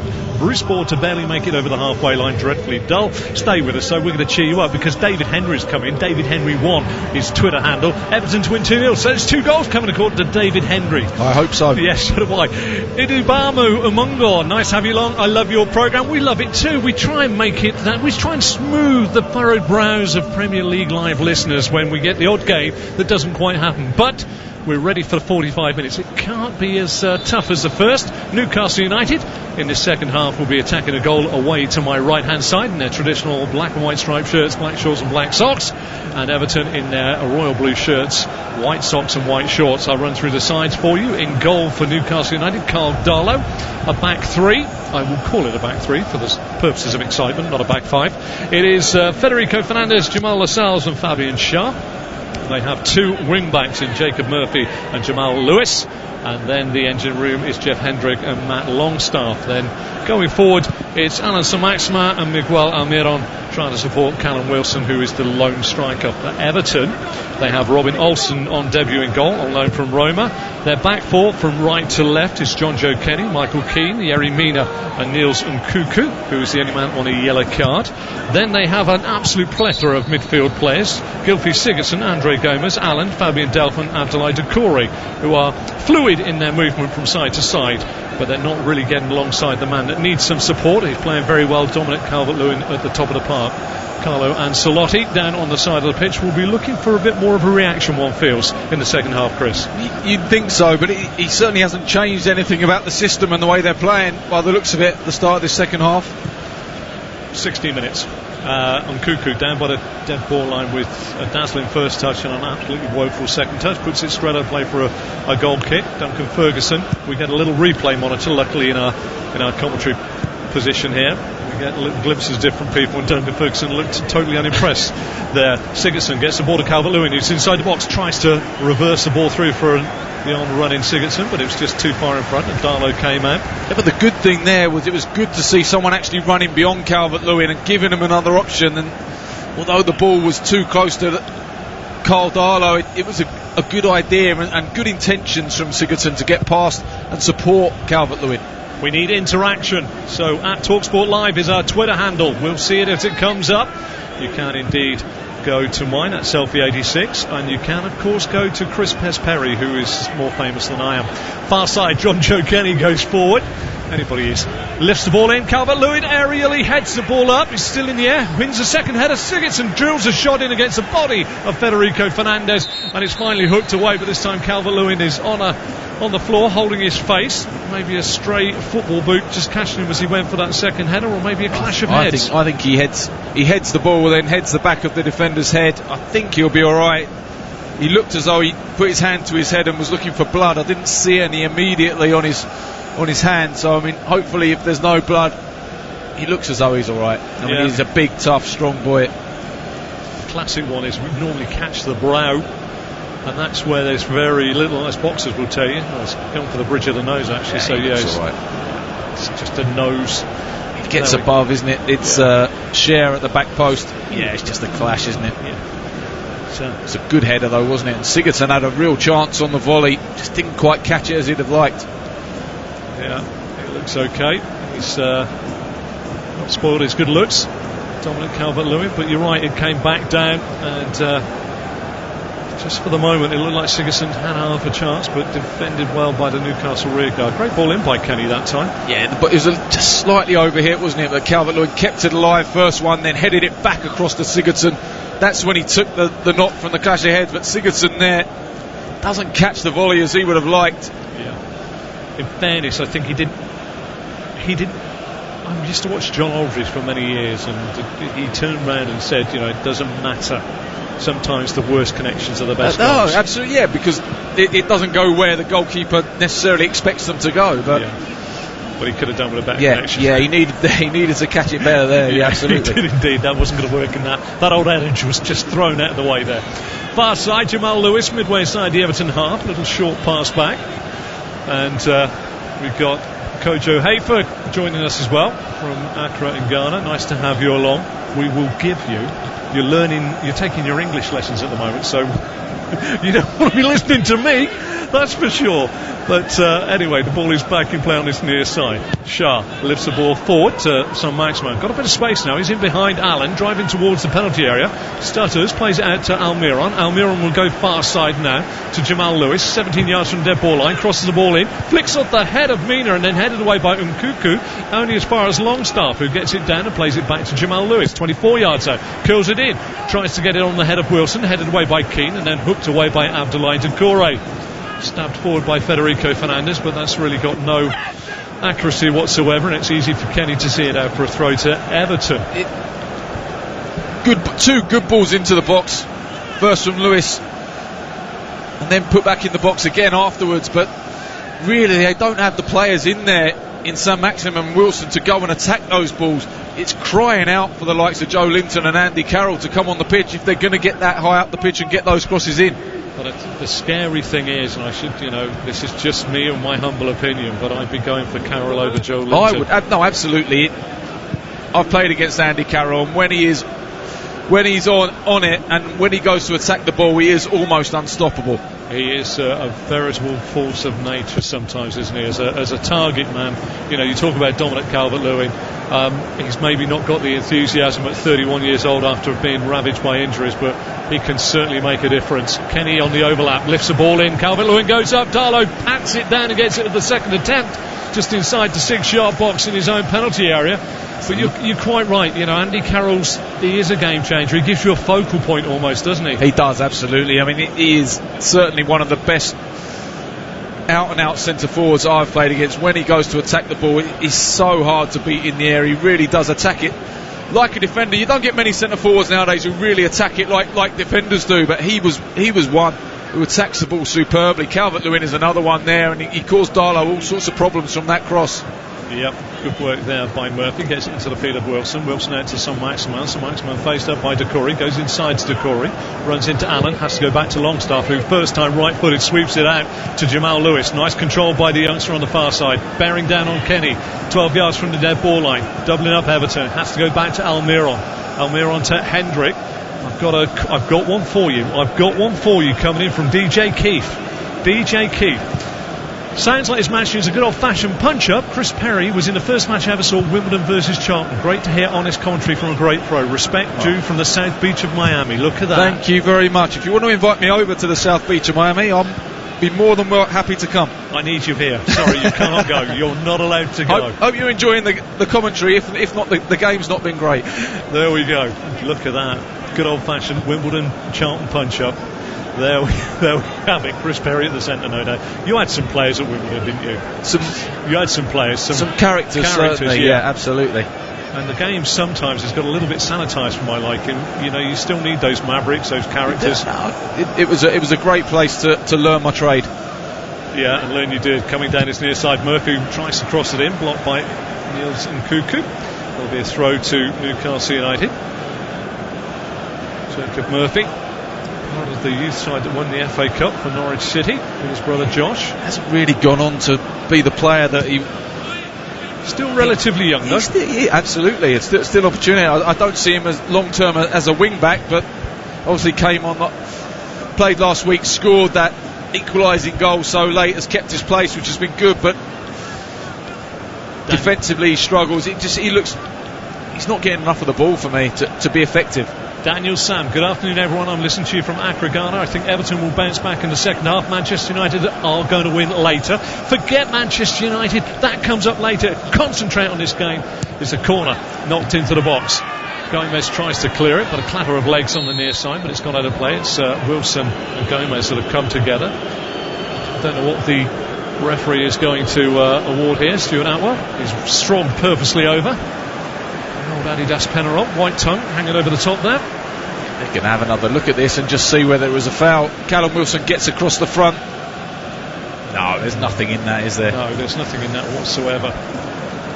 We've got Ed Mendes Towell now coming in, listening from a scorching afternoon in Ghana. We need a goal. You could argue that Wilson gets in front and Gomez is swinging for the initial ball and does make contact with Wilson, but there's no intent there. There's no intent at all. No.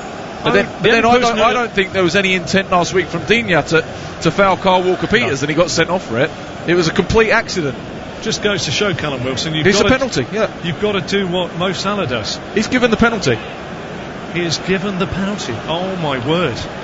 I really thought there was no chance of that being a penalty. And I think by the letter of the law it's a penalty because Wilson gets in front. Gomez makes no contact with the ball and does catch Callum Wilson, but there's nowhere for him to go. There's absolutely nothing. He's swinging at the ball. Wilson goes across it. Yeah. Well, it's Wilson for the penalty. He scored both of them this season for Newcastle United. 55 on the clock. Surprised your commentary team that he's given the penalty, Stuart. But it's now Wilson versus Olsen. Goal away to my right. Wilson stands there. Olsen dances on the line. Stuart Atwell is waiting and waiting and waiting. This is ramping up the tension inside Callum Wilson's head. He's talking. He's still what talking. They're waiting for here. Whether he's given the penalty and they're looking at it, I don't know. It's wonderful. It looks like one of those people that walk down the road in your city just talking on the telephone, but you can't see anything else. They've agreed it's a penalty, finally. VAR, which is being sorted out by Chris Pawson. Now it's Wilson. Stands back, up to the football he goes. Olsen goes the wrong way, and it goes just to the left of centre. Callum Wilson puts Newcastle in front, and that really is a game plan that Steve Bruce will admire now, because Everton really have to go and try and win the game. Yeah, absolutely. I mean, it's a perfect scenario for Steve Bruce. It's a really well taken penalty from Callum Wilson. Just waits for Robin Olsen to move and then slots it pretty much down the middle of the goal, but to Olsen's left hand side. Jordan Pickford disappointed that he didn't save it. Obviously Jordan Pickford got a fantastic record saving penalties. You wonder whether they might have brought him on, but stranger things have happened. It's a soft penalty for me. Well, I personally, we heard when you said it was a penalty, I thought, where's he got that from? Because I just, Andre Gomez is clearing the football, and then he makes contact. He makes contact with the player and doesn't make contact with the ball. Yeah, but by the it would be a free. It would be a free kick anywhere else on the pitch. So why wouldn't it be? I understand why it wouldn't. I think it's just unfortunate. Well, I'm slightly bemused by this. Because I think Andrew. I think the referee gives it as a penalty. Had he not given it as a penalty, I don't think it would be a penalty. But I think the fact that he gave it as a penalty, he's got to run with it. And yeah, there's no reason not to give a penalty, if you see what I mean. Yeah, no, I concur with exactly what you're saying. And like yesterday, Mo Salah, when he got touched, he was touched. And it's a penalty. What the histrionics afterwards wasn't very good, but let's just see as Wilson's into the box again, tries to roll it through, got it to Longstaff, who's a long way forward. That's a superb save from 7 yards by Olsen, who's managed to shovel it over the top of the crossbar. Everton undone through the centre. We'll come back to that penalty situation, and what I'm trying to get over as a point here is that if I shoot a ball at you from half yard and it hits you on the arm, there's absolutely no chance you can do. Nothing you can do. No. Gomez is clearly going to play that ball away when Wilson steps across in front of him. Yeah, absolutely. And there's no way that Gomez is looking to do that if he knows Wilson's there. But there's nothing about intent now to foul someone, is there? It's a foul. Yeah, as I said only the other week, we've given away common sense for perfection, and I think common sense should prevail. Corner to Newcastle, lead by a goal to 0. Scored from the spot by Wilson. Longstaff curls it in. Flicked header, headed away by Mina. Comes out, brought down by Almiron, who feeds it back out to Saint-Maximin. Level the 18-yard box of Everton. Cuts infield past Allen. Cuts past Gylfi Sigurdsson. Drills a shot in. Hits the rump of Calvert-Lewin. And finally Sigurdsson gets the ball out to Abdoulaye Doucouré, and he's got nobody in front of him. He's going to have to check on the halfway line to get a royal blue shirt in front, but he's done well to get it back to Nkunku, and now it's back down the line to Doucouré. Again, Doucouré looks up. He's got 6 black and white shirts and 1 blue shirt. Sigurdsson gets the ball from Gomez. Sigurdsson with a shot, and up goes Darlow, down goes Darlow. Ball goes into the covered seating behind, and we're going to shout in from Abby Substitute. Mickey. Yeah, it's going to be a substitute. Looks like Bernard, is it? Yeah, it looks like Bernard's going to come on. There we go. Could be Sigurdsson going off. I don't know. I think might be Gomez. I think he might go for Gomez. Yeah. Mina and Wilson just being shown there. But just to shout, we've got good afternoon, everybody. I'm listening to you guys from Anika in Port Harcourt. Newcastle will go with a point here. Everton will go back to where they belong. And Mina and Wilson. Who got the yellow card? Did Wilson get the? Wilson should get a yellow card. Yeah, he did. A little bit of afters. Well, before, wasn't it? Starters, really, wasn't it? Yeah. In between us, really. I think that's what we are today. It seems like the starter for the Man United Arsenal game. Stop it. We're the aperitif. You're quite right. Hors d'oeuvre, I think they called it in posh restaurants, but I don't go to those. Hors d'oeuvres. That's the one. Yeah, that's the one. I'm only used to that place where they say, "Have you ever been to this restaurant?" And there's a free salad bar. That's the one I go to. Anyway, Paul goes a long way up the front. I'm leaving it, Chris. Get me out of this hole, son. Please tell me something about the game now. I think Everton at the moment, they were fortunate there not to concede a second. A brilliant save from Robin Olsen, from Sean Longstaff on the turn from 6 yards, kept them in the game. They need to hang in here in this period where Newcastle obviously buoyed by getting the penalty and taking the lead. They need to find a way to try and change the flow of this game and to break Newcastle down. Well, they've got their option, Bernard on. We fancied him to come on, possibly as something that could affect the game for the bench from Everton. Otherwise, along with the young lads that you knew a lot about, but he's gone for his tried and trusted Brazilian.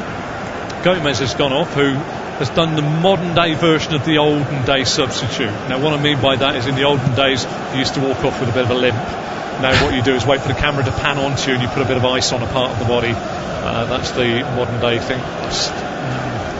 It is a penalty, but we've seen it again. It's so difficult. Yeah, deep cross in by Nkuku. I'd be so disappointed if that was given against me. I would have as well. And but that's the way, as you say, football is going. Yeah. Referees and assistants are now afforded that chance to go and have a look at something, and accidental doesn't cut the mustard anymore. And it's debatable. I suppose it's when the grey area, when you see the wrestling matches that you do see corners go unpunished, that start to worry things, and that's when the line in the sand seems to get slightly blurred. Why can't you use it then and see somebody, Harry Maguire? Yeah, absolutely. Yeah. Anyway, ball's back in play. Everton trailing here. Newcastle 1, Everton 0. 62 on the clock. Premier League live. Goal by Callum Wilson. Penalty given after a coming together. Gomez went to sweep the ball clear, but stood across by Wilson, who then got caught by Gomez. That was the penalty. And Wilson then dispatched the penalty into the back of the net. Bernard gets the ball for Everton. Back to Delph. Steady back to Keane on the halfway line. Square to his right now to Mina. Mina further out right to John Joe Kenny. They've not lost back-to-back games, Everton, under Carlo Ancelotti. Good layoff there. Kenny tries to drill the ball into the box, but Jamal Lewis, doing his wing-back duties very well, blocks the cross. It's going to be a throw to Everton level with the 18-yard box of Newcastle United as they attack the penalty area away to my left-hand side. Sigurdsson gets the throw from Kenny, turns it into the space down the channel, but Jamal Lewis is across and thumps it into the stand on the far side. Everton gain a few more yards. Not a lot of movement, in fairness to John Joe Kenny. Abdoulaye Doucouré or Gylfi Sigurdsson is only intended involvers. Now it's Calvert-Lewin, comes out of the box, plays it back to Allen, makes his way back into the penalty area, square to Delph. Delph takes a touch, little layoff to Bernard. Bernard tries to spin away. He's done really well to get around Fabian Schär, but Fabian Schär commits a cardinal sin and puts his hand on the diminutive figure of Bernard, and down he goes. It's always difficult when a player's a lot smaller than you. Fabian Schär there just wanted to put his arm out, but because of the diminutive appearance of Bernard, it goes across his shoulder, and it means that he can go to ground. Usually when you're playing against a bigger centre forward, that goes across his chest and you can just block their run. I know. That's the trouble having small players. There we go. Free kick. Darlow looks out of his goal. Sigurdsson addresses the ball, lifts it up towards the penalty spot. Calvert-Lewin heads it off the back of his head, but straight into the arms of Karl Darlow. But again, he causes problems. Dominic Calvert-Lewin timed his run well. Good ball from Sigurdsson. Rises in between two defenders. Calvert-Lewin can't get a lot of power on the header. Just flicks it towards goal. Anywhere a couple of yards to the right or the left of Darlow would have gone in, but straight at him. Just watching the delivery there from Sigurdsson. It's what you call a cross, is it? He is literally just dinking it, clipping it. Yeah, absolutely. He's almost chipping it onto that spot. Calvert-Lewin now turns to face Fabian Schär, goes back now to Doucouré. Niels Nkuku into the feet of Bernard, back to Nkuku, fires a shot in high over the top of Darlow's bar from 22 yards. Everton trying to work their way into the final third of Newcastle, but Newcastle pretty resolute, one would say, at the moment. Well, they've been resolute throughout the whole game, haven't they? Everton really haven't created too many chances. Their best opportunities have probably come from set pieces or balls into the box. Newcastle got a good defensive shape. They're happy to defend as a team. Got no real pace out there, have they, Everton, to go down the flanks, as you said earlier on. You know, get it wide, get it in. There's nobody that's going to... You don't feel anybody's really going to trouble Murphy and Lewis as the wing-backs, or get in behind them and really leave them. Unlike Almiron, who managed to turn defence into attack in the first half when Saint-Maximin had that chance. Everton don't seem to have those players. Far side, Lewis, back to Hendrick. Hendrick rolls it back to Fernandez. Fernandez sweeps it cross field, looking for Jacob Murphy, who brings it down, trying to bring it down, standing off as Nkuku, and he plays it into the feet of Wilson. Wilson comes off Mina, back to the halfway line to Matty Longstaff, who squares it out on the far side to Maximin, who I almost forgot was playing, but now he's going to drive forward. Overlap comes from Jamal Lewis. Lewis crosses the ball in. Keane gets it away, only as far as Lewis. Lewis, nice little drag back, gets away from 2 Everton players and now plays it back to Almiron, who now short pass infield to Almiron and then Maximin back to Almiron. Newcastle getting their tricky players on it, but Doucouré robs Maximin right by the edge of his own penalty area. And Everton with Allen start to come forward midway inside his own half. Delph 12 yards shy of the halfway line. Can't believe there's been 16 attempts in this, Chris. It's hard to remember them, yeah. There we go. Bernard onto the football, looking for Nielsen Nkuku to go down the line. He checks and rolls it back towards the halfway line to Allen. Patience now a virtue for Everton. Mina steps into the line and plays it out to John Joe Kenny. Kenny 12 yards shy of the penalty area. Back to Doucouré. Doucouré, it's a bit laboured now from Everton going forward. They have dragged a player out and they found Bernard, who's going to play it out now to Nielsen Nkuku, who's going to take on Murphy. Can he get to the dead ball line? He can, but it's blocked cross off the inner thigh of Jacob Murphy, and Jeff Hendrick knocks it up towards the halfway line, where Keane heads the bouncing ball forward, picked up by Delph. Delph this time tries to sweep it in towards the Newcastle penalty area, headed away by Jamal Lascelles. Allen gets his body across the ball and gets it to Delph. Delph now to Bernard, and again a little lack of pace in this attack by Everton. It's sideways and backwards, and Steve Bruce will be over the moon with that sort of attack. They're set up, aren't they? Newcastle were camped pretty much on the edge of their box, but they're happy to do that because there's absolutely no threat of Everton playing a forward pass. There's no space in behind to be. They just can't be played through, can they? It's a really good shape from Newcastle, and Everton have got to come up with something different. So Maximin and Callum Wilson are 12 yards inside their own half. But they can do that because they've got the lead. Absolutely, they can afford to do that. I mean, that's exact.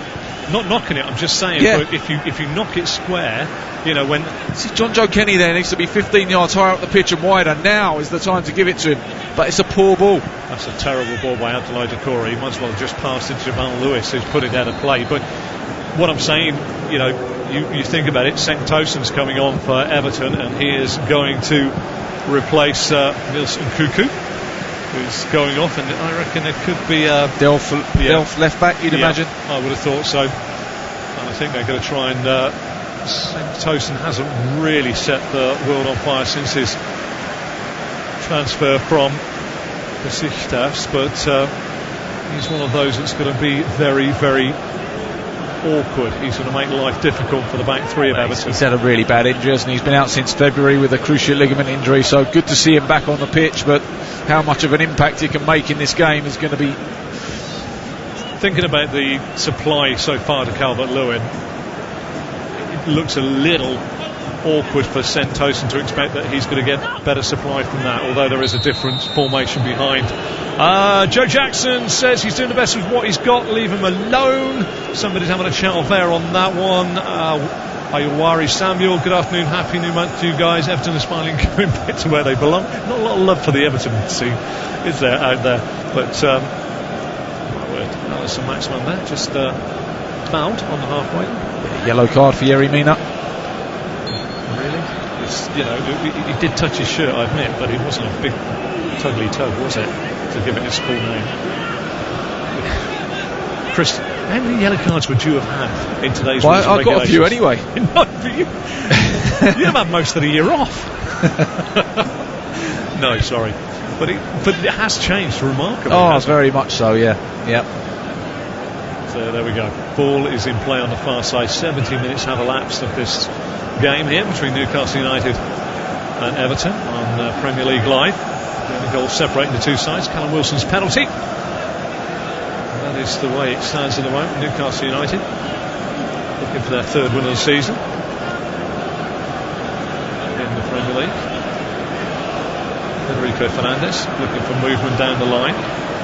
Throws it deep. Wilson comes out of the penalty area, gets it down, gets his body across Yerry Mina, goes back now to Federico Fernandez, who looks to go cross field, and it's not a bad ball. and he finds Jacob Murphy. Murphy now 6 yards outside the Everton penalty area. Cuts inside of Delph and of Bernard, and in the end tries to curl it into the top corner of the stand. Yeah, it wasn't a great effort from Jacob Murphy. It's a good run from Sean Longstaff to open up the space for him to drive inside, but his shot was way off target. This performance from Everton has sort of almost taken out that superb run, taken the air out of the wind out of the sails of that superb run at the second defeat in the row. Will just, as you say, takes all the wind out of their sails. All the question marks are going to be asked about strength of squad, depth of squad, and you can see that when they don't have their important players on the pitch, Digne, Rodriguez, Richarlison, they aren't quite the same team, and they haven't got the strength in depth to challenge. Forward from Wilson to Murphy. Murphy goes past Allen. Allen gets close on his hip. Little tug on the shoulder. Yellow card coming for the Brazilian. They're just losing their heads a little bit here, Everton. They need to just compose themselves, because there's still enough time to get back into this game and certainly get something from it.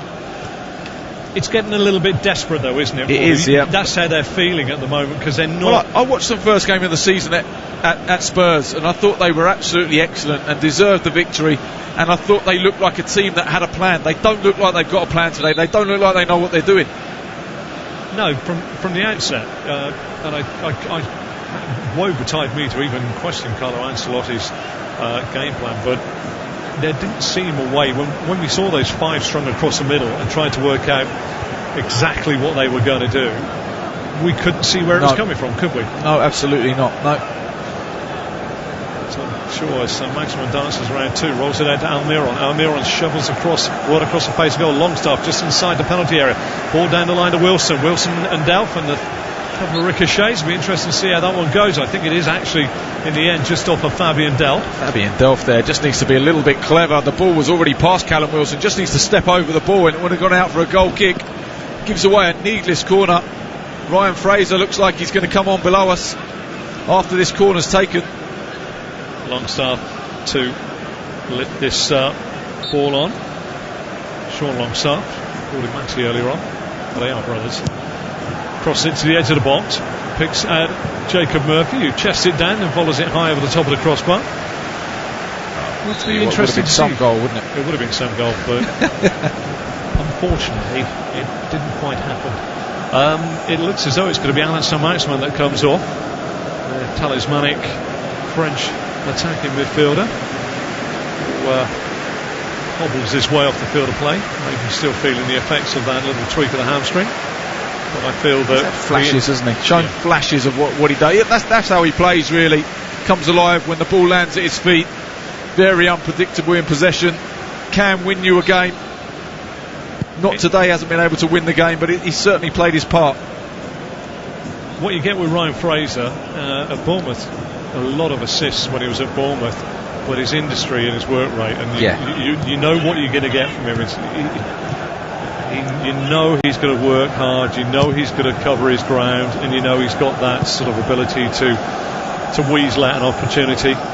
So Steve Bruce is sort of almost covering his bases with that substitution. Loose touch by Bernard, finds Murphy. Murphy gets it to Longstaff, now down the line, and of course Fraser's in behind Delph straight away. On the side of the Everton penalty area, back to the feet now of Almiron. 2 players come back, and it was Sigurdsson, Allen, and then Decore that ferret the ball away for Calvert-Lewin. He has to spin and play it to John Joe Kenny, 12 yards inside his own half still. Nice to see that Calvert-Lewin, as soon as he released that ball, he's off on his run. He wants to get back where the dangerous part is, at the other end of the field. It's nice to see that from forward. Sometimes you see them handling. He does like to play in those danger areas, doesn't he? He likes to play in the middle of the pitch.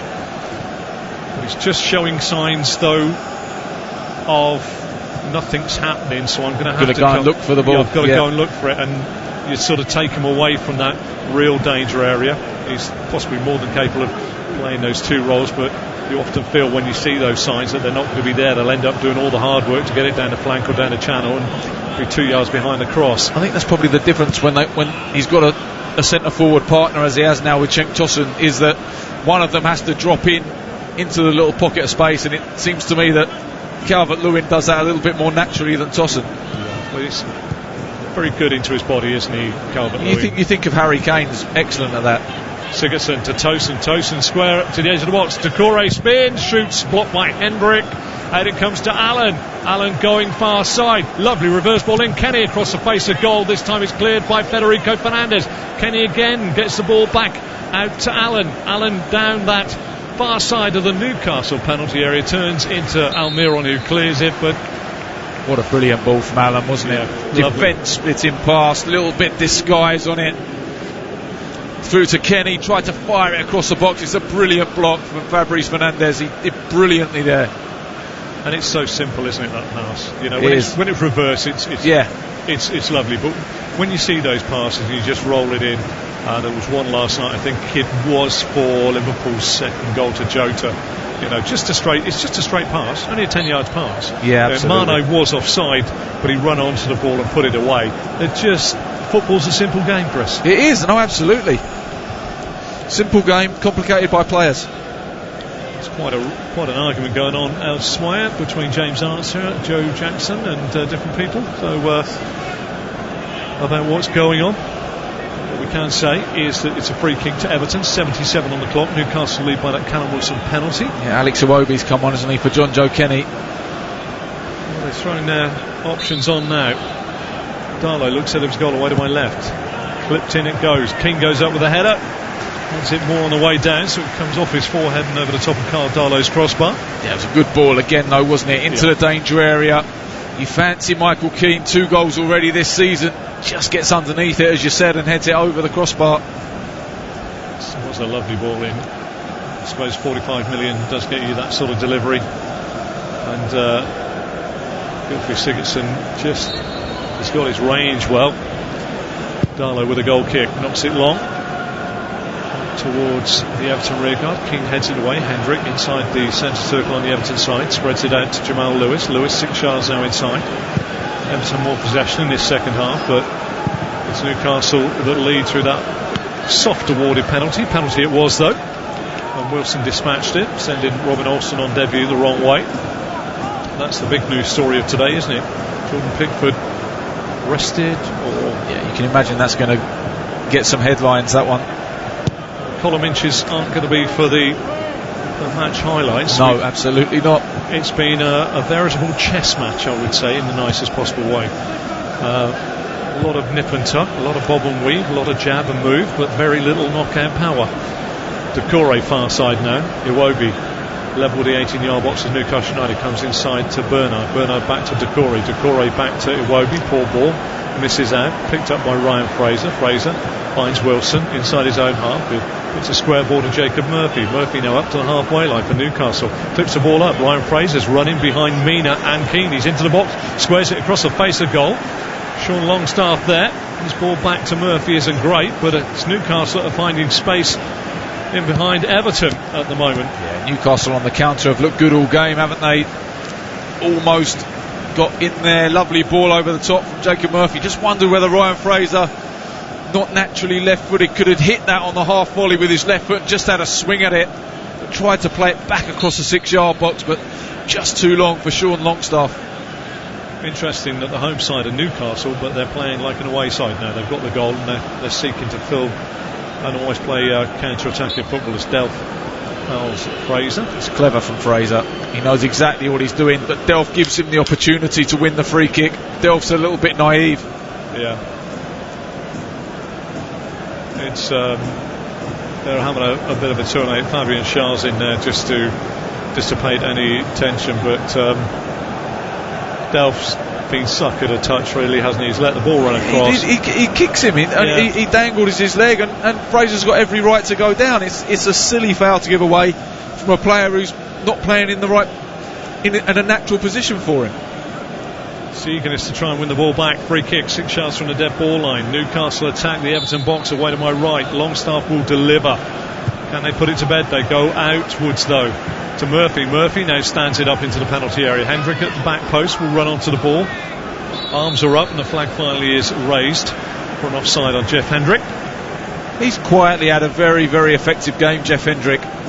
Just sat in that midfield area, broken things up, passed it nice and simple. kind of what you expect from him coming from Burnley. Solid, steady. Yeah, very much so. Reliable. But I say sadly, but the 10 midfielders that have been strung across the middle of the park, maybe 9 if you don't include Jamal Lewis, who's an attacking full-back, they've all been steady footballers, and the game has lacked that sort of bit of quality. Yeah. Bernard's onto the ball now. Hasn't really had an effect since coming on.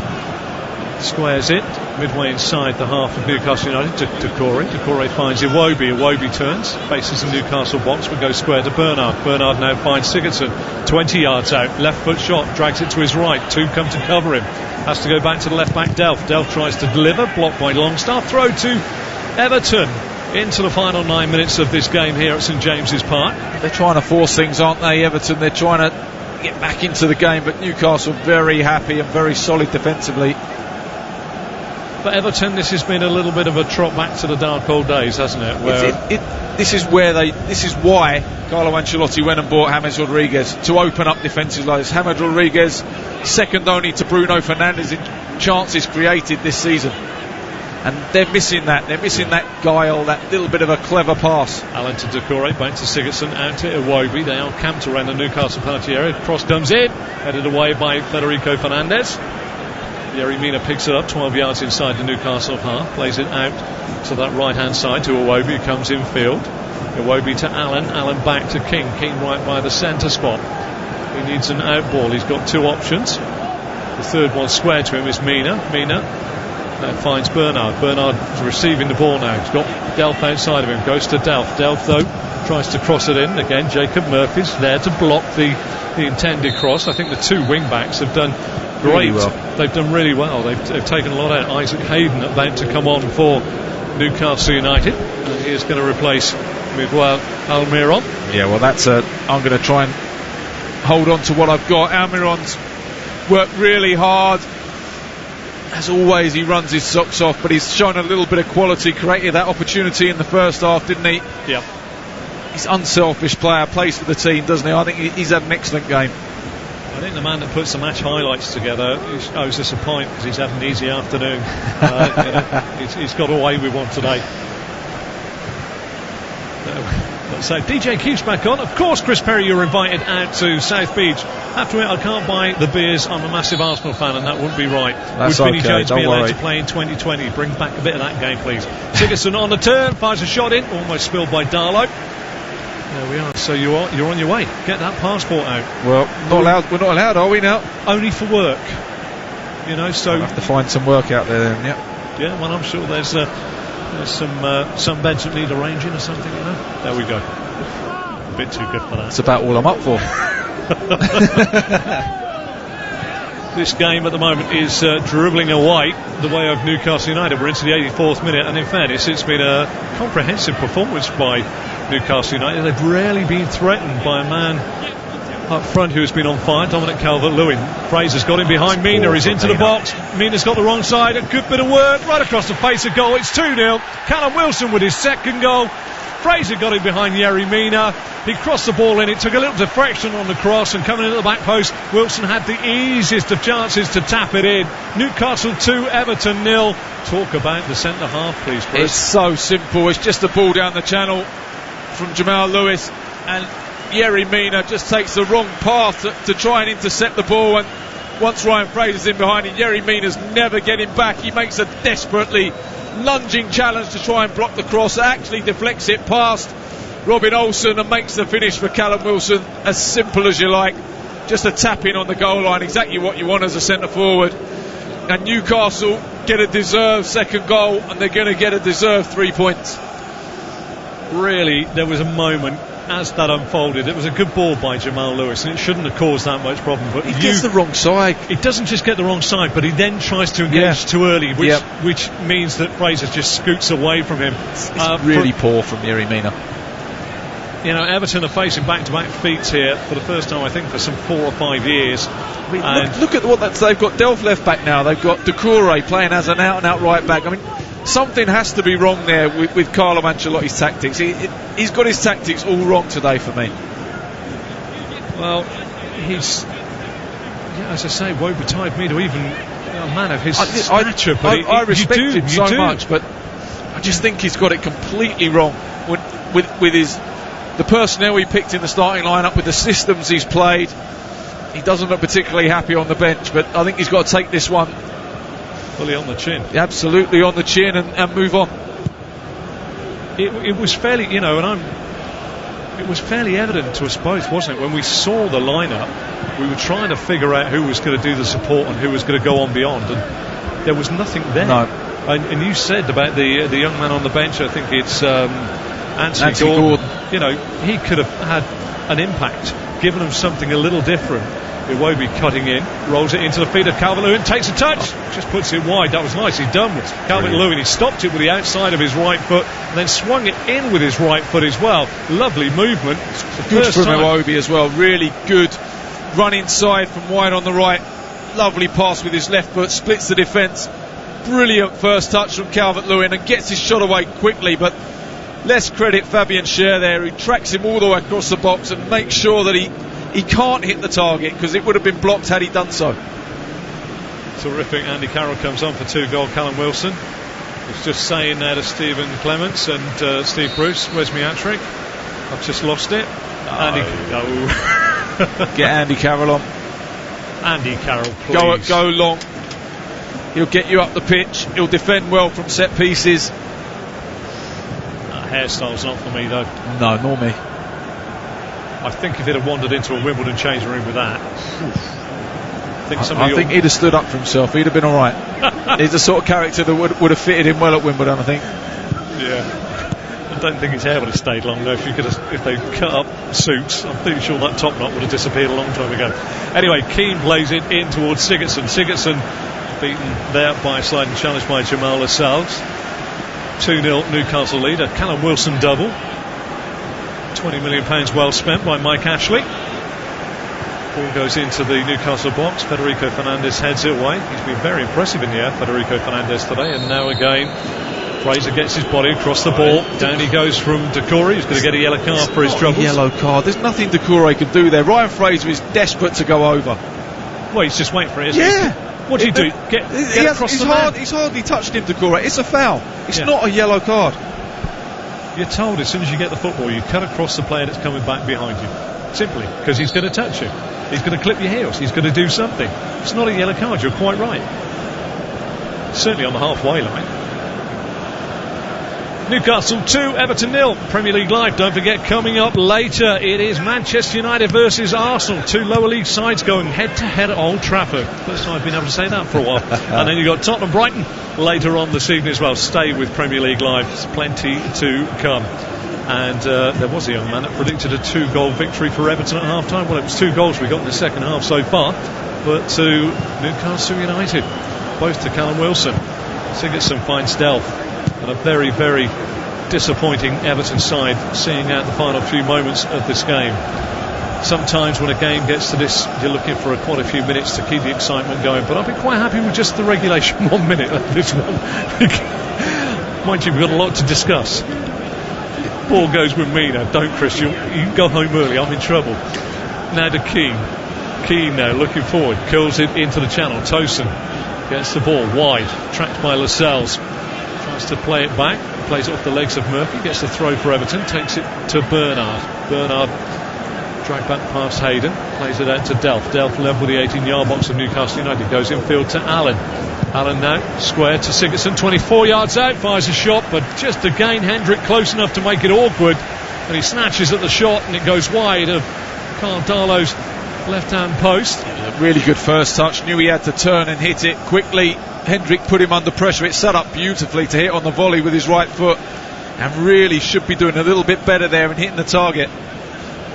You've got to give credit to Jeff Hendrick there, because it's all you want from a player. If you're going to get, we used to say I'm quite a short player. If I ever defended a corner at my lowly level, and I'm stood up against some giant, just make it difficult for him to head the ball, and that's what Hendrick did there. He just put him under pressure, didn't he? I mean, the ball was sitting perfectly for Sigurdsson to hit, but the little bit of pressure that he was under forced him to fire it over the bar.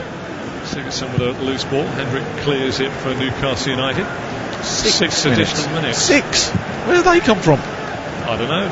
They're obviously enjoying themselves over there.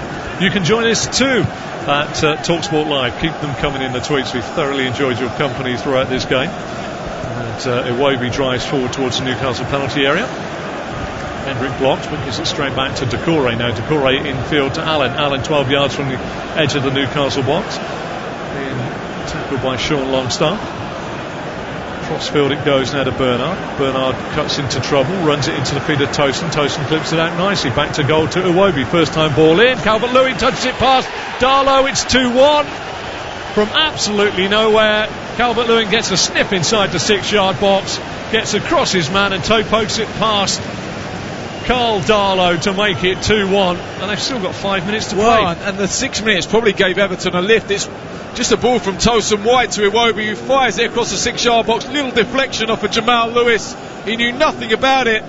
But who's there to take advantage? Calvert-Lewin gambles on something like that happening.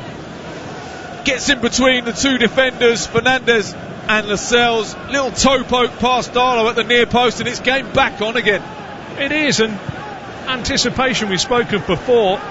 That's a man in form. That's a man playing with confidence, a man that is just in the right areas at the right time. We spoke about him earlier, getting back into the right areas. He's in the perfect area there. He's gone in there, he's gambled, he's got a fortuitous break with a deflection of Jamal Lewis, but he's profited from taking that chance, and that's what good strikers do. But the ball is one of the first balls in the whole game that they've got somewhere near the byline and put across into the box.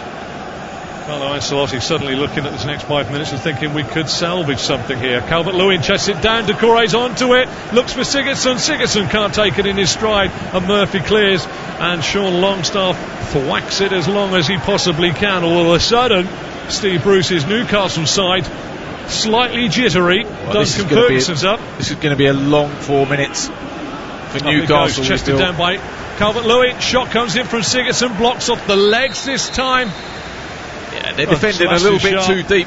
Newcastle defending too deep. They need to get themselves 10-15 yards up the pitch. They're just inviting the pressure, and Calvert-Lewin is a great target to hit.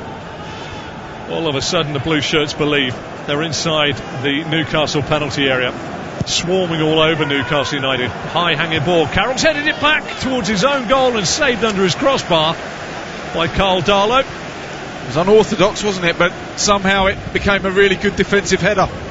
He does attack the ball well though, Andy Carroll, making sure that Mina and Calvert-Lewin can't get onto it. Different dynamic, as you say, with Andy Carroll in both boxes. Gets it down on his chest from a long kick, and Hayden battling hard with Sigurdsson on the halfway line. Gets it to Jacob Murphy. Murphy tries to play it in field. Ricochet favours Fabian Delph. Delph now plays it to Allen. Allen wants to go out to the right back, Doucouré. Doucouré still shy of the halfway line.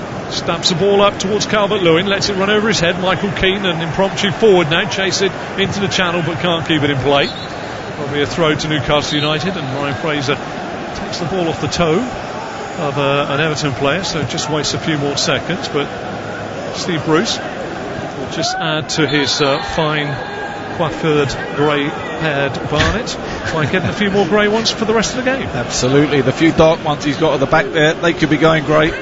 Going quickly, aren't they? Mind you, Carlo Ancelotti in the other dugout is still spouting what or sporting, one would say, a rather nice sort of badger look, sort of the black and silver.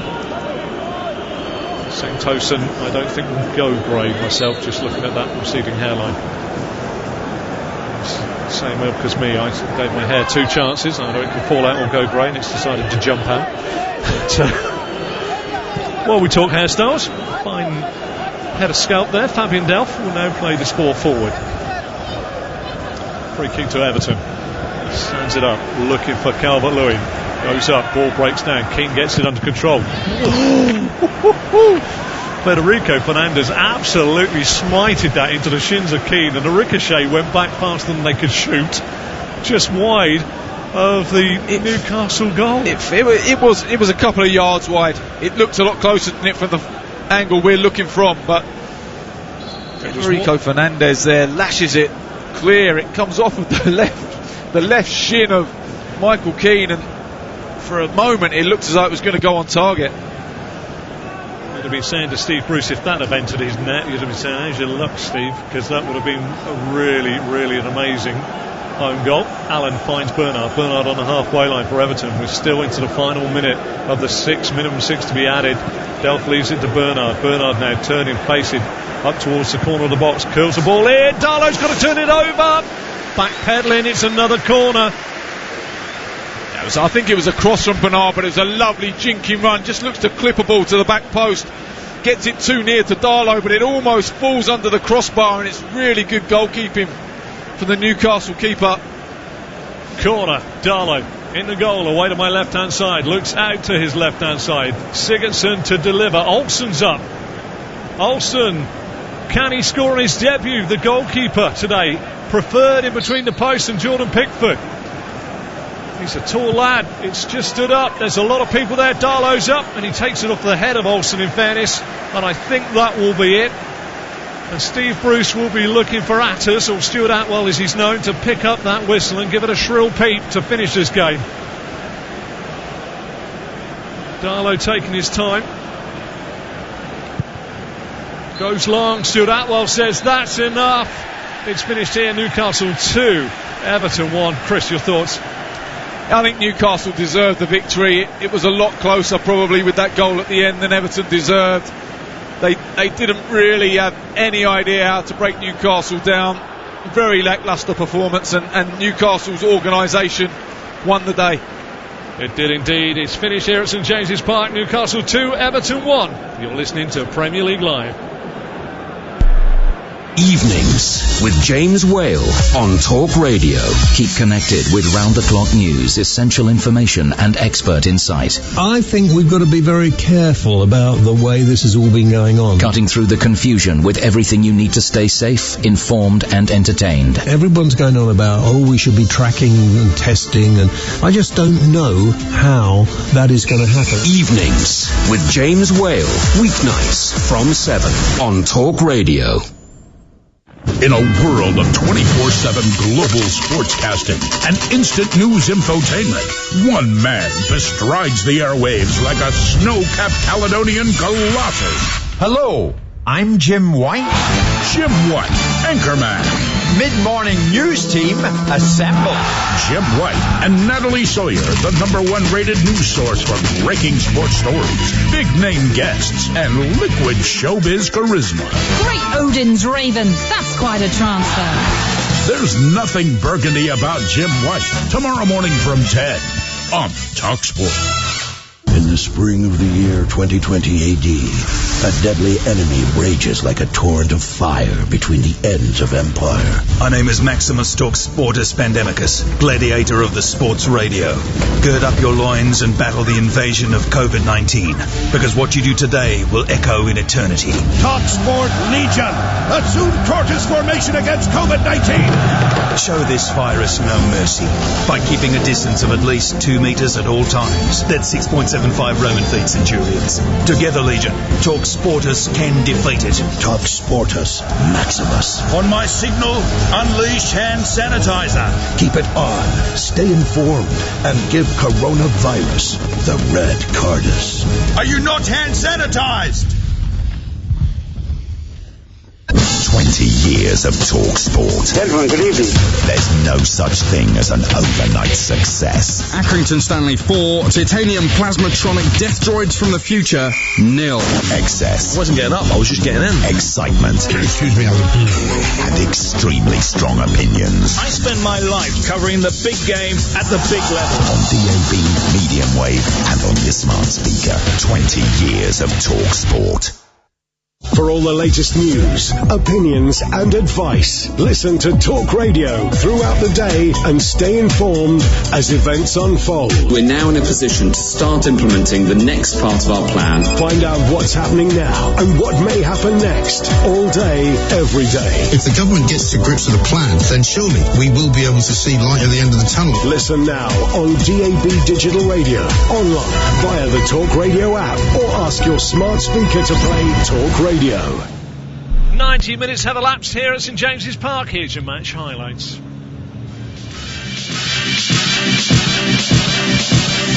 Delph trying to get back. He's cutting in field now. Rolls it into the field. St Maximin. Real chance here. Great save by Robin Olsen. The best chance of the game there fell to St Maximin. They're still trying to get into the penalty area as well. But what a break. What play by Callum Wilson. What a chance for St Maximin. What a save by Olsen. Yeah, it was brilliant initially from Almiron, who received the ball on the edge of his own box and carried it up the pitch.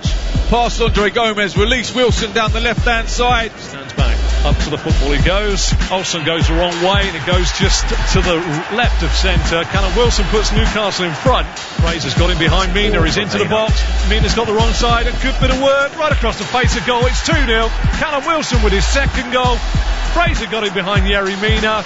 He crossed the ball in. It took a little deflection on the cross and coming into the back post. Wilson had the easiest of chances to tap it in. Newcastle 2, Everton 0. Ball in. Calvert-Lewin touches it past Darlow. It's 2-1. From absolutely nowhere, Calvert-Lewin gets a snip inside the 6-yard box, gets across his man and toe pokes it past Carl Darlow to make it 2-1.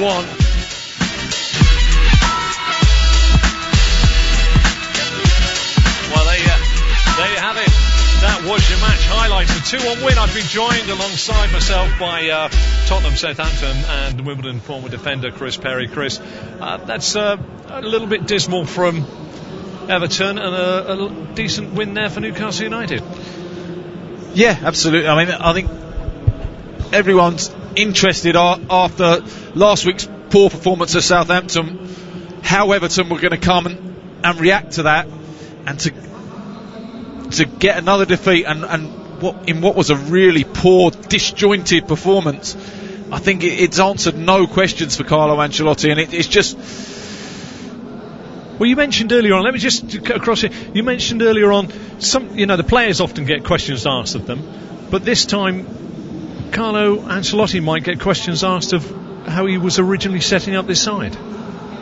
Yeah, I think there should be questions asked of him. I think we struggled when we saw the team. We struggled to work out what formation they were going to play, how it was going to work, how they were going to get any sort of width at all, and it proved in the game that there were just too many central midfield players on the pitch, and it was so easy for Newcastle to defend. They were almost taking up each other's spaces, the midfield players. I mean, at times you had Decore and Delph playing as fullbacks, and eventually they did end up as both the fullbacks during the game, when actually you're thinking, if you play in a 4-4-2 against a team that play a back five, you get 2v1 in the wide areas against the wing back, and it just seemed to me that Ancelotti, for whatever reason, just got it all wrong and couldn't find a way to make it work.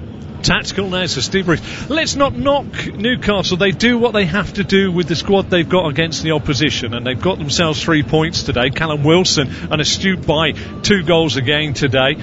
They never really looked threatened in that game, did they? Not really, no. I mean, it was always comfortable. The ball was always in front of Newcastle. They always had a really good defensive shape behind the ball, a defensive 5 and a block of midfield 4, and they made it difficult for Everton to play through them. And then they had a real threat on the counter-attack with the pace of St Maximin and Callum Wilson.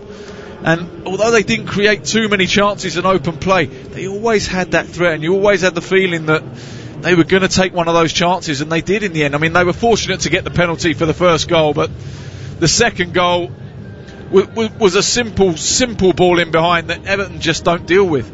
Absolutely. Aston Villa 3, Southampton 4. Saints up to third in the table after a James Ward-Prowse inspired 4th win in 5 matches. An unconventional 7-goal thriller at Villa Park. The visitors took the lead courtesy of Yannick Vestergaard's thumping first half header before Ward-Prowse took centre stage. The Saints captain celebrated his 26th birthday with 2 sublime 20-yard free kicks to make it 3-0 at the interval. Danny Ings' exquisite curler just before the hour looked to have sealed the points before Villa mounted a late comeback charge. Tyrone Mings' header reduced the deficit, and Ollie Watkins' penalty made it a nervy finish for Southampton. Jack Grealish's stoppage time goal ultimately proved too little, too late though, as Ralph Hasenhüttl equalled Ronald Koeman's club record of 14 away wins in the Premier League. It finished Aston Villa 3, Southampton 4. Well, let's hear from those managers now. This is post-match. This is Ralph Hasenhüttl and Dean Smith. First 60 minutes was nearly perfect, I must say. It was absolutely amazing what we played in this time. And after the 4-1 we struggled a little bit, because then it's mentally a problem when you know we are not so very often in this situations that we are 3 up or 4 up. So they stop doing what you can do best, and then you see that it goes very quick in the other direction. But the most important thing is not the goal difference. The most important thing is the 3 points, and today was definitely hard work. Frustrated obviously with the first goal. Looks now like you can put a cross into the box, overhit your cross, hurdle a player, go down and get a free kick. It was never a free kick, and I was disappointed with that, because it's in a really dangerous area. But we've got to defend that free kick better than we did. The lads got a free header and stuck it in the top corner, and then it became a bitty game again. They played once through our lines where Theo Walcott gets a free kick, and then Ward-Prowse sticks one in the top corner, and then inexplicably Matt Cash handles it, and when he puts one in the other top corner. So disappointed just with the way we've conceded the goals, but you have to hold your hands up. They were top quality set pieces. Well, that was a 4-3 victory for Southampton. You heard Ralph Hasenhüttl there say, your former club, not used to being 3 or 4-1 up. They played really well. The big worry is Danny Ings went off after collapsing under a challenge and hurting his knee. Looked like he'd hurt his knee. But Ralph Hasenhüttl, he's had to survive a little bit of fire down there, but he seems to be getting his side to play in the way he wants. Yeah, I think he's done a magnificent job when you consider that he just about survived the 9-0 defeat to Leicester. The faith that's been shown in him has been fully repaid. I mean, the way that he's turned it round has been astonishing, really. And the fact that they're now in the top half of the table, looking like a decent side, fantastic away from home, really difficult to play against away from home. If they can just turn their home form around, they'll have a real opportunity of pushing for Europe. And we look at Aston Villa and Dean Smith, and we watched the game unfold as we were preparing for our game this afternoon, and at times Aston Villa looked as though they could be in this game, but then they found themselves out of the game, and then they got themselves back into the game. What would Dean Smith be thinking as a manager? He must be sort of slightly perplexed at how to address his side's inconsistencies, surely. I think James Ward-Prowse, the first goal was from a free kick. They had a disallowed goal from a free kick from a corner. James Ward-Prowse obviously scored 2 free kicks in the top corner. So in open play, probably you might say Dean Smith might be fairly happy that actually Southampton didn't create a lot of opportunities, but they need to learn to defend set pieces better, because they're a huge part of the game. And certainly sides will be looking at set pieces now as something that Villa aren't good at, and they'll be looking to take advantage. Next game up is Manchester United versus Arsenal. I put my tongue firmly in my cheek when I said that these are two sides from the lower half of the table. Joe Shannon and Paul Parker will be facing up to this game in Old Trafford. What are you expecting from this clash of the Titans? I expect Arsenal to go to Old Trafford to sit a lot of players behind the ball, play that back five, try and soak up some pressure and look to hit Manchester United on the counter-attack with Aubameyang and Lacazette, and probably Pepe's pace, and see if they can cause them some problems. They've done really well against the top sides playing that sort of system, Arsenal, and I think they'll do it again. Manchester United, I think, are always better when a team comes onto them and there's space in behind for them to exploit, and at times they find it difficult to break teams down when they sit back in a deep block. And the trouble is with Manchester United, could it be after a fantastic victory against Leipzig that we just get the opposite side of Ole's side, where they maybe don't perform to where they want to? So it's an intriguing battle.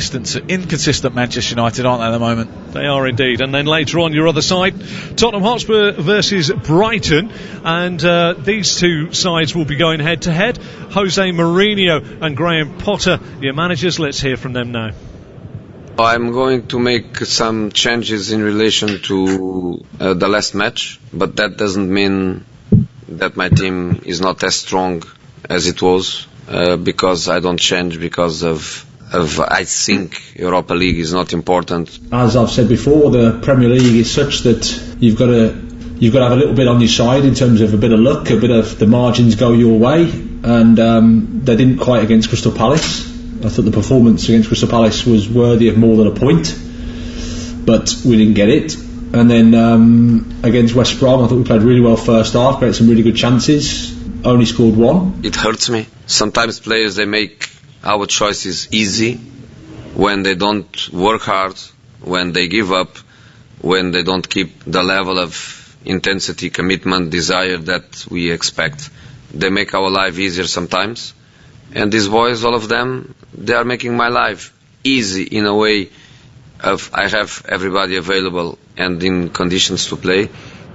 Well, Jose Mourinho there. Lots been spoken about the player that was on the lips of everybody just a few years ago, Dele Alli. And again, I don't know the team news at the moment, but he has been fit and ready to play, but hasn't been playing. What do you think of this situation? It seems to me that he was harking back to the Europa League performance, which was really poor all over the pitch, and he was saying, it sounded to me like he was saying, listen, I've given players opportunities to show me what they can do. They haven't taken them, so I'm going to make changes back to the team that is tried and trusted. I thought it was a really poor performance on Thursday night, and obviously those fringe players who are looking to break back into the team, like Dele Alli, didn't take that opportunity, didn't take their chance, and it's going to be the tried and trusted that are going to play. Such a difficult job. You never fancied being a manager, Chris? Absolutely fancy being a manager, yeah. Right, okay. That's you know, a lot of players that are ex-players, ex-pros that I speak to always turn around and say, "Oh, it's okay when you're sort of play, just look after your own performance and etc. But when you look after 23 or 24 ego-fueled, testosterone-fueled players, it becomes a different scenario altogether." So you fancy walking into that environment and sorting a few out? I do, yeah. I'm taking my pro licence to try and do that, so. Excellent. And it's a difficult game, isn't it? You're looking after a bunch, you're looking after everything, aren't you? We've seen from the documentary that you're never going to keep everyone happy at the same time. You have to make some people unhappy, and those are the big decisions that you paid the big money for. And Jose Mourinho has managed some huge clubs in his time and some huge players and some huge egos, and he knows exactly what he's doing. I don't think anyone's ego is as big as his. There we are, Chris Perry. You know, just before we sign off from Newcastle United versus Everton, which has ended up with a 2-1 win for Newcastle United, I suppose we should just doff our caps to Steve Bruce, who got it absolutely tactically spot on today. He did. I think he set up pretty much as we'd expect a Newcastle team to set up, and he got a little bit lucky that Everton were way below par, I think. And they were below par, and they've got some work to do. As you said, squad size could be a real problem for them. Yeah, it just shows that when your top players are, I mean, most teams would miss the players, the likes of James Rodriguez and Richarlison, particularly in the attacking area of the pitch, but Everton really do have a lack of strength in depth, and it's probably going to cost them challenging, certainly for the top four, and may even cost them challenging for Europe at all. And a big, I suppose, a bright spot when you come down to it was the simple fact that his marksman, Dominic Calvert-Lewin, ended up getting the ball in the back of the net, and he carried on trying, and that's a bright spot for him. He led the line really, really well today with a real lack of service, still managed to pick up his goal. You know, fantastic player, 8 goals now in 7 appearances this season. He's in great form, and I'm really looking forward to see how his career develops. Thank you very much. Chris Perry's joined me alongside here in the commentary box for Newcastle versus Everton this afternoon, which Newcastle won by 2-1. Coming up next, Manchester United versus Arsenal. Joe Shannon and Paul Parker will take you through 90 minutes of action there. But it has been 3 points for the Magpies and 2 defeats on the trot for Everton. It finished here at St James's Park.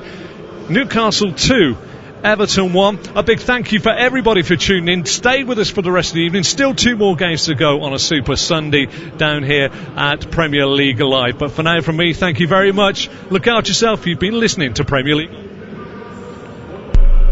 Evenings with James Whale on Talk Radio. Keep connected with round-the-clock news, essential information and expert insight. I think we've got to be very careful about the way this has all been going on. Cutting through the confusion with everything you need to stay safe, informed and entertained. Everyone's going on about, we should be tracking and testing, and I just don't know how that is going to happen. Evenings with James Whale. Weeknights from 7 on Talk Radio. In a world of 24/7 global sportscasting and instant news infotainment, one man bestrides the airwaves like a snow-capped Caledonian colossus. Hello, I'm Jim White. Jim White, Anchorman. mid-morning news team assemble. Jim White and Natalie Sawyer, the #1 rated news source for breaking sports stories, big name guests, and liquid showbiz charisma. Great Odin's Raven. That's quite a transfer.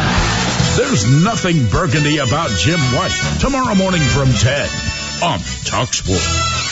In the spring of the year 2020 AD, a deadly enemy rages like a torrent of fire between the ends of empire. My name is Maximus Sportus Pandemicus, gladiator of the sports radio.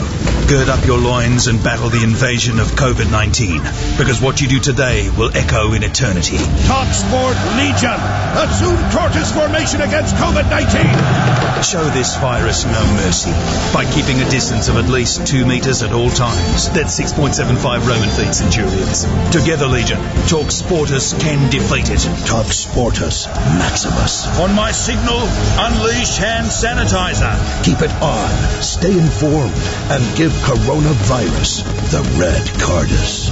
Are you not hand sanitized? 20 years of TalkSport. Gentlemen, good evening. There's no such thing as an overnight success. Accrington Stanley 4, Titanium Plasmatronic Death Droids from the Future 0. Excess. I wasn't getting up, I was just getting in. Excitement. Excuse me, and extremely strong opinions. I spend my life covering the big game at the big level. On DAB, medium wave, and on your smart speaker. 20 years of TalkSport.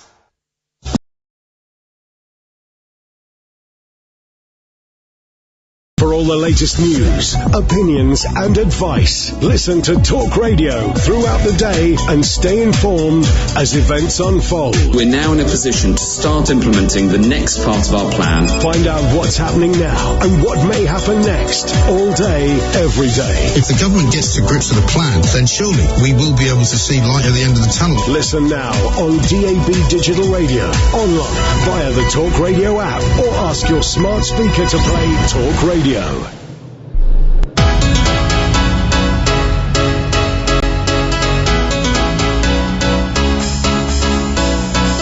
Premier League Live with TalkSport. All the big goals and big moments from the world's biggest football league. Aubameyang, 3-0, what a goal. Son onside, this time for 4. Southampton crumbling here at St Mary's. Bringing you the best of the Premier League all year round. Jamie Vardy has a hat-trick against Manchester City at the Etihad. Good delivery and another goal. The keeper came. Oh, he flapped. Meslier makes the mistake. There's a header and there's a goal from Raul Jimenez. Wolverhampton Wanderers back in the game. Premier League Live with TalkSport. Hello and welcome to our coverage of Manchester United against Arsenal from Old Trafford. I'm your host and match commentator Joe Shannon. Alongside me is the former United and England defender Paul Parker, and you are listening to Premier League Live. It's one of the Premier League's great historical rivalries, though these two clubs have been a pale imitation of some of the great sides to have graced the top flight in years gone by for both Manchester United and Arsenal. Ole Gunnar Solskjaer takes charge of his 100th match with United yet to win a league game at Old Trafford this season, though that big win in Europe over Leipzig in midweek will doubtless have raised spirits, and they're unbeaten in 13 home league games against Arsenal since September of 2006. Mikel Arteta's side have suffered back-to-back Premier League defeats and still have a soft centre on the road. Just like Manchester United, though, Arsenal picked up a confidence-boosting win in Europe on Thursday. Can they revitalise their top 4 ambitions with victory this afternoon? Well, Marcus Rashford returns to the Manchester United starting lineup following his remarkable midweek hat-trick off the bench as one of 3 changes to the side that thumped Leipzig in the Champions League. Bruno Fernandes and Scott McTominay also come in. Alex Telles has tested positive for COVID-19, so he misses out, as does Anthony Martial, who's serving the final game of a 3-match domestic ban. Matic and Van der Beek both drop to the bench. United then have De Gea in goal, Wan-Bissaka, Lindelof, Maguire and Shaw the back 4, A midfield diamond of McTominay, Fred, Pogba and Bruno Fernandes, with Rashford alongside Greenwood up front for Manchester United. Arsenal make 10 changes from their Europa League win over Dundalk. Only Mohamed El Neni is working a double shift this week as Aubameyang, Lacazette and co all come back in. David Luiz misses out again because of a thigh injury sustained during the defeat by Leicester in the Premier League last weekend. So Leno is the Arsenal goalkeeper, Holding, Gabriel and Tierney the back three, Bellerin, El Neni, Partey and Saka across midfield, Willian and Aubameyang in support of Lacazette up front. You are listening to Premier League Live, kick-off just 12 minutes away. 2 top Premier League matches we've brought you already across this Sunday afternoon. A big win for Southampton, 4-3 at Aston Villa at Villa Park, but it was much more comfortable than the scoreline suggests. And of course you heard Newcastle United 2, Everton 1. Paul Parker alongside me for commentary, a veteran of numerous Manchester United and Arsenal clashes at Old Trafford over the years. But Paul, we were saying off air before the game, and I alluded to it at the top of the programme, these two sides don't really compare to Manchester United and Arsenal teams from the past, do they? No, they're a million miles away, because neither of them are or can compete to win Premier League titles, to be perfectly honest. Saying that though, anything could happen in this mad season of football we're seeing at the moment, but when we're talking about a league that is running well and normal, no, we have to say both these sides are way off of winning Premier League titles. Both even way off spot in the top four. Manchester United do have a couple of games in hand. Arsenal just 2 points above them. 15th and 13th respectively in the Premier League table. But that was a big win for, well actually it was a big win for both in European midweek, but particularly for your old side Manchester United, and no surprise to see Marcus Rashford brought back into the starting 11, Paul, after that remarkable hat-trick off the bench. Yeah, I think he has to play him if he's fit. Especially in big games. That's what you want your big players for, is big games that matter. This is still deemed a big game because of the status of the club and what they're trying to chase. So he has to play, and he has to be there, out there to maybe go out and score the goals that matter. And what about Arsenal and Mikel Arteta? After an impressive start to the season, suddenly their Premier League form appears to have tailed away. I suppose it just underlines the amount of work that Mikel Arteta has still got to do at the club. Yeah, I mean, I think he's done really well. He seems to have changed the ethos of the side. They're a little bit more willing to work. There's a little bit more continuity about the sides he's picking when you're seeing in the Premier League. But he needs his big players to perform more consistently, and they haven't done that for him. His front three, on paper, is a really good front three, but the problem is it's a consistency of the three, and it matters in games like this. Midfield-wise, he's been playing about with it, but he seems to be content as well and happy with this three at the back, the same as sometimes we see Manchester United do it in bigger games. Yeah, it's very interesting actually, because you speak about Arsenal in that front three. Pierre-Emerick Aubameyang, 5 league matches without a goal, that his worst run since November 2014, when of course he was still at Borussia Dortmund. Do Arsenal rely too much on him? I think we have to say they've got buying him. He's kept their seasons alive. He's kept them, mate, in the Europa Leagues, and he's got them to cup finals. They've won a cup final while he's at the club, so he does make a difference. They need him out there, but they need him as the captain to have a little bit more input, I'd say. He's out of games, he disappears out of games, and as far as I was concerned, and the way it was drummed into what he deemed his big players at United, when they were called upon, which in games like these, they had to deliver. If they didn't deliver, they would know all about it. Well, talking of delivering, what about Ole Gunnar Solskjaer? How much pressure is he under, Paul, even at this early stage of the season? He's under immense pressure. It doesn't matter if he goes and wins this game, his next league game, he's under pressure. It's what it's been put on him as a Manchester United manager, and yes, there's big pressure being a Manchester United manager, but there's even more being Ole Gunnar and be a Manchester United manager, because there's a lot of people who don't want him there, don't think he deserves to be there, people who will write more about Manchester United when they lose rather than when they win. Well, you look at the form of Manchester United at home so far this season in the Premier League. They had that dire goalless draw with Chelsea at Old Trafford last time out in the top flight, and of course those back-to-back defeats in the Premier League at home against Crystal Palace on the opening weekend of the campaign, and then that 6-1 thumping by Spurs. How vital is it for morale, if nothing else, that this home form is turned around as soon as possible. Oh, it's massive can look a little bit at the Newcastle game. That was good. That was decent because of their attacking ethic in that game. But you look at the 2 European games, 2 big wins against 2 decent sides, good performances. But now United, they're about winning games, as all teams are. But United are about performances. But if they win this game, everyone's going to want a good performance. That's the thing that's going to help. It makes such a difference, especially going into another Champions League game. But for their next league game, if they can get this win at home, but more importantly, in my opinion, get a performance as well that gives them that kind of incentive and belief that they've found their form back playing at Old Trafford. We'll hear from both managers in just a moment. Very briefly, Paul, on Arsenal and Mesut Ozil. What do you make of his exclusion from the Premier League squad? Well, I think it's got to the point where maybe the players have had their say and they're not comfortable with him playing. They don't believe in him. They just see maybe the worst side of him as a player, and they just don't want to go into battle with him within that unit. And I think the manager's has done what all managers would do. He's followed his team. He's spoken to his main players, and I think a decision's been made off the back of that. I don't think Arteta would have just gone and made that personally or gone with it as a personal point of view. He would have had to have spoken to his main players to find out how that squad feels about it. Okay, well look, let's hear from both managers ahead of kick-off, Mikel Arteta and Ole Gunnar Solskjaer.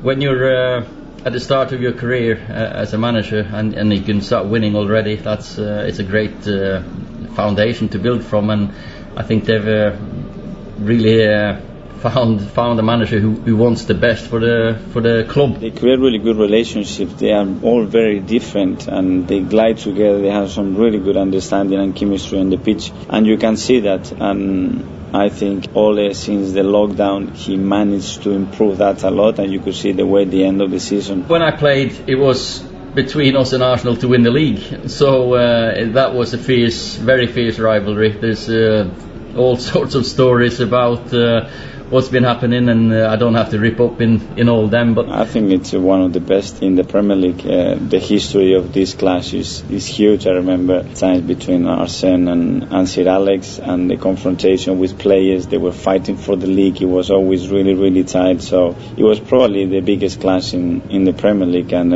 I'm excited to go to Old Trafford. Mikel Arteta, Ole Gunnar Solskjaer, you heard before that. It is quite simply Manchester United against Arsenal, and it's coming next on Premier League Live. Talk Sport. Impress lost tribespeople of the Andes by demonstrating the new updated TalkSport app. Listen live, listen again, and listen good, Buster. Download the app at TalkSport.com now. The Sports Bar, weeknights from 10 on Talk Sport. Hello, I'm Andy Goldstein, and of course you can hear me on the Sports Bar with Jason Cundy. We'll be taking all your calls, texts, tweets and emails on all the big talking points from the weekend's football. And remember, we bring you the very first look at the next day's back page headlines every single night. The Sports Bar, weeknights from 10 on Talk Sport. Talk Sport. Catch up and listen up without having to cough up. It's free. Go to TalkSport.com and download the app today. Or don't. Your choice entirely. Hello, Jim White here. Now, if you're wondering about all the background hullabaloo, I'm helping out as lifeguard at the brand new TalkSport swimming pool. Goff! No running there, boy! But never mind that. Join me tomorrow morning from 10, when I'll be up to my neck in the warm, chlorinated waters of the day's biggest sports stories. Come plunge with me, Jim White, straight in at the deep end of the action. Weekday mornings from 10 on Talk Sport. Driving home with Darren Goff and Doug, a sporting legend and an angry sports journalist who'll pick a fight with anyone. Just really winds me up. Absolutely unbelievable. To say I'm angry is an understatement. Adrian Durham, what an absolute clown. Dynamic, double strength drive time radio. Shall I stay? I don't like listening to him. I'll turn off. Do you want me to stay? Adrian Durham and Darren Goff. He's an idiot. Right, hands up, who wants me to stay? Drive time radio. I don't have to. Weekdays from 4, only on Talk Sport. Paul Hawksbee and Andy Jacobs on Sport. TalkSport. It's the double-O duo on the radio show that's like a collapsible bridge over a shark-infested pool of big names, sporting headlines, and topical debate. Join Paul Alligator Hopscotch Hawksbee and Andy Oddjob Jacobs, flying the plane of sporting entertainment out of the horse's bum of conventional radio. Have we got Pussy Galore on the show, Andy? No, Paul, but we've got Todd Macklin's American Sports Roundup. Will that do? Not really, Andy, no. Hawksbee and Jacobs, shaken but not stirred. Weekday afternoons from 1 on TalkSport. TalkSport. TalkSport. Confuse bookmakers, impress football agents, and entertain the kids with the improved TalkSport app. Totally fun, totally free, totally football. Download it now from TalkSport.com. Hey, kids, take my mobile and go over there and play or something. Don't press the button that says Tinder. TalkSport. You're listening to TalkSport's coverage of Manchester United against Arsenal from Old Trafford. I'm your host, Joe Shannon. Alongside me is the former Manchester United and England fullback Paul Parker, and you're with Premier League Live at TalkSport Live on Twitter. If you'd like to get in touch, always good to hear where you're listening from, your thoughts on the game, your predictions ahead of another fascinating encounter between two of the Premier League's, well, you might say former heavyweights to some extent. Both appear to have been left behind by the likes of Liverpool and Manchester City, but it is still a great fixture that evokes great memories and a lot of history, of course, across the Premier League calendar over the years. Has always involved games between Manchester United and Arsenal, but under these midnight blue skies, the floodlights on at Old Trafford, we are preparing for a minute's silence ahead of Remembrance Sunday, which is next Sunday, but of course this is the Manchester United domestic home league game closest to that, and football, as is always the case, and rightly so, is going to come together and pay tribute to those who made the ultimate sacrifice for us.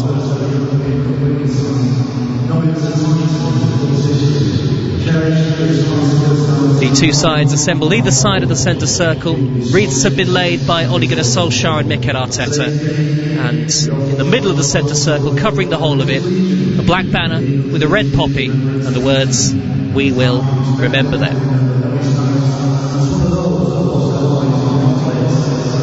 Players heads bowed. The period of silence will start on the referee's whistle.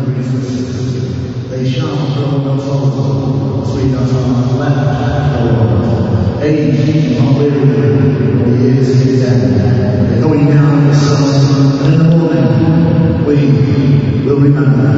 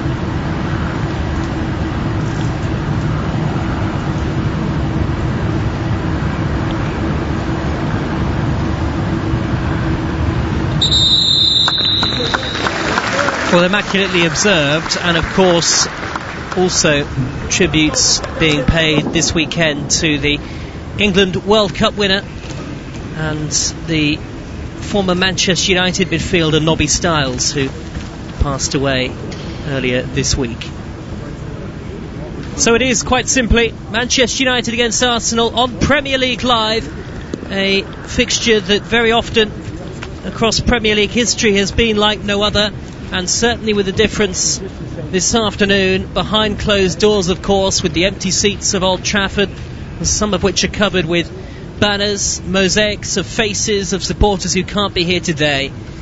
Arteta and Solskjaer stood solemnly on opposite sides of the halfway line at the main stand side of the ground, and the game just about ready to get underway. Paul Parker, a final thought before kick-off from you. Which way do you see this game swinging? I've just got this funny feeling it's going to be very similar. When I look at the team they put out, Manchester United, may be very similar to what we saw when they played Chelsea. Two managers who are afraid to lose. I just look at what United have put out again with that midfield. They're relying on the creativity of Fernandes. Manchester United in their red shirts, white shorts, black socks. Arsenal in this rather striking change kit, which is a tribute to the old ground at Highbury, as both sets of players take the knee before kick-off. Arsenal in their white shirts, claret red shorts and white socks, and Arsenal will kick us off, playing from right to left in the first half, and the ball back to Holding, who clatters it high downfield out towards the left wing, header away from Wan-Bissaka, who beat Lacazette to the ball. Lacazette wearing gloves, shuffles towards the corner flag, carries it out of play, and it's a Manchester United throw. Manchester United playing from left to right in the first period towards the two-tiered scoreboard end, as is customary on this carpet-like surface, a lush green surface at Old Trafford, and an early touch for Lindelof at the heart of the Manchester United defence. Ball downfield deflects into the path of Gabriel, and Arsenal have it back. Manchester United with De Gea in goal, Wan-Bissaka, Lindelof, Maguire and Shaw, McTominay, Fred, Pogba and Fernandes in midfield, Rashford and Greenwood up front. Arsenal have Leno in goal, Holding, Gabriel and Tierney are the back three, with Bellerin, El Neni, Partey and Saka across the middle. Willian, Aubameyang and Lacazette are the three furthest forward. We'll give the two sets of subs in just a moment. El Neni, curly hair, thumps the ball over the halfway line, chested down by Harry Maguire in the left back position for Manchester United, away from Lacazette. Infield it goes to Fred with the golden boots, wide to Shaw in that left back position for Manchester United. Even without spectators in, Old Trafford, the Theatre of Dreams as it's known, is still an atmospheric, even eerie venue. Little flick by Rashford in field, mopped up by El Neni for Arsenal, and he wins the throw. No, he concedes a throw to Manchester United, 10 yards from the halfway line. 0-0 the score, 90 seconds gone, and alongside me for commentary is the former Manchester United defender Paul Parker. I think we've seen already that both sides are started just happy just to get touches off the ball. No one really forcing a situation at this moment in time. It's only that moment when Harry Maguire got forced back towards his own goal, but other than that, really, both teams have been a little bit content in possession of the ball. At Talk Sport Live on Twitter for your predictions. Hilary George has gone for 2-2, and Edirin says that Man United will win 2-1. Here is Willian for Arsenal, deep inside opposition territory, curly hair, dispossessed by Parker, Pogba, the taller of the two players, in his gloves. And now Lindelof for Manchester United, edge of the penalty area, wide to Shaw hugging the left-hand touchline. Good ball forward to Bruno Fernandes, who carries it up towards halfway and wins a throw on that far side of the field beneath the Sir Alex Ferguson stand. Which made of Manchester United's victory over Leipzig in the Champions League in midweek, and that cameo off the bench from Marcus Rashford, a late hat-trick as a substitute in the starting lineup today. Greenwood on the near side for Manchester United, up to the edge of the penalty area. Good interception by Tierney covering for Arsenal, and now Saka can charge forward at pace over the halfway line. The number 7 is fleet-footed, and he's run 30-40 yards here down the left wing, footed from Fred, and Arsenal have a throw level with the edge of the 18-yard box, 0-0. Yeah, that'd be an interesting battle between him, Saka and Wan-Bissaka. Both have got pace. Wan-Bissaka has got those telescopic legs and that good defensive mindset, and Saka just goes both ways. He will cause problems. And we've got one more live commentary to come for you on Premier League Live across the rest of the evening. Spurs against Brighton, live at 7:15 UK time, with Tom Rennie and Kevin Watson. William Ricker listening to us via our friends and colleagues at Sirius XM FC in Boston in the United States. And both clubs a long way off the top four, of course. Manchester United and Arsenal starting the day, or starting the kick-off 13th and 15th in the table. Arsenal 2 points above Manchester United and 2 places above them. And both teams have games in hand, as United win a free kick 5 yards shy of halfway, fouled by Willian on Bruno Fernandes. much of how Manchester United fare, you would imagine,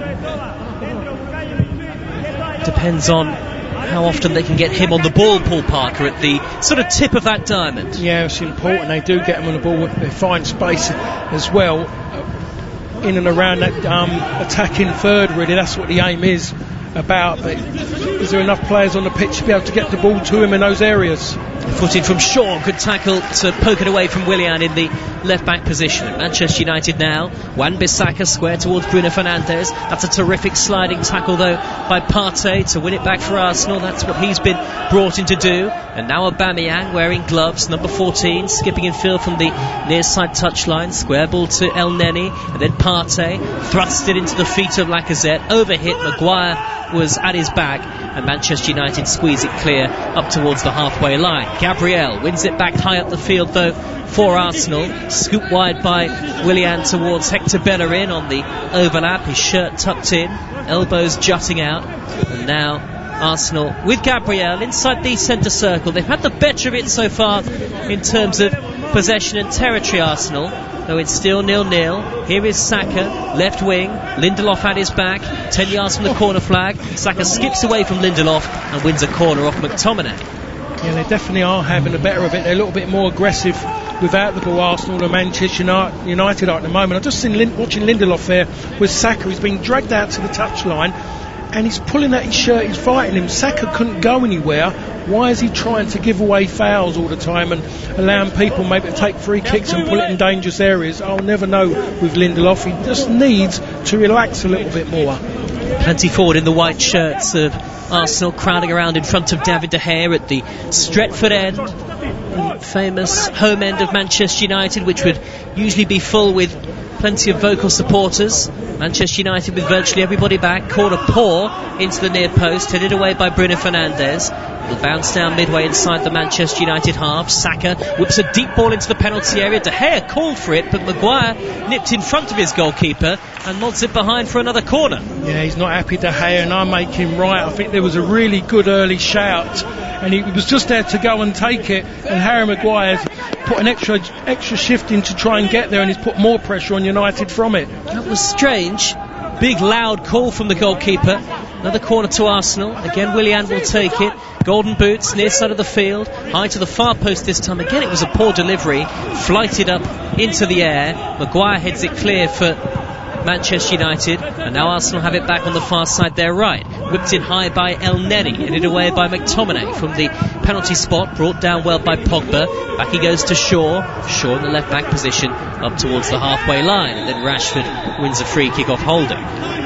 Just he's done well there, Marcus Rashford. He knew that Rob Holding was coming in, and he's had that first touch, and then he's just pulled it through his legs, and Rob Holding could do nothing else except just run into him. I think he's fortunate it's on their attacking side. I think it was on the other side of the halfway line. The referee would have given him a yellow card. Jonathan's a Manchester United fan, listening from Nigeria.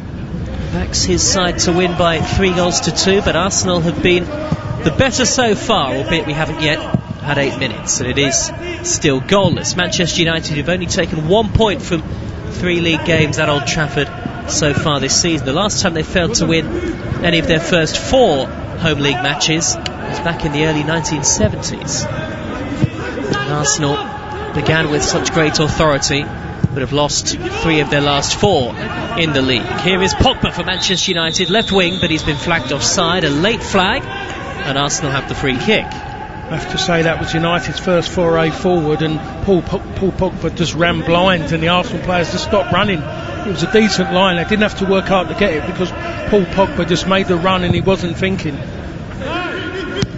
Here is Tierney for Arsenal, thumping the ball high downfield up over the halfway line. It's won back by Lindelof, who feeds Pogba square just at the lip of the centre circle for Manchester United.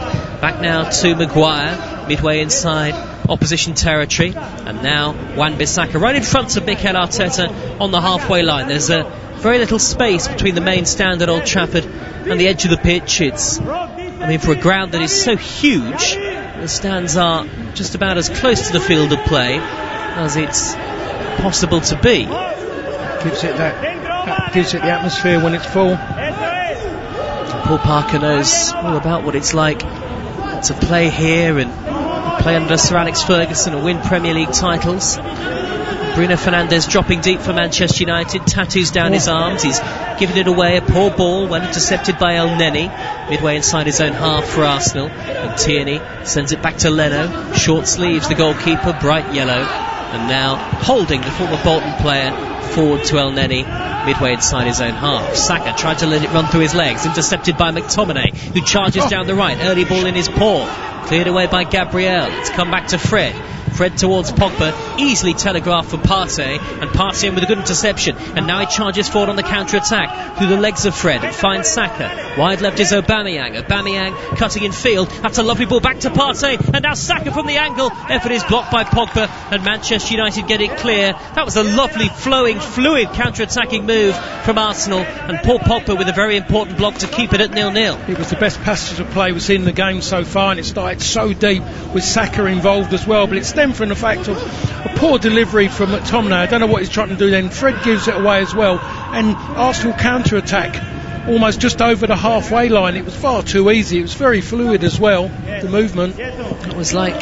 vintage stuff under Arsene Wenger for Arsenal there. Tierney on the overlap, near side, deep inside the Manchester United half, wins a corner after a sliding, clattering challenge from Wan-Bissaka. We've had 10 minutes. Mikel Arteta watching on, patrolling the touchline, his arms folded, and it is still 0-0, but Arsenal continue to look the more likely to open the scoring. Yeah, he'll be happy, Arteta, the way they've gone about it so far away from home. They're in control of the ball, they're the better team in possession, they've got more creative players at this moment in time, showing a bit of form. Corner on the near side, beneath the Old Trafford floodlights, in by Willian, into the 6-yard box, headed away by Maguire, up into the dark night sky, nodded down by Lacazette, Saka on the volley, blocked by Fred, comes out to the left wing and Willian, he nudges it in field with the outside of his boot to Tierney, the former Celtic player, back up wide to Willian, threads it down the line towards Saka, good covering by Wan-Bissaka to win it back for Manchester United, hoists the clearance high downfield,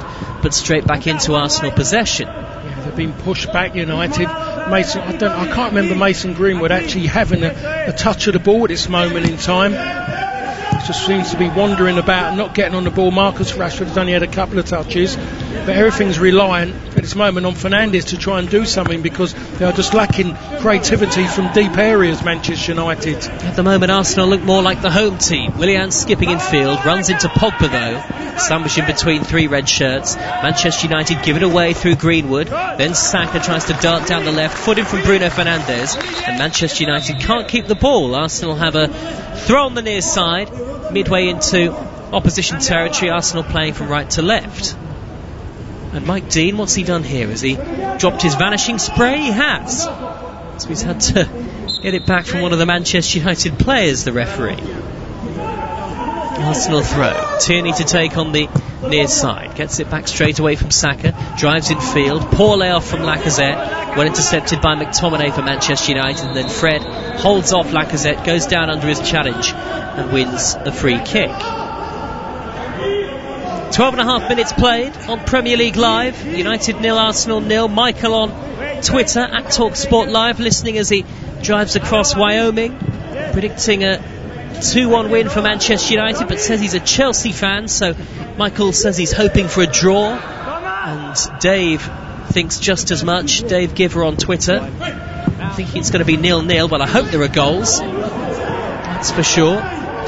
Partey over the halfway line, muscular physical presence at the heart of the Arsenal midfield. He looks up from the lip of the centre circle, whips it high, wide onto the chest of Bellerin, far side the right, the Spaniard skips in field, back to Partey once more, and now Willian on that far side touchline, over the edge of the 18-yard box. Manchester United have a lot of players back behind the ball. El Neni, 30 yards, central position, drives towards the edge of the box, angles it wide to Willian, and now Bellerin with a dangerous ball in, and Aubameyang was inches away from turning it into the net for Arsenal. In the end it's gone just wide. What a cross that was though from Hector Bellerin. Well, it's just the actual set-up play, and it starts with, I have to say, with Willian, goes to Willian, and Bellerin makes that run across. He gets in parallel with the 6-yard box, and he puts it across maybe a yard in front, and I tell you what, he was quite a way off in here. Aubameyang is quite a way off. He should have maybe anticipated it a little bit earlier, but it was great movement.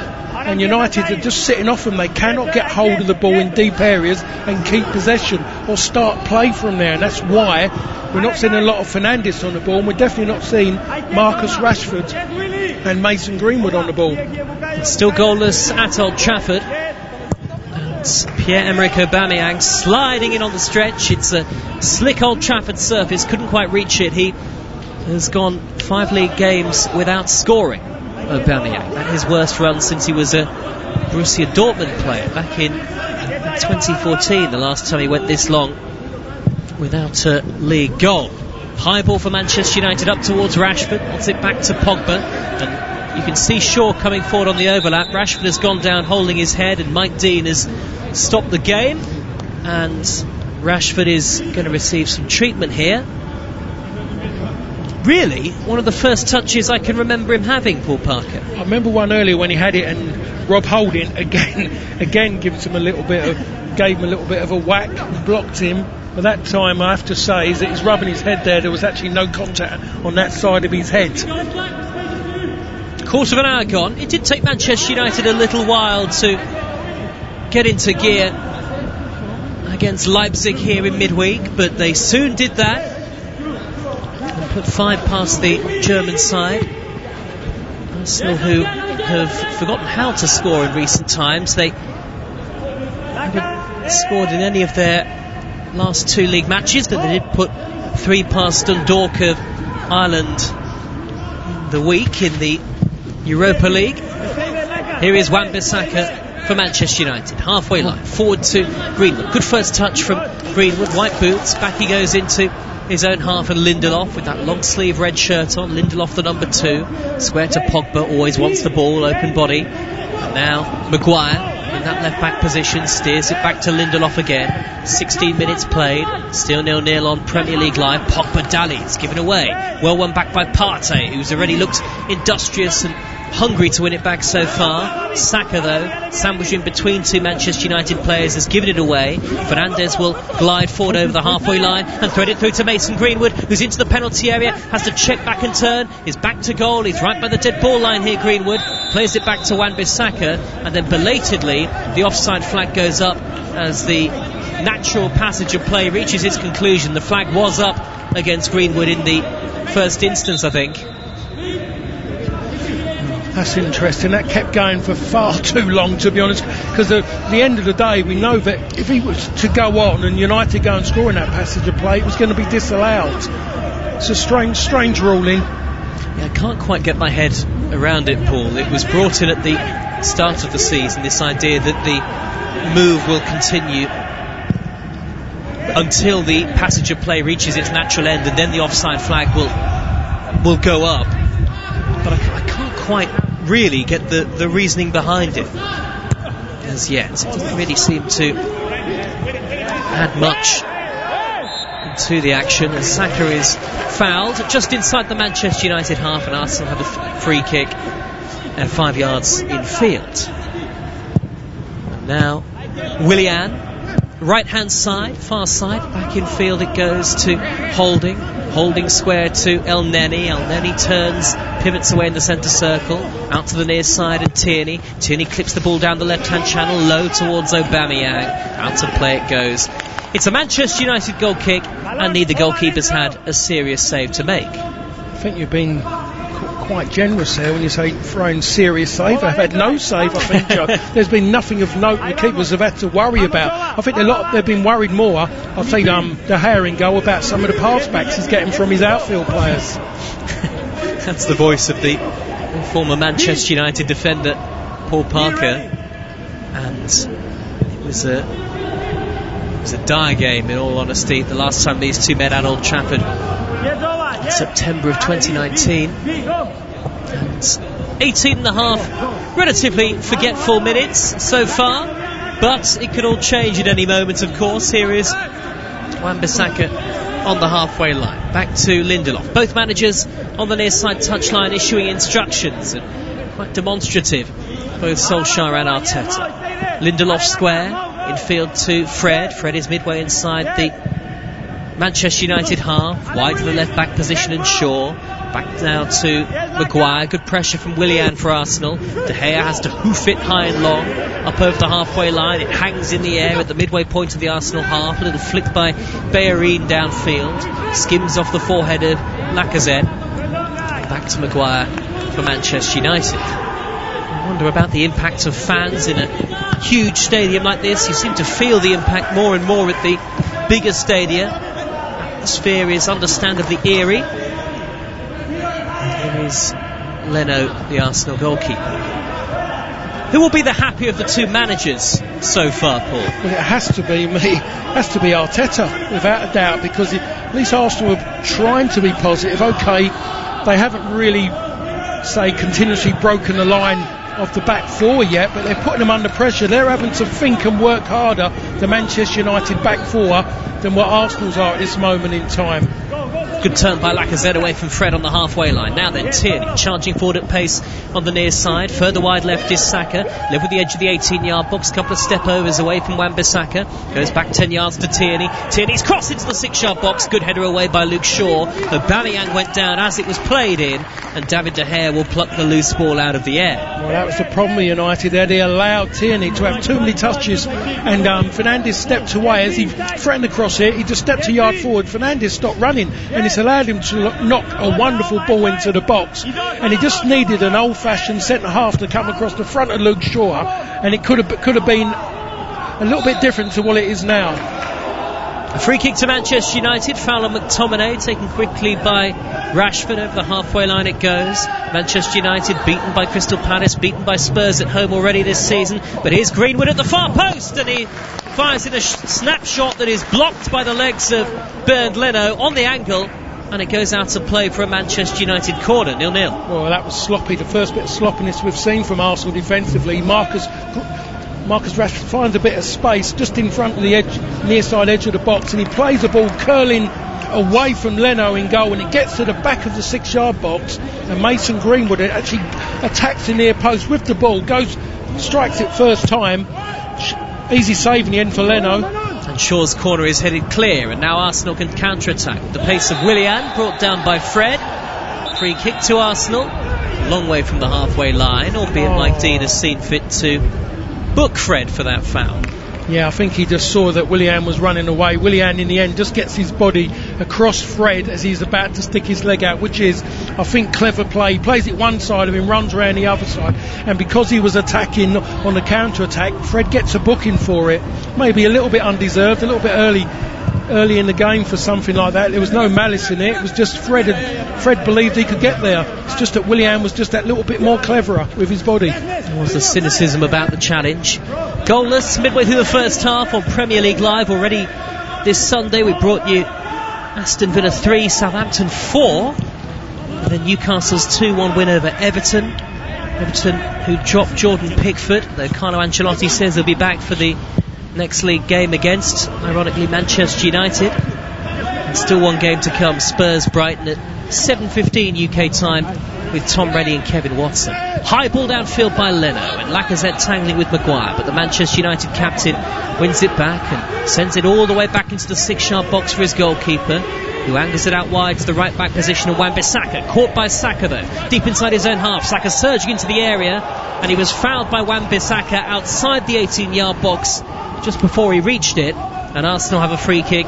in a dangerous position. Yeah, I did say it's going to be an interesting battle between Wan-Bissaka and Saka, and Saka actually reads as Wan-Bissaka's going to play the ball down the line and nicks the ball, runs forward, runs towards the byline, and Wan-Bissaka's pace gets him there. The problem is he uses his body to barge him off of the ball, and Mike Dean gives a foul 2-3 yards away from the from the byline.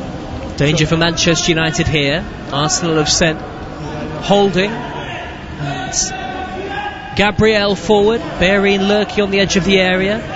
Little spits of rain from the clouds here at Old Trafford. 0-0 the score, and Manchester United have brought just about everybody back to deal with this free kick. David De Gea has not had a save to make so far. Willian over the ball, left wing position, whips it in towards the near post, cleared away by Pogba, and then chested down and thumped into the air by Mason Greenwood, high up towards the midway point of his own half. Headed by Bellerin, well won back by Pogba, pokes it over the halfway line. Now then Rashford, can he get there? Footed from Tierney, Out of play it goes. The referees stopped the game before that, and I think Manchester United are going to get a free kick here in the centre circle for a late challenge on Paul Pogba, and the yellow card is out, and a yellow card for Rob Holding.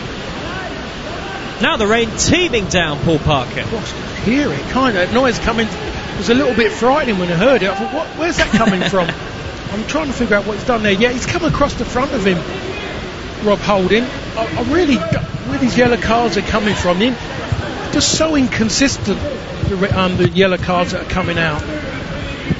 Fred and Holding both booked. Still 0-0 as we tick towards the 25-minute mark. Floated high downfield by Maguire. Well brought down by Bruno Fernandes on the angle, but he's flagged offside. Arsenal free kick. Brent on Twitter, Brent Parker at TalkSport Live, fishing in Montana on his day off. It looks great in Montana. Brent sitting on the edge of a lake, and he asks Paul, and it's a good question, who is this a bigger game for? Is it a bigger game for Manchester United or Arsenal? Oh, what a question that is as well. I'm going to come out and say it's a bigger game for Manchester United. Well, they are at home. Both clubs marooned in lower mid-table at the start of the day. Manchester United have a couple of games in hand. Arsenal have one game in hand, but neither club has started the season particularly well. El Neni halfway line, rolls it square to Saka. Saka takes it in his stride, the diminutive number 7, down this near side of the field. Little tentative as he approaches Wan-Bissaka. Little flick by Aubameyang down the left-hand channel, footed from Lindelof, who bumps the ball off Aubameyang, and Manchester United have a throw in their right-back position. Ibrahim listening to our commentary via the Beat FM in Nigeria. Says Manchester United are surely going to win this. They've had the game's best half chance so far. Mason Greenwood forcing a save from Bernd Leno, though it was a save that you would have expected him to make. Another yellow card now, this time for Gabriel after a foul on the halfway line on Rashford. Well, I'll tell you what, the way he's going with no malice in his game so far, I mean, there is nothing in that. It's a tug of the shirt on halfway, Paul, isn't it? It is a tug of the shirt, but it doesn't mean it has to be a yellow card. Absolutely. And as you said, the way Dean is going, we might see quite a lot of yellow cards today. Shaw crosses for Manchester United. Good header away by Tierney. Comes back to Fred. Middle of the Arsenal half. Through the legs of McTominay. Wide to Wan-Bissaka. Hair tied back near side of the field. Infield it goes to McTominay. And now Lindelof in the centre circle, pushes it forward to Bruno Fernandes, who turns away from one, through the legs to find Rashford of Thomas Partey, but Partey standing strong to win it back for Arsenal. Then his pass is sloppy, and Manchester United have it with Shaw. Far side to left again, and it's the full-backs who are so integral to Manchester United today because they're providing all the width, Paul Parker. They are, because United haven't really got any natural width. Mason Greenwood moves out, doesn't really want to stay there, wants to step inside. They just haven't got anything natural there at all. That's why on the other side of it is that Saka's able to get forward and get straight at Wan-Bissaka, because there's no natural width for him to worry about. Manchester United 0, Arsenal 0. El Neni from midway inside his own half, back to Holding. Holding tall and strong, clipped forward by Bellerin. That's a poor ball, intercepted by Fred on his chest, footed from Gabriel to dispossess Greenwood though. And here is Tierney for Arsenal, angling it wide to Saka, just shy of the halfway line. Saka rolls it back to El Neni. El Neni darts forward into the Manchester United half. Saka on the overlap, hurling down the left-hand side. He's beaten Wan-Bissaka to the ball, plays it back to El Neni. Infield Aubameyang 25 yards out, edge of the D, square to Bellerin, back into the penalty area towards Aubameyang, but he was crowded out. Manchester United intercept with Shaw, who clips it high towards Greenwood on the halfway line. 0-0 on Premier League Live. Always good to have your company wherever you're listening to us from at TalkSport Live.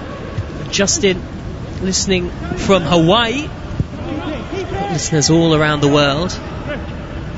Here is Fred on the halfway line, playing it back to Lindelof, and now Bruno Fernandes clipping it high towards the edge of the Arsenal penalty area. He was caught late on the slide by Aubameyang, and he's hurt here, Bruno Fernandes.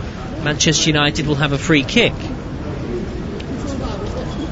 There's nothing in that at all. I don't know if as he's gone across and he's slipped that little bit more off of the surface, because it's a firm surface. Most grounds now, Premier League grounds, they're very firm. It's that intertwine of grass and plastic fibres, and once it's quite firm. Once you get a bit of water on top of it, it becomes very, very slippy.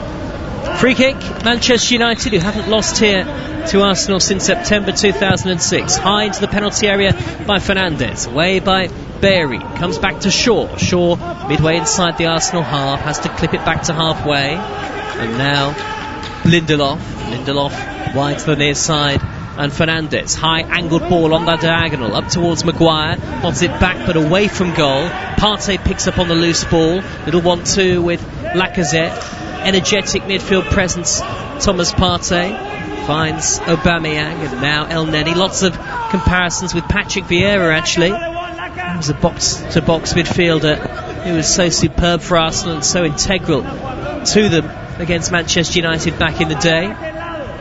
Still 0-0. Aubameyang back to goal, finds Partey, half an hour gone, middle of the Manchester United half. On the right wing is Willian, who receives possession from El Neni. Willian in field, interception by Pogba, Arsenal throw, and really the game so far, Paul Parker, has, I'm afraid to say, followed that pattern of recent fixtures between these two. It's flattered to deceive. It certainly has, and I did say that it might be a bit like the Chelsea game, and I think it's very much that way, without really anybody creating anything. United have had a couple of opportunities up until this time against Chelsea, but as a football, as on the eye, it's not really what anyone wanted to see or expected really from these two sides. Partey has been in control of that midfield for Arsenal. At the moment in time, he's doing a job there in midfield that Manchester United are looking for someone to do from deep areas. He's starting to play middle of the park from deep areas. United haven't got that. Rain really is quite torrential. You can probably hear it on the Old Trafford roof. Aubameyang for Arsenal, infield to El Neni, midway inside the Manchester United half, pass towards the corner of the penalty area, intercepted by Lindelof, touch off McTominay, out of play, and it's an Arsenal throw. Arsenal is shooting towards the Stretford end here, the empty Stretford end, I'm afraid to say, at Old Trafford. Tierney has come forward to take the throw in field, given away. Interception from Wan-Bissaka, and then Bruno Fernandes blasts the ball cross field from left to right, and it's gone straight out of play. And not Bruno Fernandes, Saka rather, and it's a Manchester United throw in the left back position. Mikel Arteta, dark jacket, very wet already, still barking out instructions from the near side touchline, but you get the sense to be the happier of the two bosses so far. Very little has happened in terms of clear-cut chances. There hasn't really been a clear-cut chance in the game, Paul. There's been nothing. All we've seen is Mason Greenwood at the near post, which you'd expect Leno to have saved, and which he done. There's been nothing really on an attacking point of view for Manchester United. They've been very, very poor. In that sense, creativity-wise, there's been zilch, really. I just wonder, is he going to look to try and change it, to try and really go for it and win the game, or is he content to be in this position, Ole Gunnar? Here is Rob Holding, right hand side of the 18-yard box, finds Willian, and now Bellerin shy of the halfway line. Spoke about Manchester United's poor start to the season at home, remember. Not picked up a league victory here at Old Trafford so far this season. Partey foul, belatedly Arsenal get the free kick inside their own half. The longest run without a home win in the league, Manchester United, if you go back to last season, since February 1990. 5 league matches, and if you're going to go for the top 4 at the very least, Paul Parker, your old club have got to make this a fortress again. They have to at the moment. Like everybody, I think everyone is now finding it really hard to get into these games. I think every team's feeling it their own way. Their performances, individual performances, team performances. We are not seeing real consistency from any sides really. If they're winning games, they're just getting through it. We're seeing no real consistency in the way they're playing at the moment. Most teams in the Premier League. Rashford has seized upon the ball for Manchester United. He's found Pogba, lived in the centre circle. Now Fred calling for options, arms outstretched, goes wide to Shaw in the left back spot. Manchester United without that natural width. 11 minutes of the first half remaining. Now Greenwood on the halfway line. You're with Premier League Live. Greenwood darts away from Holding, but intercepted easily by Lacazette. Lacazette barged into by Fred. Referee plays the advantage. Now then, Willian has got options right and left. Willian whips it high towards the left. Aubameyang coming in at the far post. Just a little nick off the boot of Lindelof that I think put off Aubameyang, and it comes off his left foot and goes behind for a goal kick. That's wonderful play by Willian there. He just gets when he knocks a lovely little ball just over the back of Lindelof, and I think if Lindelof doesn't stick that leg out, I think the way he's set and the way it actually comes off of him, he hits out of his left foot, Aubameyang, and then it'd be interesting if he gets it on target. But that was a wonderful ball by Willian, but good defending and a good touch by the end. In the end, I should say, from Lindelof. Manchester United 0, Arsenal 0. And here is Tierney, left back position for us. Skips infield away from Tierney, away from McTominay, and then knocks it over the halfway line. A poor ball though towards Saka. Lindelof eases it back to his goalkeeper, and the attack breaks down again. That just says it all, really. Tierney's done great first touch to take it away from Scott McTominay, who just rushed in, and he just sidesteps in, creates space, gets control of the ball, and then gives the ball away under no pressure at all. Both managers, both sets of subs, very vocal on this main stand side. Shannon, listening to us at Talk Sport Live from Lower Alabama. Looks a beautiful day there, and enjoying life by the pool, it looks like. He says Man United desperately need a win. Brian's in Nigeria, Chelsea fan, so wants a draw. And Annie Abo, listening from Ghana via City FM. Good to hear from you. And he says neither side is doing enough to win so far, and I think that is a fair reflection. Arsenal have had more of it in terms of possession, but Manchester United have had the one moment where either goalkeeper was worked, Leno with a relatively comfortable save, and that's why it's still 0-0. 36.5 minutes into admittedly a very forgettable first half so far. Partey, centre circle, flicking it wide to Willian. There's loads of space for Bellerin on the far side, the right. Here he is, right back, clips it into the penalty area. High to Aubameyang, the far post. He pulls it back towards Lacazette. Great tackle by Victor Lindelof at the last, stretching in to nudge it away. Arsenal, though, have it back. Edge of the area. Saka rolls it towards the feet of Lacazette. Maguire with a risky back pass to De Gea, who clatters it clear away from the onrushing Lacazette and back downfield.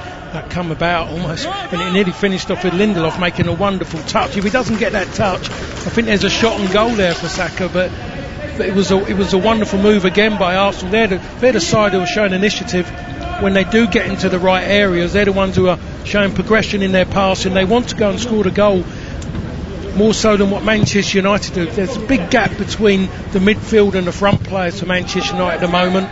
Fernandes cannot get in the game because there is no fluency in that midfield from deep areas. And so it's still goalless. Forward by Holding, aimless pass really down the right, overhit towards Willian, out of play, and it's a Manchester United throw. We haven't had many goalless draws in the Premier League so far this season, but I do wonder whether even at this early stage we could be heading for one here.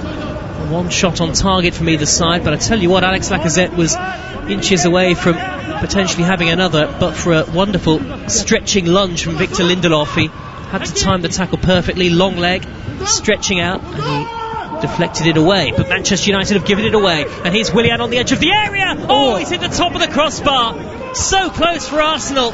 Willian with his head in his hands, 1-2 with Aubameyang after sloppy play from Victor Lindelof, and then Willian on his left foot curls it over via the top of the crossbar. Yeah, well, Lindelof has had a couple of good moments, and I think he's let it go to his head because he got caught in possession near the touchline on the far side, and then he goes to Aubameyang, who plays in Willian, and Williams uses his left foot, tried to curl it over the top of De Gea on his right hand side, and he clips the top of the crossbar. And that's certainly the closest that either side have come so far. An encouragement for Arsenal, who have it with Bellerin on the far side. Infield at pace.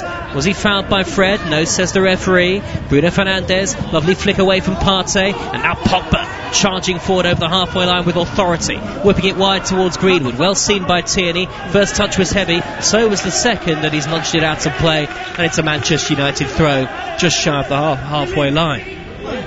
Despite his challenger, Wan-Bissaka is quite lucky because he could have pulled that back because he's kind of jumped at Tierney. Tierney's had to end up hurdling him, and the ball runs out of play. I've seen referees give fouls for that.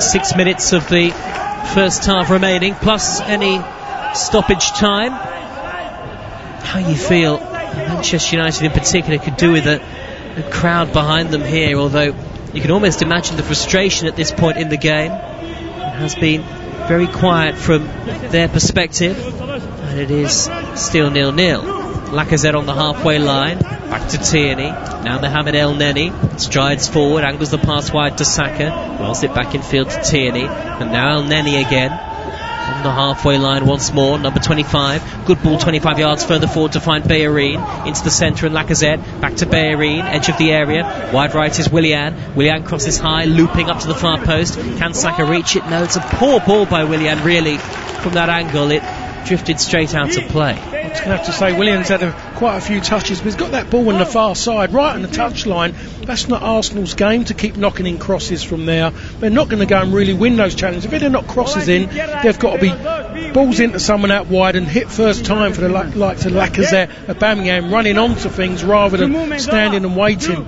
Because with Lindelof and especially with Harry Maguire, they're not going to win those battles in the air from balls lofted in from a long way away, wide areas.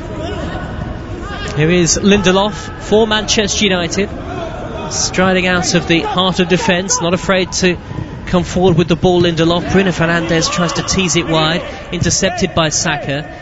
I don't think the system is really working for your old club, Paul Parker. No, it's definitely not working. I just think it's more, he'd done alright, got the result against Chelsea, got a result against Newcastle, but I just think he just got a result. Newcastle was different because they're not the quality of Arsenal or Chelsea, but I just think you need more in there. You can't just set yourself out with a team just to look content to contain, especially when you're at home and especially when you're Manchester United.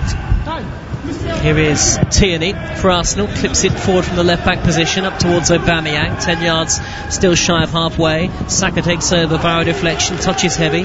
Shaw is there to whip it off his toes and regain the ball for Manchester United.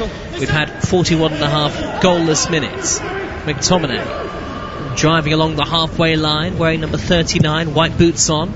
Fred forward to Pogba. Manchester United trying to combine and trying to create something here. Wan-Bissaka's wide, Pogba calling for it in field. Back to Fred. Fred feeds it high down the middle, hoists it upfield, up towards Rashford. Arsenal can't deal with it, and Rashford is offside. Yeah, again, that's just come from a long ball, and it's like a kind of a hope. They're hoping that Marcus Rashford and Greenwood and Mason Greenwood can get them out of trouble. They're really that's the way they're playing at the moment, for a side just hoping that they can actually make something happen. And they're not creating at all. They're not in control of the ball from deep areas. It's a hope they get it into the final third and something can materialise. I'm sitting here watching it, and my part is not good. It needs a change. It needs freshening up, and it starts from the deep areas in midfield to get control of the ball. Manchester United 0, Arsenal 0. Late in the first half on Premier League Live, Leno, the Arsenal goalkeeper, clears long left-footed up into the ever-darkening skies. A little flick by Aubameyang, taken down by Saka on his chest, sets up Aubameyang just ahead of him, launches it back in field towards Bukayo Saka, skips away from McTominay. Good football from Arsenal. El Neni, middle of the Manchester United half, had a lot of the ball, El Neni, in this first period, and now Willian hugging the right-hand touchline, driving in field, right by the corner of the penalty area, back to Bellerin. Bellerin's cross, Saka's header over the top. He should have hit the target, and he knows it. Yeah, he knows it, but I'm there, and I'm sure if you're Mikel Arteta, you wanted Aubameyang or Lacazette to head that ball as good as he's been, Saka. I don't believe that's one of his strengths, but he wanted Aubameyang on the back of that one, not Saka, because he should have at least hit the target. He was wide open. He had three players of 6 foot plus standing around him, and he wins that. And he's 5'7", and he wins that easily in the air. No one within touching distance of him. Sloppy defending from Manchester United. That's a former Manchester United defender, Paul Parker, who It's all about what it's like playing for this club at the highest level. 0-0. Arsenal go close again. And we're into the final minute of normal time at the end of the first period. Here is Fred for Manchester United, deep inside his own half. Just whips the pass towards Shaw. Arsenal pressing high up the field. Lindelof, heart of his own half, nudges it up to the halfway line, and Rashford back now to Fred. And a little bit one-paced at times from the home team. Shaw crosses the halfway line. Forward it goes to Greenwood, back to Pogba. Pogba wide left to Bruno Fernandes, and now Greenwood again for Manchester United, the number 11. Back to Fernandes once more. Again 10 yards into Arsenal territory. Arsenal have everybody back behind the ball in their white shirts. Now Shaw for Manchester United, who are playing towards the scoreboard end in the first half. Bad ball by Pogba, cleared away by Holding up towards halfway. No great quality from both sides in this first period. Mike Dean blows the half-time whistle right on cue, and a forgettable first 45 minutes, as forgettable just about as you are likely to see. Very little in the way of clear-cut goal-scoring opportunities. Two great rivals, certainly in the past at least, at Premier League level, but we said before the game, they really are a pale imitation of great Manchester United and Arsenal sides from years gone by. The visitors had the best opportunity. Willian clipping the top of the crossbar. Saka headed over from 10 yards. Manchester United's sole effort really in the first half. Greenwood rattling the legs of Leno with a shot from on the angle. And at half-time it is Manchester United 0, Arsenal 0. You are listening to Premier League Live. Evenings with James Whale on Talk Radio. Keep connected with round-the-clock news, essential information and expert insight. I think we've got to be very careful about the way this has all been going on. Cutting through the confusion with everything you need to stay safe, informed and entertained. Everyone's going on about, we should be tracking and testing, and I just don't know how that is going to happen. Evenings with James Whale. Weeknights from 7 on Talk Radio.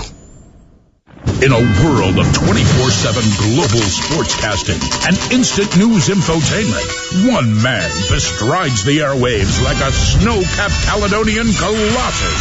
Hello, I'm Jim White. Jim White, anchorman.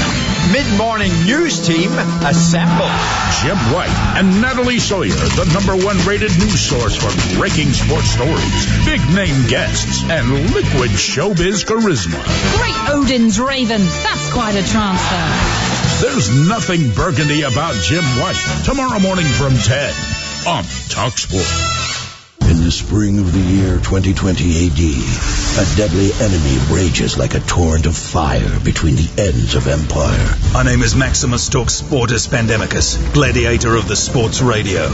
Gird up your loins and battle the invasion of COVID-19, because what you do today will echo in eternity. TalkSport Legion, assume tortoise formation against COVID-19. Show this virus no mercy by keeping a distance of at least 2 meters at all times. That's 6.75 Roman feet, Centurions. Together, Legion, TalkSportus can defeat it. TalkSportus Maximus. On my signal, unleash hand sanitizer. Keep it on, stay informed, and give coronavirus the red cardus. Are you not hand sanitized? 20 years of TalkSport. Gentlemen, good evening. There's no such thing as an overnight success. Accrington Stanley 4, Titanium Plasmatronic Death Droids from the Future 0. Excess. I wasn't getting up, I was just getting in. Excitement. Excuse me, and extremely strong opinions. I spend my life covering the big game at the big level. On DAB, medium wave, and on your smart speaker. 20 years of TalkSport.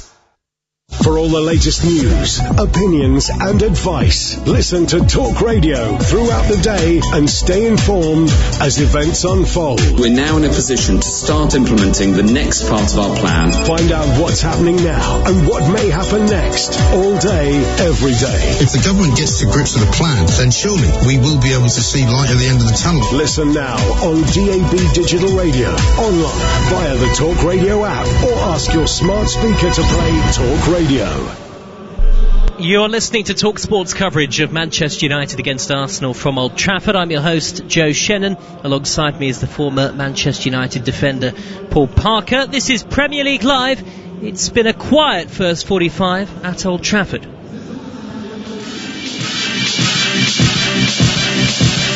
Willian, and now Bellerin with a dangerous ball in, and Aubameyang was inches away from turning it into the net for Arsenal. In the end, it's gone just wide. What a cross that was, though, from Hector Bellerin. But here's Greenwood at the far post, and he fires in a snapshot that is blocked by the legs of Bernd Leno on the angle. Manchester United have given it away, and here's Willian on the edge of the area. Oh, he's hit the top of the crossbar. So close for Arsenal. Back to Bellerin. Bellerin's cross. Saka's header over the top. He should have hit the target, and he knows it. So Manchester United 0, Arsenal 0 at half-time on Premier League Live. Paul Parker, it's been forgettable, hasn't it?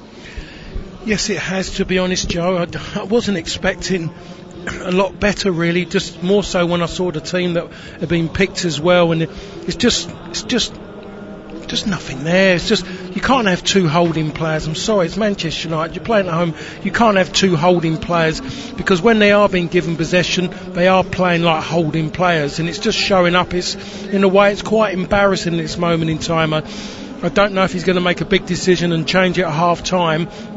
But if it carries on as it is, it's got to make a difference. I don't know if he brings on VDB or whether or not even Matic would make a better difference, because he'll know the positions to take up to get the ball from the defence or something. Just, and then Fernandes can work off of him. But at the moment, not with Fred and McTominay. It just doesn't work in there. Fred runs around very competitive, makes people pass very quickly because he gets around them. But Scott McTominay bobs around, he goes into the back line to get the ball, and I'm kind of going, why are you doing that for? You don't have, we've got centre halves to do that. They can pass it from there just like you can. Shift on further and clear the area. It's too predictable with Manchester United at the moment. Arsenal have come closest with Willian's effort clipping the top of the crossbar. What have you made of the influence of Thomas Partey so far? He's a big difference. I look at him and then all straight away, if I was an Arsenal fan, I'll be turning around and saying, Xhaka, what has he been doing for years? Because he's doing it already. What I think Arsenal were looking for, that kind of mode of player. He can shift it quick, he can keep possessions because he's believed in his technical ability and his strength. They haven't got near to him, Manchester United. When he's got on the ball, he's given it away once, I can remember, when he was under no pressure. He was a little bit sloppy, but other than that, really, everything's been right about him, and he hasn't been negative with his passing. He is always looking to pass with a purpose. So he's done well for Arsenal, as Arsenal have done better than Manchester United, I should say, as an attacking force.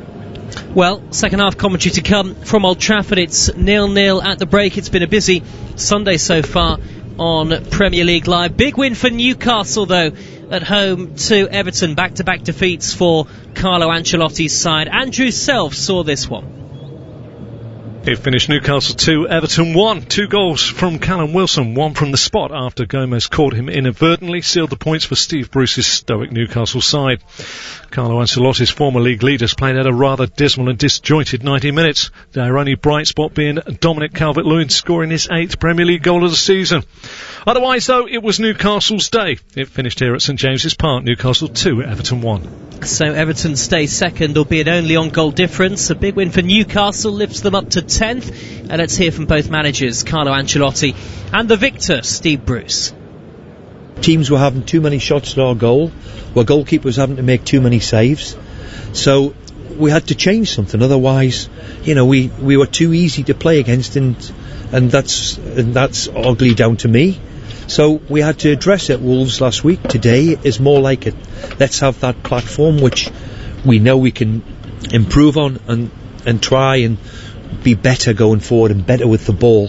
And that's what we'll obviously try and do. Yeah, we had a good reaction, but was not good enough. I think that we didn't play so well, but the game was imbalanced until the penalty. We gave them a penalty, and after that it was really more difficult. They could play in counter-attack. They scored a goal in counter-attack. After that we had a good reaction, but was not good enough. I think that we could keep the game in balance without giving them a penalty, and we could win. And on that way, the performance was not so good, but it's clear that it's not a good moment. It's the second defeat, and we have to react well the next game. Okay, that's Carlo Ancelotti and Steve Bruce, the Newcastle boss you heard before that. Lots still to come on Premier League Live. Spurs against Brighton from 7:15 is our late evening commentary this Sunday, 7:15 UK time, with Tom Rennie and Kevin Watson, your commentary team. Earlier on we also brought you Aston Villa 3, Southampton 4. That was some game, wasn't it, at Villa Park? A big win for Southampton, who go third in the top flight. 4 wins from their first 7 games of the Premier League season. And we've got second half commentary coming up from Old Trafford. Let's get a quick word from Paul Parker ahead of that. And what needs to change in the second period for both teams, Paul, if we're to see something other than a stalemate? Well, I think Arsenal will be content in the way they are. I don't think he would make changes there. So I think he'd want to let the players know they've done well. On Manchester United's point of view, I think they might be looking for more of an edge in the front line. Maybe Cavani could come on for Mason Greenwood to put a little bit more of a threat, because of his name will make a difference, his presence will make a difference, I should say, up there, and maybe be interested in how the back three of Arsenal deal with that. And just in midfield, it needs something added to it, to add a bit of injection, a bit, just everything, just add life into that midfield as an attacking unit, because it's set up to defend, and the problem is if they go behind, then it's the panic changes would have to happen. I would say do the job early, make it, just go out there and set yourself out to try looking to win a game of football at home. Okay, much more from Paul Parker to come in the second half, and much more to come from us at Old Trafford. At the break, it is Manchester United 0, Arsenal 0. Willian with the best opportunity of a forgettable first period, clipping the top of the crossbar. Bernd Leno's had one save to make at the other end from Mason Greenwood. Second half commentary to come in just a few minutes. You are listening to Premier League Live. Talk Sport. Impress lost tribespeople of the Andes by demonstrating the new updated Talk Sport app. Listen live, listen again, and listen good, Buster. Download the app at talksport.com now. The Sports Bar, weeknights from 10 on Talk Sport. Hello, I'm Andy Goldstein, and of course you can hear me on the Sports Bar with Jason Cundy. We'll be taking all your calls, text, tweets and emails on all the big talking points from the weekend's football. And remember, we bring you the very first look at the next day's back page headlines every single night. The Sports Bar, weeknights from 10 on Talk Sport. Talk Sport. Catch up and listen up without having to cough up. It's free. Go to talksport.com and download the app today. Or don't. Your choice entirely. Hello, Jim White here. Now, if you're wondering about all the background hullabaloo, I'm helping out as lifeguard at the brand new Talk Sport swimming pool. Golf! No running there, boy! But never mind that. Join me tomorrow morning from 10, when I'll be up to my neck in the warm, chlorinated waters of the day's biggest sports stories. Come plunge with me, Jim White, straight in at the deep end of the action. Weekday mornings from 10 on Talk Sport. Driving home with Darren Goff and Doug, a sporting legend and an angry sports journalist who'll pick a fight with anyone. Just really winds me up. Absolutely unbelievable. To say I'm angry is an understatement. Adrian Durham, what an absolute clown. Dynamic, double-strength drive time radio.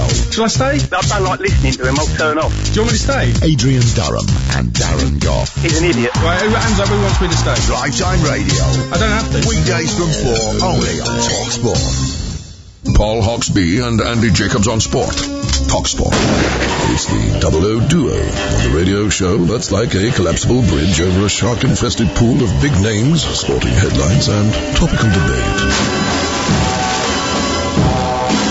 Join Paul Alligator Hopscotch Hawksbee and Andy Oddjob Jacobs, flying the plane of sporting entertainment out of the horse's bum of conventional radio. Have we got Pussy Galore on the show, Andy? No, Paul, but we've got Todd Macklin's American Sports Roundup. Will that do? Not really, Andy, no. Hawksbee and Jacobs, shaken but not stirred. Weekday afternoons from 1 on Talk Sport.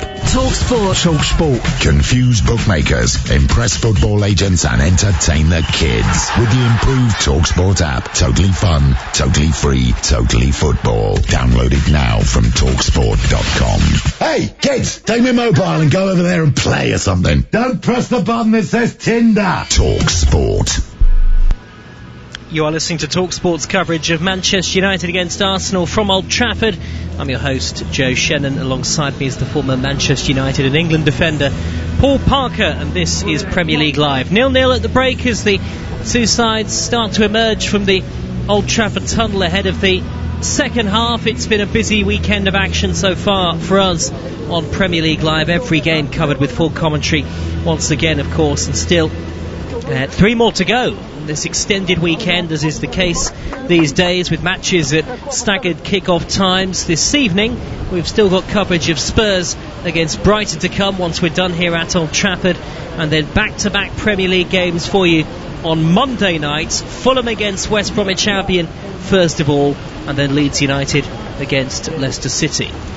Well, the two sides are back out now on the field of play. Doesn't look like any half-time substitutions made by either Ole Gunnar Solskjaer or Mikel Arteta as the rain continues to hammer down from above. It's dark now at Old Trafford, empty of course with the floodlights on, and Ole Gunnar Solskjaer, Paul Parker, I think out of both managers will be looking for more, in particular in the second half. Oh, he's definitely got to be looking for more, without a doubt.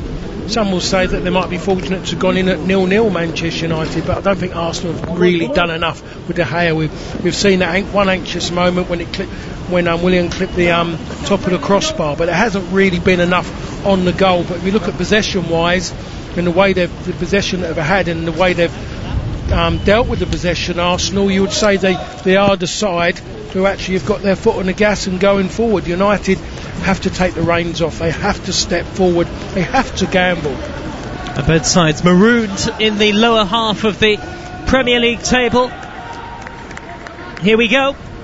Arsenal, who have never lost 3 league games in a row under Mikel Arteta, they could do that today. Manchester United haven't failed to win any of their first 4 home league games since the early 1970s, and the second half begins. Manchester United in the red shirts, white shorts, black socks, from right to left towards the Stretford end as Fernandes goes for goal straight away.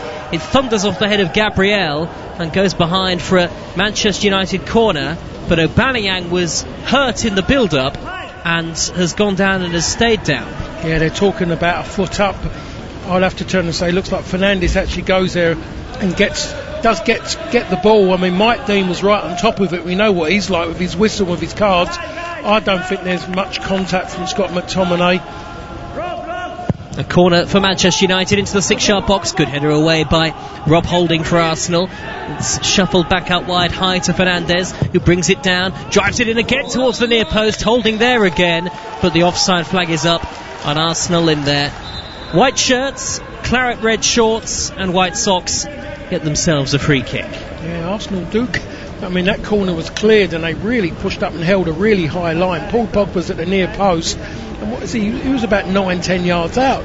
The ball had just been cleared from a corner, so it tells you how hard Arsenal are working defensively. And no changes to either side, so Manchester United have De Gea in goal, Wan-Bissaka, Lindelof, Maguire and Shaw the back 4, McTominay, Fred, Pogba and Fernandes in midfield, Rashford and Greenwood up front. Arsenal with Leno in goal, Holding, Gabriel and Tierney as a back 3, Bellerin, El Neni, Partey and Saka in the middle, Willian and Aubameyang either side of Lacazette.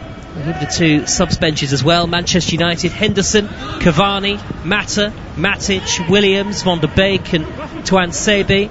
And Arsenal, Runarsson, the substitute goalkeeper, Ceballos, Maitland-Niles, Pepe, Mustafi and Ketia and Granit Xhaka.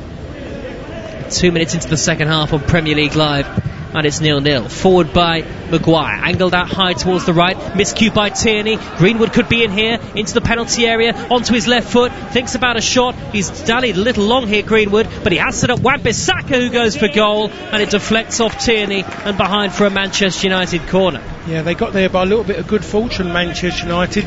Tierney thought he could get to that ball and he doesn't. He gets it completely wrong, and it takes Mason Greenwood to maybe dawdle on the ball a little bit too long, But it goes back to Wan-Bissaka, and he actually has a shot at the angle, and it comes off of Tierney for a corner. I think he's breathing a little bit better now, Kieran Tierney. Corner at the Stretford end, in by Fernandes. Maguire's downward header, and it's angled well wide, and Arsenal have a goal kick. Yeah, he's got his head to it. The problem is he's standing still. Someone like Harry Maguire has to be on the move and has to run and attack the ball, and he's jumping virtually off the spot, and he's not going to get the power, and it goes out almost near the corner of the 6-yard box.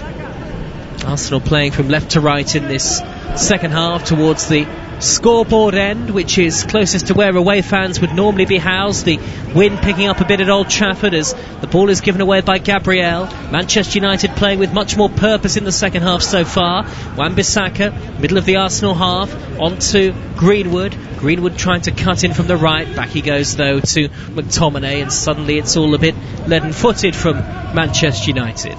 Maguire though still has it. Back to the centre circle, and Fred in the centre spot. He goes square to Victor Lindelof, angles the ball wide to the right, and Wan-Bissaka. Now Lindelof again, 10 yards shy of the halfway line. Back once more to Fred. Fred wearing the golden boots, and now Lindelof once more. Arsenal haven't had a kick so far in this second half. Wan-Bissaka out wide for Manchester United. Bruno Fernandes makes the run just ahead of him, but then the pass, the return ball from Bruno Fernandes is sloppy. One back by Saka, who then wins himself a free kick. Yeah, he didn't give Bruno Fernandes a lot to work, Wan-Bissaka, and trying hard to get the ball off of Saka there on the touchline. He's pulling back at his shirt. Good tackle he's putting on him, but he was grabbing hold of his shirt. Ole Gunnar Solskjaer sat down in his technical area, slightly raised from ground level in the main stand at Old Trafford, looking ponderous. A clearance from Leno high downfield, a little drop for Maguire, midway inside his own half, and he finds Victor Lindelof. You can get in touch at TalkSport Live on Twitter. Let us know where you're listening from. DJ Keith is listening from South Beach in Miami. He's an Arsenal fan. As Pogba coming together momentarily with Holding and El Neni, and Pogba not happy. Arsenal win themselves a free kick on the halfway line, and it's been a slightly stuttering start to the second half from the visitors, but a chance to regain and hold on to possession. And Partey from the halfway line will take the free kick. It's been impressive so far at Old Trafford. Thomas Partey. Back he goes to Rob Holding. Now Leno, the Arsenal goalkeeper, finding El Neni. Holding from the middle of his own half has angled the ball out wide to Bellerin, shirt tucked in. And Mike Dean has intercepted a cross-field ball there inadvertently, and as is the case nowadays, play will be stopped straight away and Arsenal will get it back, but the momentum in the attack, Paul Parker, has gone. Yeah, you've got everyone back now, Manchester United. There's a little bit of a counter going on, even though it was on the halfway line. They were definitely progressing forward, Arsenal. Mike Dean has done a great defensive job. Here is Holding, midway inside his own half, onto Partey, crosses the halfway line, drifts it forward towards Lacazette, dropping deep, bearded Lacazette, back to El Neni with the curly hair, wide left is Tierney nudges it forward towards Saka, left hand edge of the 18-yard box, still Manchester United 0, Arsenal 0, and Saka's robbed the possession by Greenwood. You're listening to Premier League Live. Greenwood whips the ball high, up into the dark night sky towards Pogba, chests it down, foot in from Willian, and it is an Arsenal throw. Still the rain coming down at a pretty heavy pace. The surface is slick. Mikel Arteta getting soaked on the halfway line on the edge of his technical area. Still no sign of a breakthrough though from either side. 7 minutes into the second half. Lacazette though charging forward. He's found Aubameyang who curls it. Just wide of the near post. And Manchester United was sloppy in possession, and Arsenal very nearly made them pay. Lacazette slipping it left to Aubameyang, who is on this mini goal scoring drought, and that drought very nearly coming to an end. Well, it was just a wayward header by Marcus Rashford. He just presumed that Fred was coming forward. He wasn't. Fred couldn't react to it, and Lacazette gets it, and there's 2 against 2, and then he plays it across to Aubameyang coming in from the left hand side. He tries to curl it on left hand side of the hay, and it was off target. Maybe he should have done better, Aubameyang. Quite possibly should have been an Arsenal corner, because it looked like it took a deflection off Lindelof on its way behind. It is still 0-0, but Aubameyang going close. So mentioned that 5 league games without a goal. Manchester United have it now with Fred, edge of the D, back to McTominay. Maybe that near miss will just inject some pace into the game. Pogba, left wing position, wearing number 6 at the Stretford end, away from Partey, drives in the cross, good header away by Rob Holding at the near post for Arsenal. Still 0-0. Harry Maguire looks up, angles it wide to the near side, and Shaw back to McTominay. McTominay is midway inside the Arsenal half at a relatively slow pace. Manchester United, who haven't beaten Arsenal in the past 4 league meetings. The Gunners, though, haven't won here at Old Trafford since an Emmanuel Adebayor winner late on in September 2006. Here is Lindelof, tattoos down his arms. He goes over halfway, feeds it forward towards Rashford, a poor ball, easily cleared by Gabriel. Lacazette, though, miscontrols, and that there have been errors from both sides, and it's contributed to, I think, a slightly stop-start feel to the action, Paul Parker, because so often the ball has been given away. Well, that was an easy one for Lacazette to go and get on the ball, but he decides to go with it from the outside of his foot. He didn't need to do that. Greenwood, 30 yards out, threading it forward towards Rashford, right-hand edge of the area, slice clearance up into the air from Saka, and then Pogba with his back to goal, juggling it with his head. Was he fouled by Bellerin? He was, and Manchester United have a free kick in a dangerous position. Yeah, Bellerin didn't have to go and do that. Pogba was doing all the hard work. He was keeping it on his head.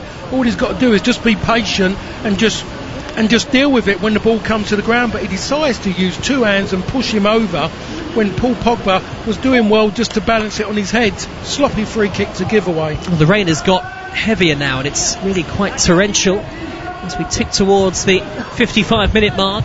Fernandes and Shaw over the ball. The free kick is 5 or 6 yards from the corner of the penalty area. The Stretford end penalty box is pretty crowded. Shaw whips it in high left-footed up to Maguire at the far post, and it's gone just wide off the head of Harry Maguire. Head in hands, and Manchester United go as close as they've come to breaking the deadlock. I think they've allowed it. He's gone too deep, and Harry Maguire again, he's headed it quite wide. The end is it's gone quite wide of the post. Leno never even bothered. As soon as he's turned, he didn't bother. Harry Maguire, he has to hit the target with that. It's as simple as that.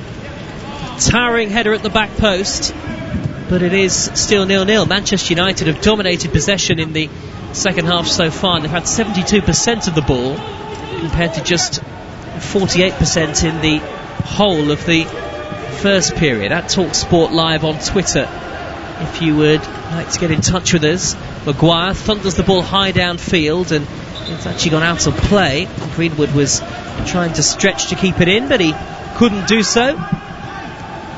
Mikel Arteta standing pensive, getting soaked on the near side touchline. Ole Gunnar Solskjaer is still sitting in his technical area on those leather red seats. Elneny for Arsenal, wide to Willian, midway inside Manchester United territory. Bellerin back to Holding just shy of halfway, angles it wide to Bellerin again. Now Willian back to Bellerin, infield to Elneny. Got a nudge from McTominay, but Arsenal content to play on, keep possession. Gabriel at the heart of defence, and now Elneny once more away from Pogba, wide to Bellerin on the near side. Bellerin through the middle up towards Lacazette with his back to goal, sandwiched in between 3 red shirts. One of them is McTominay, and McTominay wins it back for Manchester United. Good turn by Pogba, feeds it immediately down the left hand channel, way overhit, nobody anywhere near it, and through it goes to Bernd Leno. That rather sums it up for Manchester United so far, I think, Paul. It does. For all the possession that have had this half, they haven't really done anything. We can talk about the Maguire header, but when you look at it in general play, it's been poor. Very, very poor. Here comes Lacazette for Arsenal. Plays it back to Saka, who's drifted from the left into a rather more central position. And now Partey flicking it high, angled to the left, and Aubameyang will keep it in the rain, right by the corner flag. 0-0 the score as we approach the hour mark on Premier League Live. We've had 57.5 minutes to be exact. Now Saka finding Aubameyang again. Aubameyang looks up. He's got Partey in support with the red boots. Back out wide to Tierney. Tierney's left wing cross takes a deflection. Good header away by Luke Shaw. Up to the edge of the 18-yard box. Little touch from Saka. Manchester United still can't clear. Tierney again. Midway inside opposition territory. Still 0-0. Partey takes over. 25 yards out. Shoots! Oh, and it's a rasping effort that was straight at De Gea, but at some pace. And the goalkeeper did well to hold it. He's done well there, De Gea. It was one hell of a strike, one that he was allowed to take as well. When De Gea initially gets it, he doesn't keep it tight to his hand. He's in control of it. There's very good handling from David De Gea in the circumstances. Rain really teeming down. Did well to keep hold of it. The much maligned Manchester United goalkeeper. We've got listeners in Columbus, Ohio and Accra in Ghana. At TalkSport Live on Twitter if you want to get in touch. Rashford down by the corner flag, still goalless as he wriggles away from Gabriel, goes down and the free kick isn't forthcoming. Rashford has gone down clutching his head, and I think the ball will be... It looked like it was going to be put out of play by Arsenal, but Rashford has actually got up now and Manchester United have won the ball back anyway. Maguire on the halfway line. Where is the inspiration and ingenuity going to come from for either side? Arsenal have come closest in terms of the chances, but still the goalkeeper's been beaten. Wan-Bissaka just trying to drift infield from the far side the right, and now Fred at the lip of the centre circle, wide to Wan-Bissaka again. On now to Greenwood, little 1-2 with Pogba. Greenwood driving forward from the middle of the Arsenal half and then clipping the ball wide to Shaw, from right to left. Shaw on the near side, forward to Bruno Fernandes, little back heel into the penalty area. Bellerin gets there easily, and I think again, Paul Parker, you just saw the issue for Manchester United there. Again, the lack of width. Nobody really for Shaw to aim at with the initial pass in field. No, it's limited his game. He's got no one in front of him, so he's a little bit under pressure defensively, but when he goes forward he's under even more pressure because he's got no one to play off. Partey has won it back for Arsenal, but then his touch is heavy. Gets away from Bruno Fernandes, but not past Fred, the diminutive Manchester United midfielder. Early ball looking for Rashford, well intercepted by Rob Holding. It's quite scrappy at the moment, I have to say, with an hour gone. Manchester United 0, Arsenal 0. Arsenal have lost 6 of their last 9 Premier League away games, but Manchester United haven't won here at home in the league all season so far, and you can see why, judging by this display, a display that would leave them languishing, relatively speaking, in 15th in the table. Quite unthinkable really for a club like Manchester United. Forward by Bruno Fernandes, high and diagonal, long way to go. Header away by Saka. It'll drop on the right for Wan-Bissaka, forward to Pogba, edge of the area, robbed by Tierney, whipped it off his toes.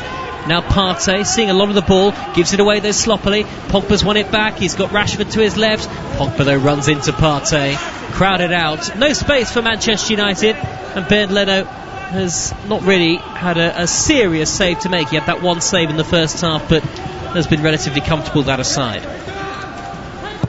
Now Willian finding Lacazette, edge of the area. Was he fouled by Maguire? No, says the referee. Was that a free kick, Paul Parker? No, it wasn't a free kick. There was a lot of noise though, but definitely wasn't a free kick. Well, Manchester United have got a free kick now, fouled by El Neni on Bruno Fernandes. The game just needs some sort of inspiration, doesn't it? It really is lacking quality, I think it's fair to say. And what are Manchester United going to do here? It looks like a straight swap near enough, because Fred has gone off, Fred on a yellow card, and Nemanja Matic has come on.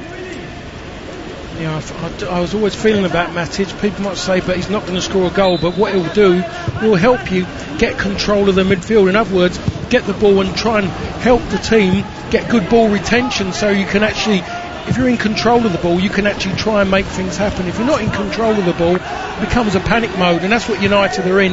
They're in a panic mode all the time. And here is Lindelof, midway inside his own half, on to Wan-Bissaka. Back to Lindelof again at the heart of the Manchester United defence. And now Matic turning away on the edge of his own 18-yard box, and he knocks it wide to Shaw. Shaw infield to Bruno Fernandes, little flick, can't find Pogba, and then Pogba actually on the follow through. I thought he was fouled by Partey, but the free kick has gone Arsenal's way. Well, it's just that Partey was tuned in and he saw the ball was going short. He's tried to get round Paul Pogba to go in front of him. Paul Pogba's put his leg in front of him to block the run, and the referee saw that, and he's done well, referee to see that. Arsenal playing from left to right towards the scoreboard end. It is still goalless, and you wonder about further changes maybe to come for Manchester United. Fidelis on Twitter, listening from Port Harcourt in Nigeria, says Manchester United need Donny van der Beek and Edinson Cavani on the field. That would certainly give them some creativity.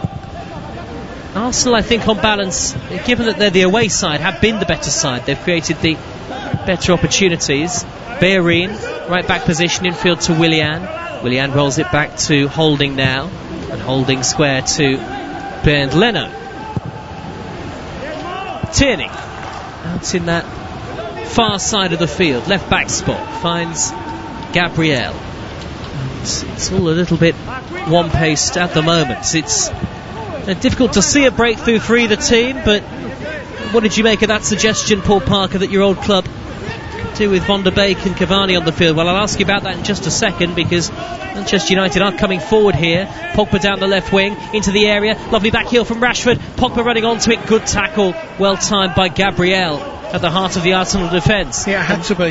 Now they can break. Willian crossing halfway at pace into the area for Aubameyang. The angle is tight, he's got his back to goal, plays it back to Willian, and finally a little bit of pace injected into the play. Willian 25 yards out, back to Partey. Partey clips it high, wide to Saka, corner of the penalty area. Tierney on the overlap. Here is Kieran Tierney, dead ball line, drives it goalwards, punched away by De Gea one-handed. It's come out to El Neni, who rifles it over the top. Yeah, he's got to do better than that, El Neni. I think that one comes back to him. He's just got to hit the target, because David De Gea was a little bit out of position when that punch. He's made a decision to punch it off of Tierney's cross, and I think it was the right decision. Went high, went long, and it gave him enough time. But initially, that is about Arsenal again. They've been a better team in control in the attacking thirds. They look like they're like the team who have got the better ideas. United, if you're judging by their bench, they've got the ammunition on the bench to go and win the game. It's about when Ollie decides to take the shackles off and let them come out. Do you think that should be sooner rather than later? We had that tweet about Van der Beek and Cavani. It might be earlier, because I don't see Arsenal can get much better than what they are when you look at what they've got on the bench. When you look at they've got their main players on maybe thinking about Pepe could maybe do something out of nothing, but Manchester United have the players to go and win this game of football if they're right. Abraham's tweeted us at TalkSport Live, listening from Ghana, backing Arsenal to win by a single goal. We are into the last quarter of the game. Manchester United 0, Arsenal 0. It's been forgettable so far. Here is Bellerin in field from 10 yards inside the Manchester United half, and now Willian wide to the left, and El Neni just left of centre really, hugging that touchline now. Far side is Tierney. Tierney can't get it past Wan-Bissaka, looks up, steers it back to El Neni. You really do get the sense that one goal will be enough here as the rain continues to fall at a tremendous pace. Partey from the lip of the centre circle, away from Bruno Fernandes. And now Willian back in field, it goes to El Neni again. El Neni left of centre, square to Holding. Holding now inside the Manchester United half. Wide right is Bellerin. Manchester United with everybody back behind the ball when they're not in possession. Gabriel from the centre circle. Remember, Spurs against Brighton still to come on Premier League Live, with Tom Rennie and Kevin Watson in about an hour and 20 minutes time when they kick off.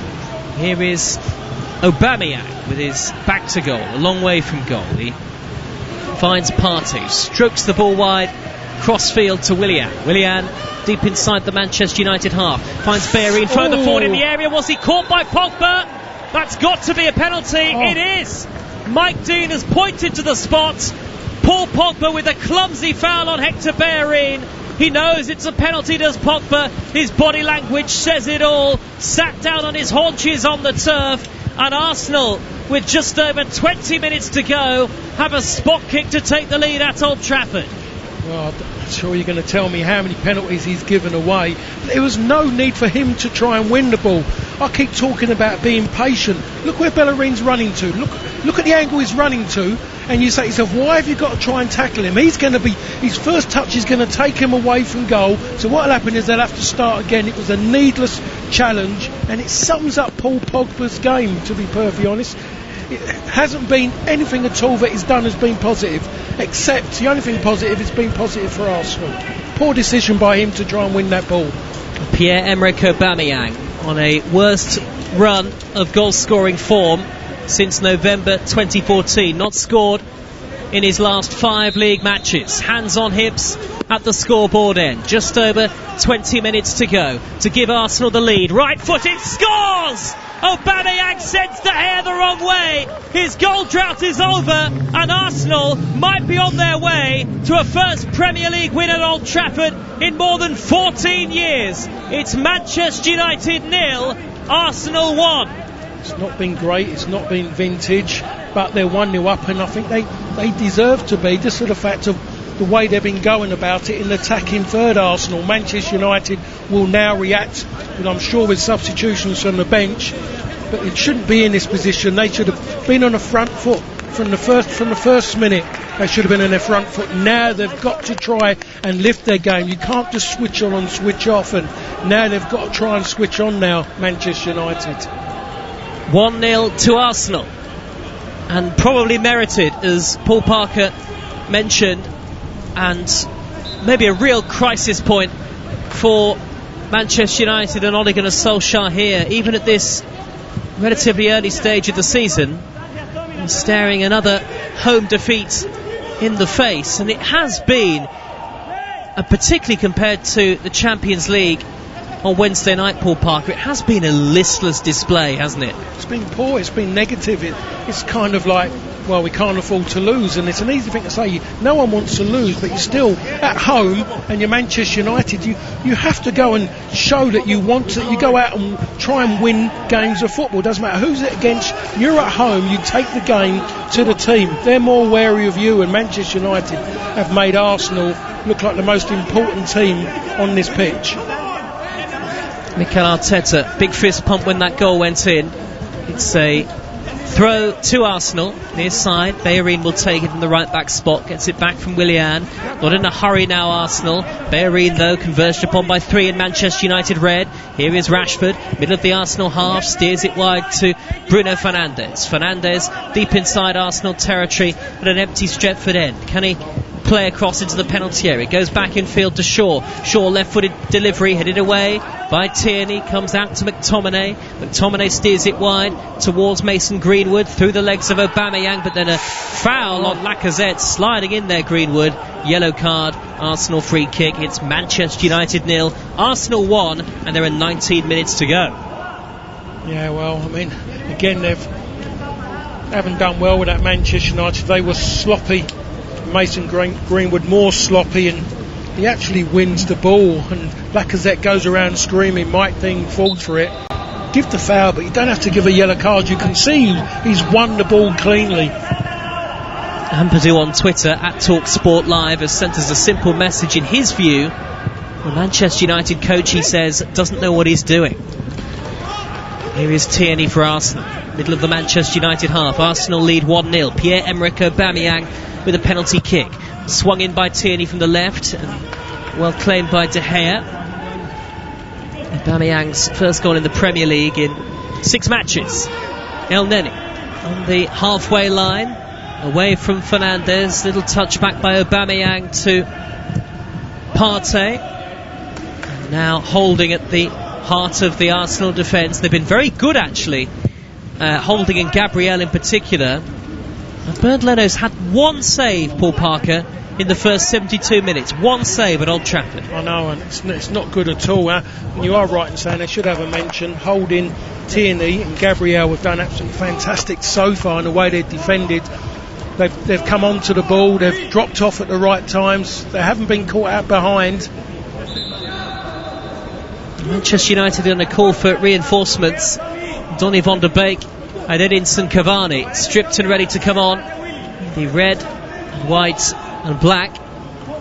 And not before time, I would have thought, if you're of a Manchester United persuasion. Forward by Holding, up towards the halfway line. Credit to Arsenal, who lead 1-0. Here's a question for Paul Parker. Aaron on Twitter: how highly do you rate Mikel Arteta, Paul? I think he's done really well with Arsenal. He's added a lot to them. I think more than anything, he's injected a bit of life into the team. They went very stagnant under under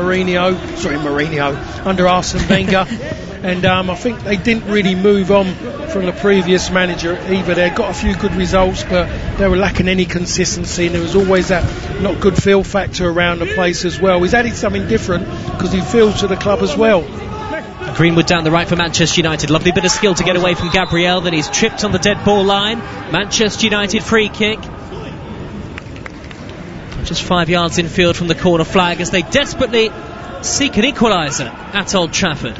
And Mike Dean, it's been told by Manchester United players that Gabriel's already been booked, and he played a dangerous game there, by the way.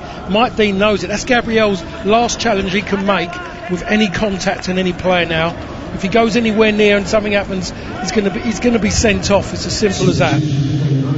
Ole Gunnar Solskjaer's 100th game in charge of Manchester United. Just over a quarter of an hour to go. Here comes Edinson Cavani. Long dark hair tied back, muscular, tall striker. Experience for the occasion like this. Mason Greenwood trudges off, looks rather disappointed.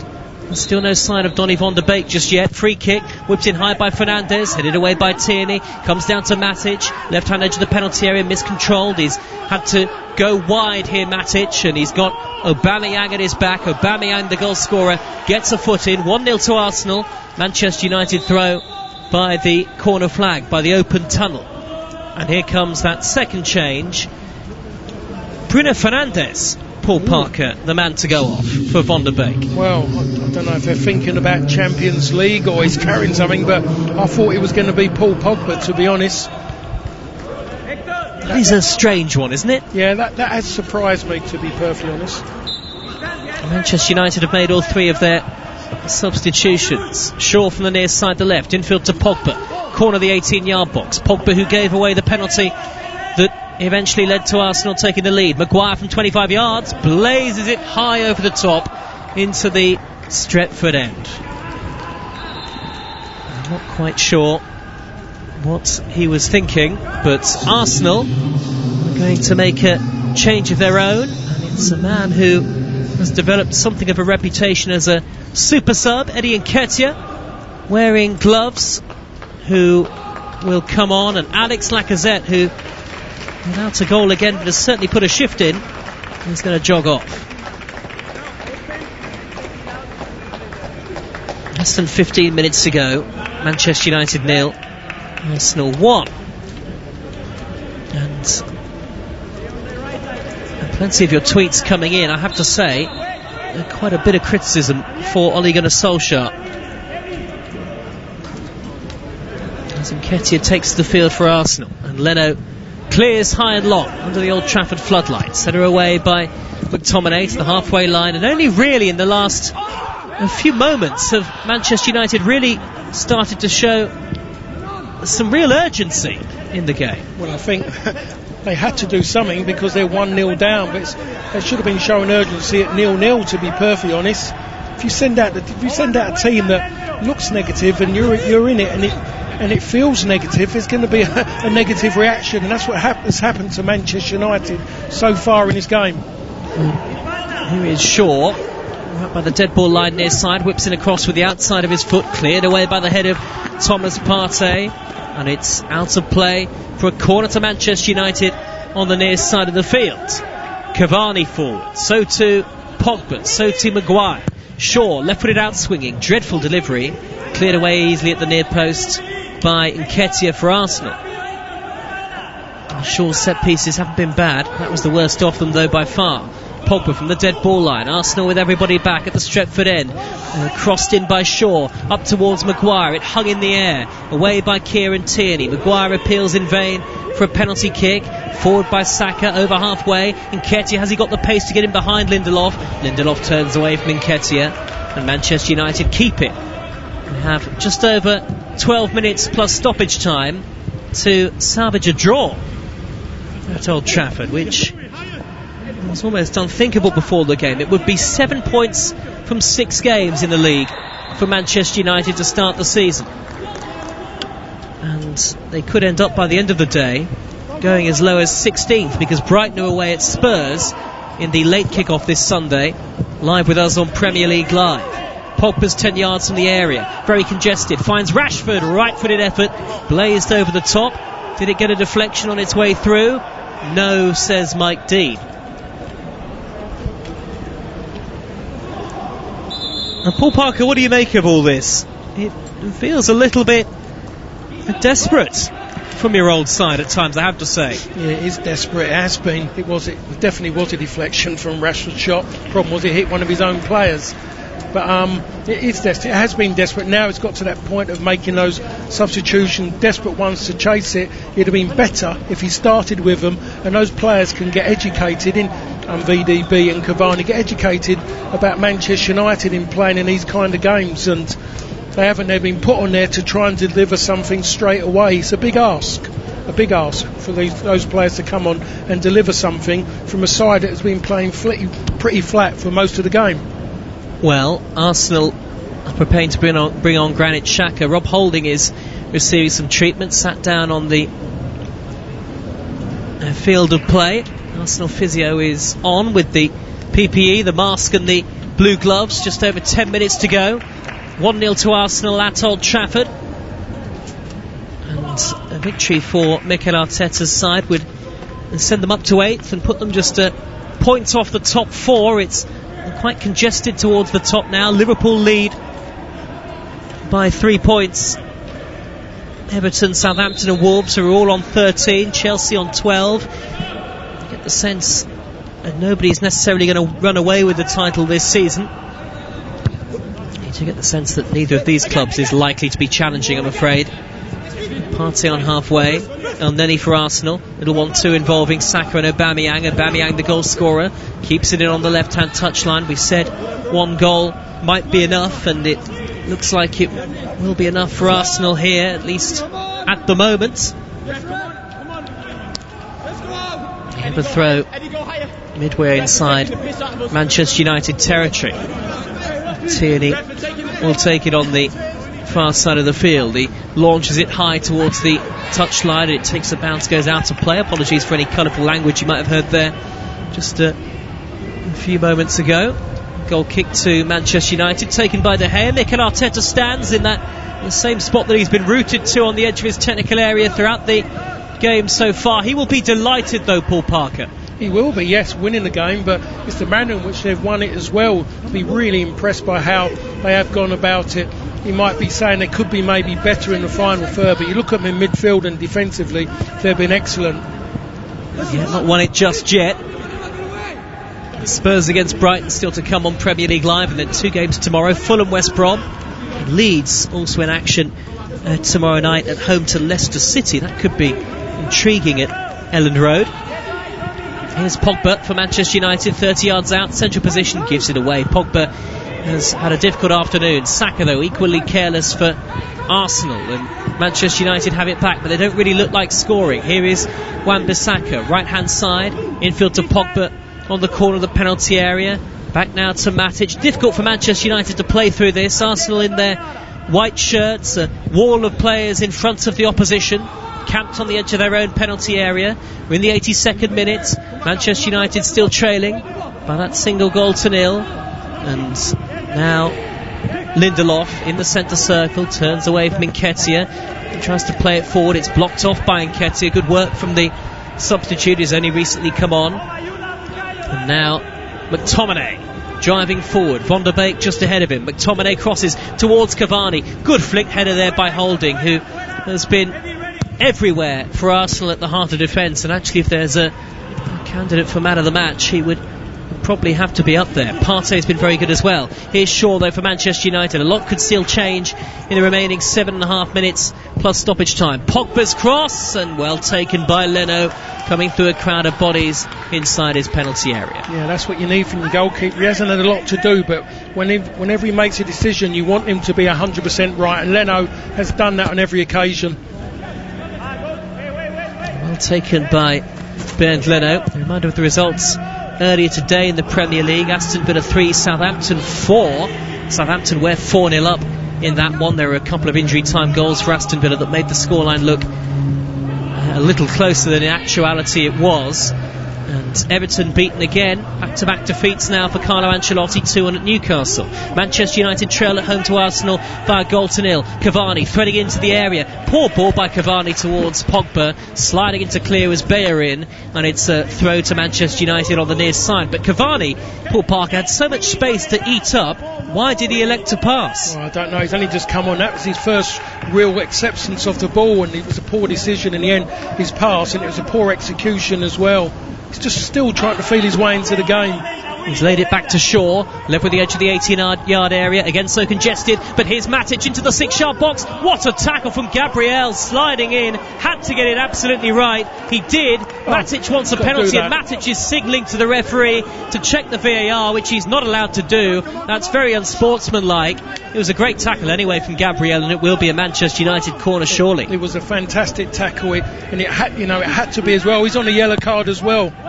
Corner whipped into the near post, the flick by Matic. Now Pogba, back to goal, right hand side of the area, sets up Van der Beek on the overlap. Oh, nearly an own goal from El Neni. It sliced off his boot and hit the post, with Leno beaten. High into the area from Matic, nodded down by Maguire, flicked away from Gabriel. Now it's come back to Pogba.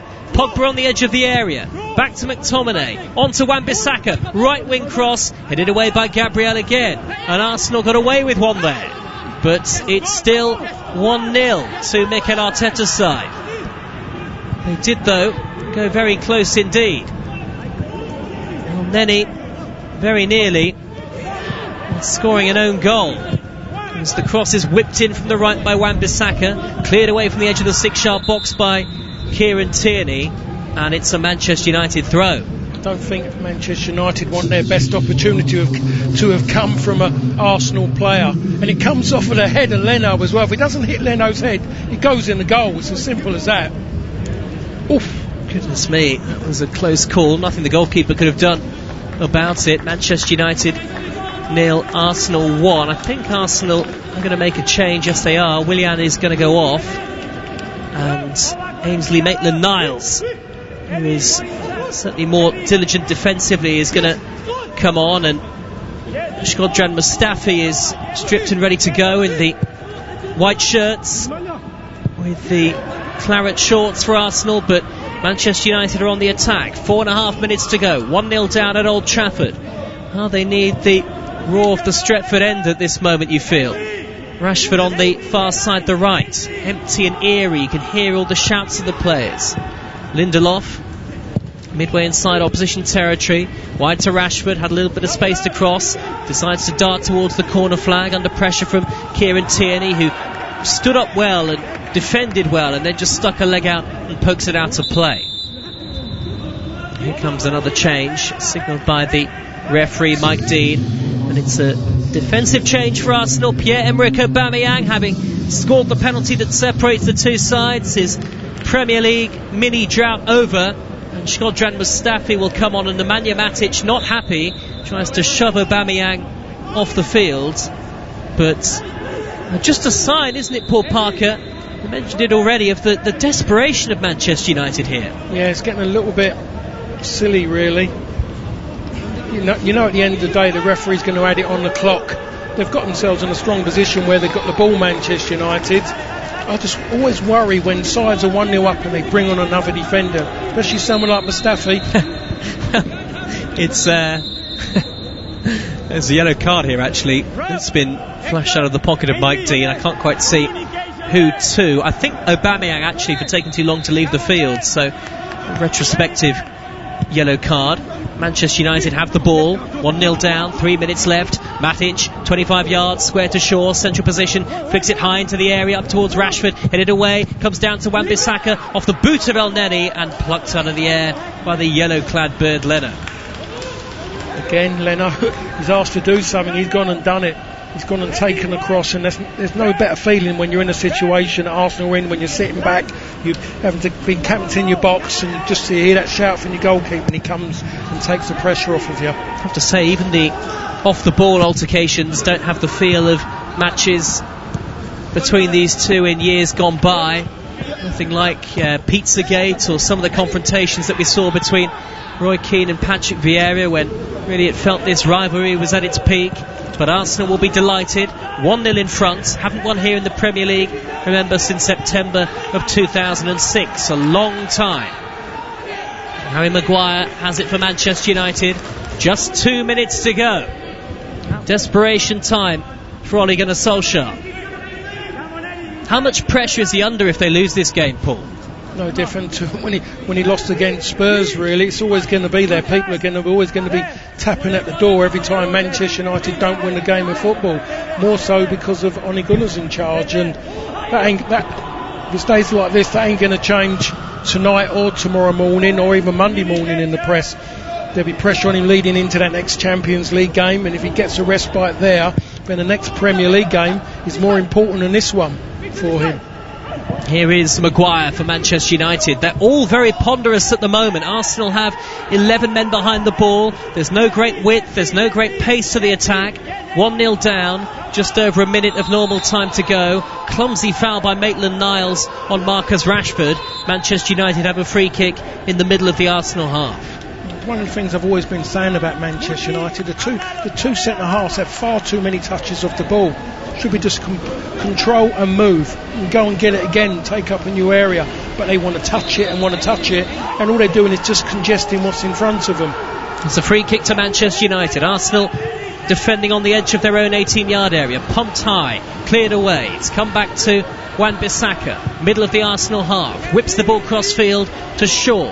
30 seconds of normal time to go. Shaw's high ball up to Maguire at the far post. He miscued the header, Maguire, angled off the back of his head, and he fouled Mustafi in the same instance, and it's an Arsenal free kick. And I think as he's standing there, I think it was Tierney who he's actually fighting with, and he puts his hand into his face. There wasn't hardly any contact, but because he winces Tierney, the referee gives the foul, and virtually contact has been scratched away from the game of football. 4 minutes of added time at Old Trafford. 4 minutes for Manchester United to salvage a point. 4 minutes for Mikel Arteta and Arsenal. I say to hang on, they're not really hanging on. It doesn't feel desperate from Arsenal defensively. They've been very well organised today, forward by Matic, but they've got to keep their concentration in these last few minutes as McTominay finds Van der Beek, right hand side onto Rashford. Rashford right hand edge of the penalty area, darts into it. Gabriel sliding, slipping and conceding a corner. Marcus Rashford was looking for the contact there. He could have gone, put the ball across, or attempted to, but he waited to see if Gabriel was going to stick out a stray leg. Corner on the far side. Rashford for Manchester United, out swinging, headed away by Nketiah. Delivery of the set pieces has not been good enough, certainly not in these last 10 minutes, with 3 of the 4 added remaining. Manchester United a goal down. Here is Lindelof, plays it back to Shaw. Lip of the centre circle, you're with Premier League Live. Manchester United have had 87% of the possession in the last 5 minutes, but it will mean nothing if they don't get themselves an equaliser. Good pressure from El Neni on Harry Maguire, Lindelof rather, who's carried the ball out of play, and Lindelof is fuming with his Manchester United colleagues, Paul Parker. Well, I wouldn't blame them straight away, to be honest. He just takes too long on the ball. Just in the moment position they're in, you just need to get it at your feet and just give it to the nearest person in space. They haven't done that enough. They've laboured too long. They've allowed Arsenal to close them down too quickly and too easily.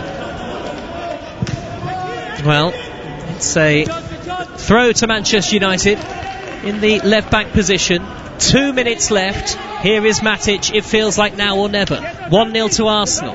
Van der Beek goes backwards to Shaw. Shaw, middle of the Arsenal half, floats it high up towards Maguire, who knocks it down for Matic on the half volley. It's straight at Bernd Leno. It was a tame effort from the Nemanja Matic, and it's a testament to Arsenal, and really an assessment and a testament to how poor Manchester United have been, that is only the second shot they've had on target. Yeah, and it's fallen to Matic on his wrong foot as well. Didn't kick through it with any belief really, because it was on his weaker foot.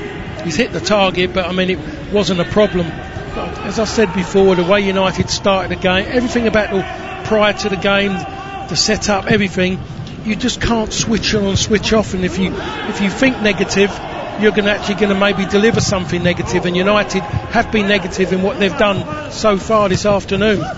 Given away by Maitland-Niles. It's come to Pogba, corner of the penalty area, just over a minute to go. 1-2 with Van der Beek, and now McTominay. Can he find a teammate? Cleared away by Maitland-Niles, and now Bellerin hammers it up to the halfway line and over the halfway line for Arsenal. And Nketiah will chase. He's got the pace to get there in front of Lindelof. Nketiah slows the game down, heads towards the corner flag. Good strike play by Nketiah as he lays it back to Maitland-Niles. Maitland-Niles thinks he's fouled. Manchester United allowed to play on. They've got 45 seconds to go. 1-0 down at home to Arsenal. Is it going to be another defeat at Old Trafford for Ole Gunnar Solskjaer in his 100th game in charge? Gabriel sliding in to intercept a pass from McTominay. I tell you what, as Cavani fouls Gabriel, Arsenal nearly there.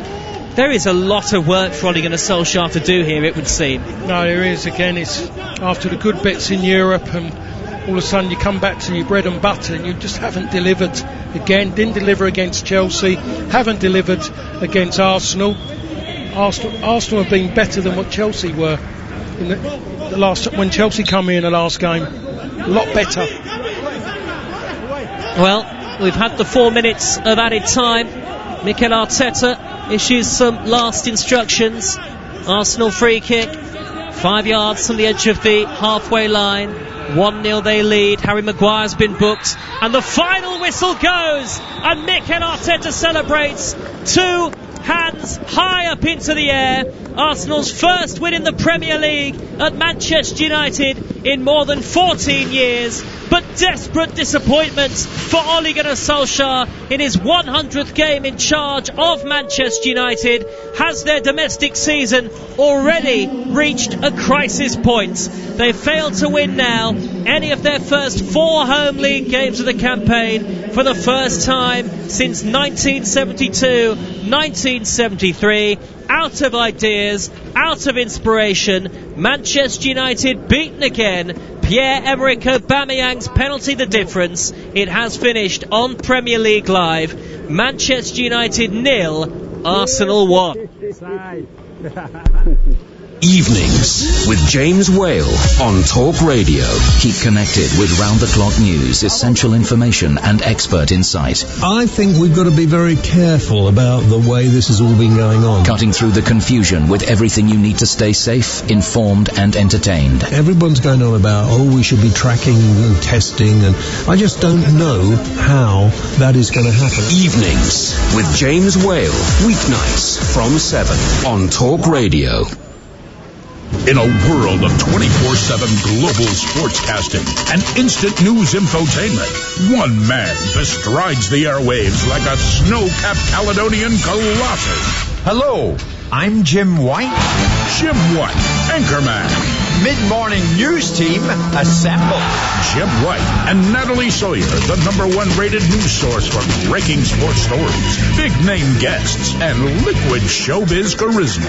Great Odin's Raven. That's quite a transfer. There's nothing burgundy about Jim White. Tomorrow morning from 10 on TalkSport. In the spring of the year 2020 AD, a deadly enemy rages like a torrent of fire between the ends of empire. My name is Maximus Talksportus Pandemicus, gladiator of the sports radio. Gird up your loins and battle the invasion of COVID-19, because what you do today will echo in eternity. TalkSport Legion, assume Tortoise formation against COVID-19. Show this virus no mercy by keeping a distance of at least 2 meters at all times. That's 6.7 than 5 Roman fleet centurions. Together, Legion, Talk Sportus can defeat it. Talk Sportus Maximus. On my signal, unleash hand sanitizer. Keep it on, stay informed, and give coronavirus the red cardus. Are you not hand sanitized? 20 years of Talk Sport. Gentlemen, good evening. There's no such thing as an overnight success. Accrington Stanley 4, Titanium Plasmatronic Death Droids from the Future, 0. Excess. I wasn't getting up, I was just getting in. Excitement. Excuse me, and extremely strong opinions. I spend my life covering the big game at the big level. On DAB, medium wave, and on this smart speaker. 20 years of Talk Sport. For all the latest news, opinions and advice, listen to Talk Radio throughout the day and stay informed as events unfold. We're now in a position to start implementing the next part of our plan. Find out what's happening now and what may happen next, all day, every day. If the government gets to grips with the plan, then surely we will be able to see light at the end of the tunnel. Listen now on DAB Digital Radio, online, via the Talk Radio app, or ask your smart speaker to play Talk Radio. And welcome back to Old Trafford. You're listening to our coverage of Manchester United against Arsenal on Premier League Live. I'm Joe Shannon. The former United defender Paul Parker is alongside me. Have Manchester United reached a domestic crisis point already in 2020-2021? Arsenal have come to Old Trafford and won for the first time in over 14 years. Willian, and now Bellerin with a dangerous ball in, and Aubameyang was inches away from turning it into the net for Arsenal. In the end, it's gone just wide. What a cross that was, though, from Hector Bellerin. But here's Greenwood at the far post, and he fires in a snapshot that is blocked by the legs of Bernd Leno on the angle. Manchester United have given it away, and here's Willian on the edge of the area. Oh, he's hit the top of the crossbar. So close for Arsenal. Back to Bellerin. Bellerin's cross. Saka's header over the top. He should have hit the target, and he knows it. Still no sign of a breakthrough, though, from either side. 7 minutes into the second half. Lacazette, though, charging forward. He's found Aubameyang, who curls it. Oh, just wide of the near post. Pretty crowded. Shaw whips it in high left-footed up to Maguire at the far post, and it's gone just wide. Off the head of Harry Maguire. Finds Bellerin further forward in the area. Was he caught by Pogba? That's got to be a penalty. It is. 20 minutes to go to give Arsenal the lead. Right footed, scores! Aubameyang sends the hair the wrong way.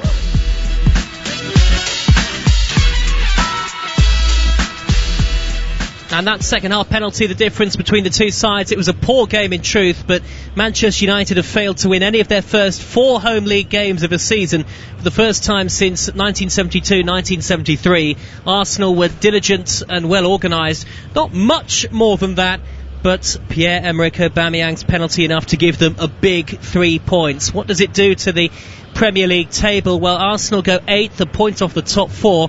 Manchester United, Paul Parker, 7 points from 6 games, marooned in 15th position. Yep, it's embarrassing, to be perfectly honest. United are in that position. I want to come out and say it's what football is at the moment. It's what's going on in the game that's causing its problems. But you have to look at it on both sides of it. They just haven't been doing the job properly. You can talk about the glamour games, they've gone and won it and got great plaudits from it. But the bread and butter is what matters most, and they're not delivering at the moment, Manchester United. And how concerned should Manchester United fans be about Ole Gunnar Solskjaer? Has he shown again that tonight on his 100th game in charge, is he really the right man for the job? Oh, so that's a question where maybe I might need a little bit more time to think about it, but I'm still looking at it now, and it was just me, in my opinion, I say it's naivety to think you can just go and sit through a game and just aim to get a certain result and hope you can get something better. And that's what he was doing. He'd done that against Chelsea, and that one come out the way it did. This one he's tried exactly the same, and it was on the verge of going that same way. And they always say lightning doesn't strike twice, but it just now. Everyone was critical of that Chelsea performance. He said he was trying to win the game, gave all the reasons. The substitutions today are not going to help him get out of that fact of that Manchester United set out not to win, to stay in the game. They were concerned about staying in the game and not going behind. The problem is they went behind and they couldn't get their engine going again to get themselves back into the game, because they've been idling for so long without being progressive in going forward. They didn't know what to do when they did go forward. And one of the winning moments, Paul Pogba conceding the penalty. That's 3 penalties that he's given away for Manchester United now in the last 5 Premier League home games. Now, there's something in that, isn't there? He's almost becoming a liability. Yeah, I think there was one last season as well, post-lockdown, with a handball, I think, on the edge of the box. Everyone he's done, it's been embarrassing, every single one. And I'm watching that one, and I'm thinking to myself, don't. And he did. And I knew in myself that that was a penalty. I didn't need anybody to tell me to go and ask somebody in an office or saying if that was a penalty. Mike Dean knew it's a penalty. He just saw that angle, maybe even thought to himself how silly it would have been for anyone to go for that ball. It was incredible that he's gone and done that, and he's cost Manchester United at least a point, because Manchester United, for me, were never going to get 3 points. Arsenal, who have had to play at Anfield, the Etihad and Old Trafford so far this season. Symbolically, how big a win is that? First at Old Trafford in the league for 14 years, and most importantly, it takes them to within a point of the top 4. It's a massive step for Arsenal and Arteta to go and do that. For him, it's another one. It's another one for him to say, look, I should have had this job earlier. I was the right man prior to the previous manager, but I'm proving it now. He's won them an FA Cup. They're definitely, when you look at the way they've been, they are going forward in certain ways.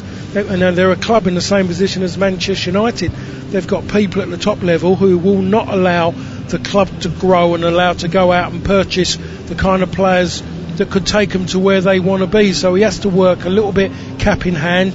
He's not going to shout through the rooftops. It's no different to Ole Gunnar Solskjaer about all the issues going on. He's just going to get on with the job, I should say, because he enjoys being manager of Arsenal. No different to Ole Gunnar, loving being the opportunity to manage Manchester United.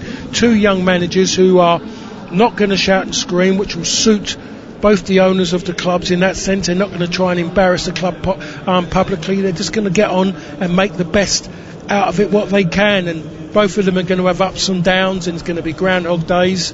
But at the moment, Arteta is definitely the happier manager, and the manager that everyone's looking at is doing a decent job. And tactically speaking, what was the key to the victory today? Because they really stifled Manchester United, didn't they? The key to it today was the actual team sheet. First of all, Manchester United's team sheet.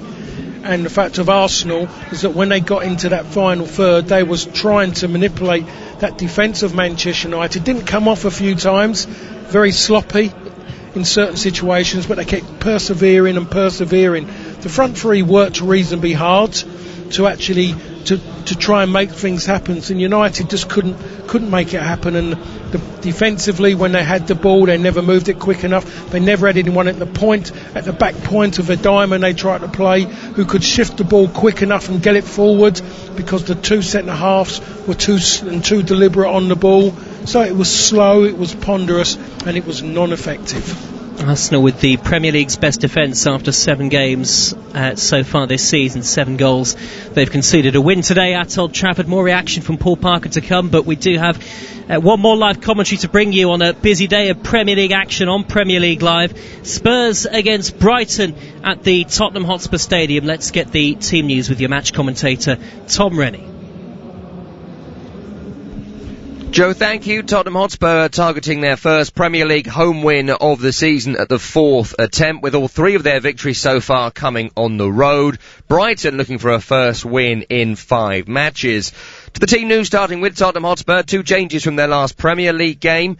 Davis and Mora drop out of the starting 11, with Reguilon and Lamela coming in. 9 changes from that disappointing defeat against Antwerp in the Europa League in midweek. Reguilon and Lloris, the 2 survivors of that side. So it's Hugo Lloris in goal, back 4 left to right of Reguilon, Dyer, Alderweireld and Doherty. Midfield, Højbjerg, Sissoko and Ndombele. Harry Kane, Heung-min Son and Lamela Lamela, the front three. On the bench, Joe Hart, Harry Winks, Gareth Bale, Rodon, Lo Celso, Moura and Davis. No room for Dele Alli in the matchday squad for Tottenham. We expected that. We didn't expect what's going on at Brighton this evening. Matt Ryan, who's had a tough season so far in goal for Brighton and Hove Albion. A save percentage of 36.8% is the lowest of any goalkeeper in the league to have made more than 2 appearances, worse than the likes of Adrian and Kepa Arrizabalaga. But still, we didn't expect him to be dropped today. He has been dropped. Robert Sanchez comes in, the 23-year-old Spanish goalkeeper, not made his Brighton debut despite being at the club since the age of 15. He is now 23 years of age, starting in goal.